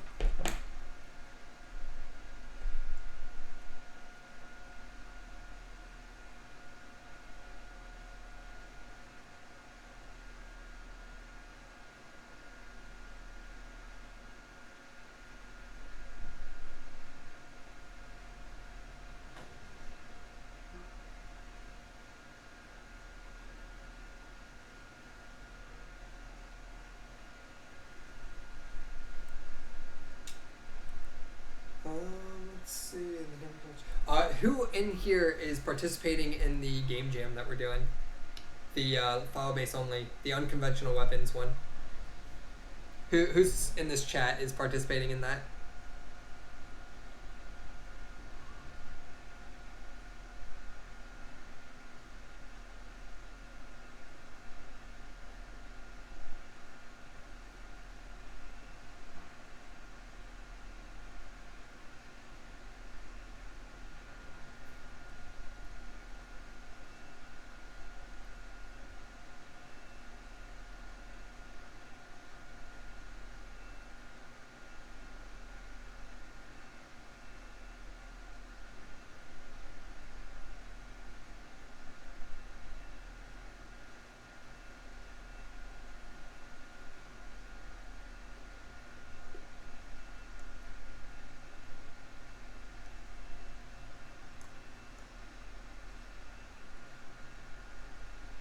Let's see, I'm joining just now. I'm participating, or at least attempting to. Nice. Good deal.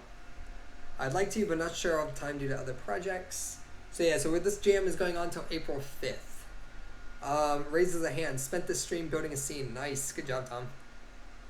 Got an FPS with 2 guns, a zombie, and a bunker scene, so made some progress at least. Very nice.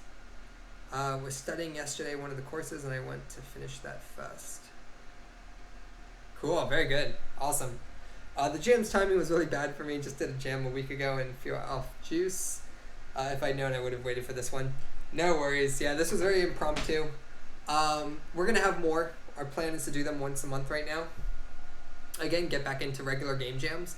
And we're gonna have other just various Filebase challenges coming up for people to earn those tokens that we're giving out.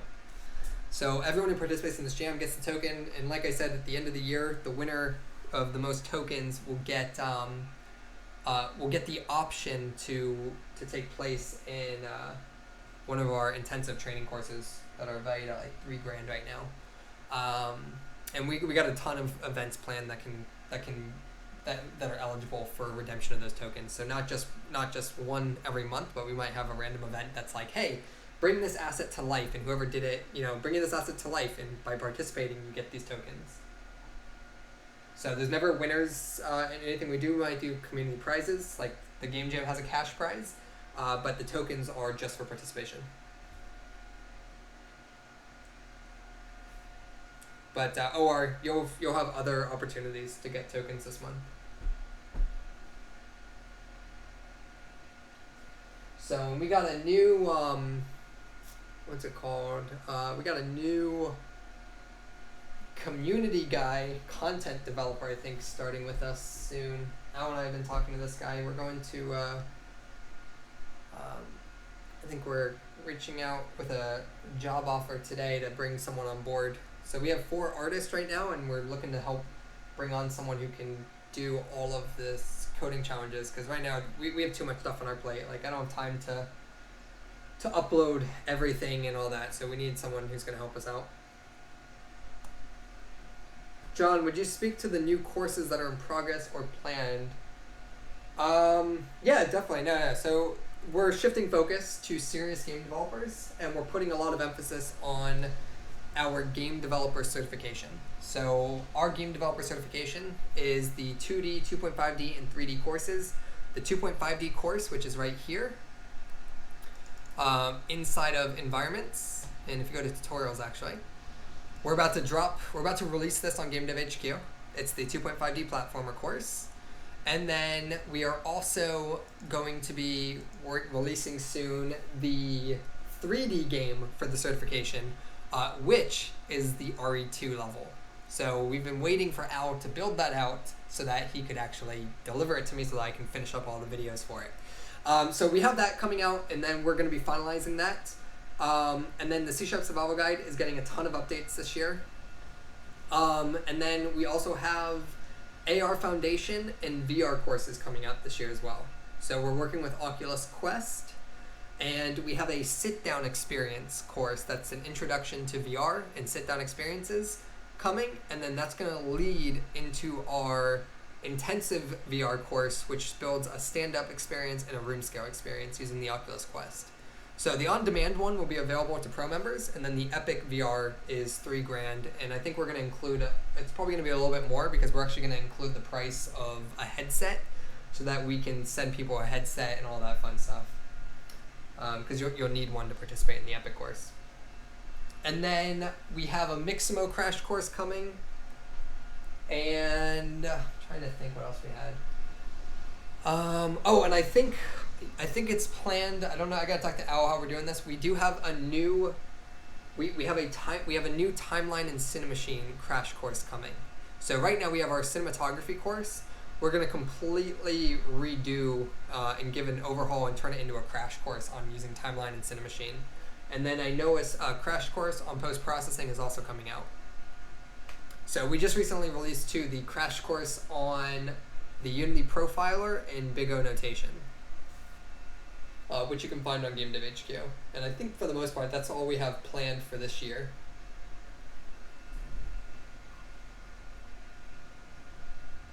Will the VR Epic course be discounted if you have a headset already? Yeah, it most likely will be.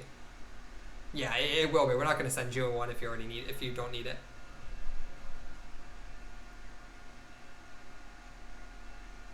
Are we going to make more streams lengthwise? Yeah, I think so. With all the craziness that's going on and in the world, and we want to show off more of Filebase to the world. Yeah, we're gonna do longer streams like this. Like Al's gonna do his streams of multi-day building awesome environments with Filebase, and I'm gonna do our streams of let's create something random in Filebase. Like this. We're gonna have more of these live streams like this, but we're still gonna be doing our Tuesday level design workshops and our Thursday code day workshops, which are only available for pro members. Yeah, Timeline and Cinemachine are completely changed. At the basis, the course is still valuable. Like at the root level, they haven't changed that much, but Cinemachine has. For what we use Cinemachine for in the cinematography course, nothing's changed. Timeline hasn't really changed that much, but Cinemachine today, that thing has changed like crazy. That thing is amazing. I'll show you guys one of the things we're working on in the third-person course right now. And I think this is it. Let me see here. I'm not sure if this is it or not. No, this isn't it. Let me see if I can show you that. We are working on a few things with the animation rigging system. And this is all going into the 3D course and the certification requirements.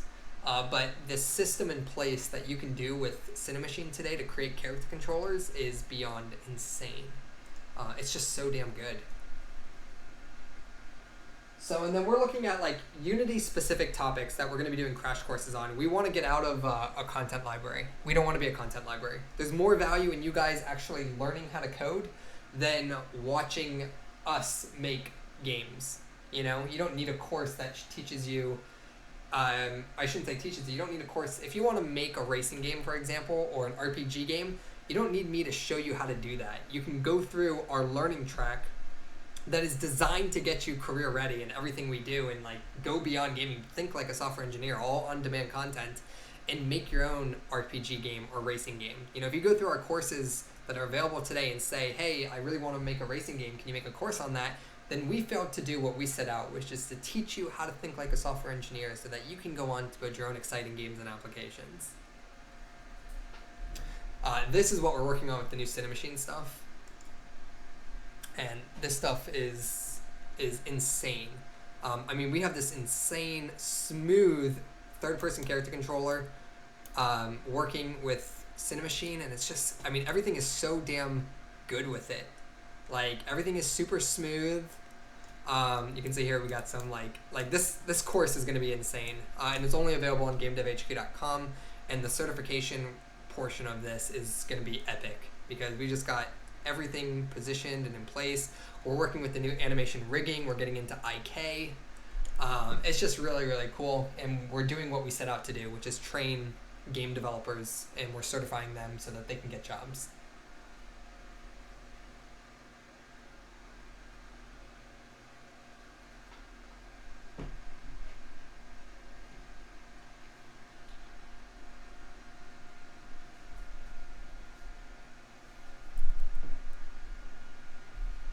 Yeah, we got a whole bunch of IK on here. If I click on this guy, you can see the IK rig.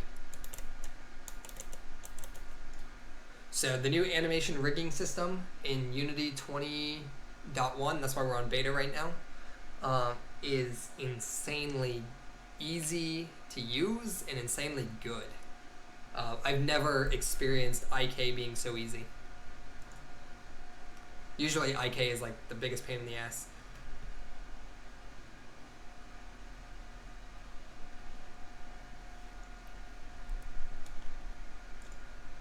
But we got some demos. These are things that we've just been building, and we've been waiting for Al to finish the RE2 level. So now that he's actually finished the RE2 level, we can get back to working on this. And so I've been building out, like, Al's been testing and stuff like that, just environments, prepping for what we need to be able to do in that course. So now we can actually finally get back to recording video and getting everything underway. Bullet holes.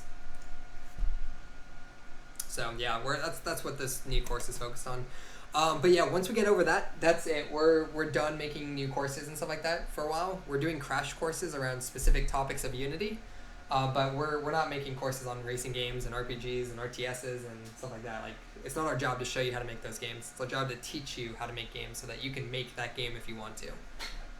We're completely revamping our certification course of the 2D, 2.5D, and 3D games and the certification requirements so that we are creating verifiable game developers. So a lot of exciting stuff coming.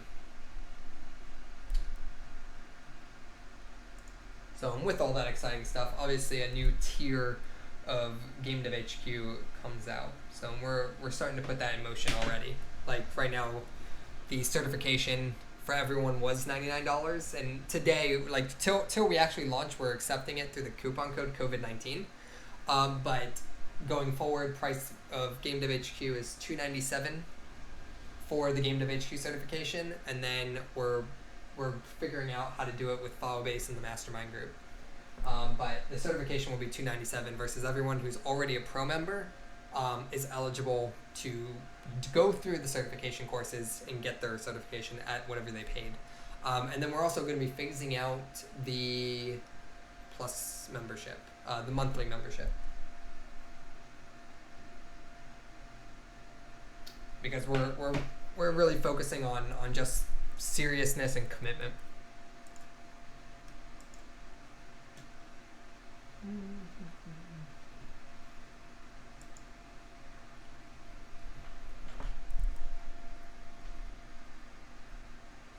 All right, let's see.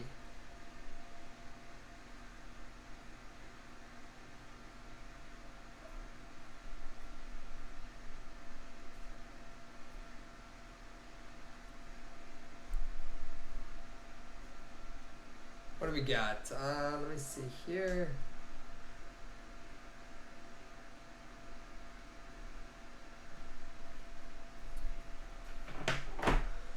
All right, let's see. I think that's it, guys. So we're going to go ahead here. We'll end the stream. Thanks again, guys, for everyone that tuned in. I'll catch you guys on Discord. If you ever have any questions, feel free to ping me or post, and I will get back to you. But otherwise, you can plan on us doing another live stream. Probably tomorrow, maybe. I gotta see. I don't know if Al's back yet. Al's with his family at like a cabin right now, so I'm not sure if he's back, if he's gonna take over the YouTube stream. Otherwise, we may do something. We may build a full game in 8 hours. Maybe it's like, hey, let's make Pac-Man or something like that. We might just do dev days where we just build stuff on stream and hang out with you guys. But other than that,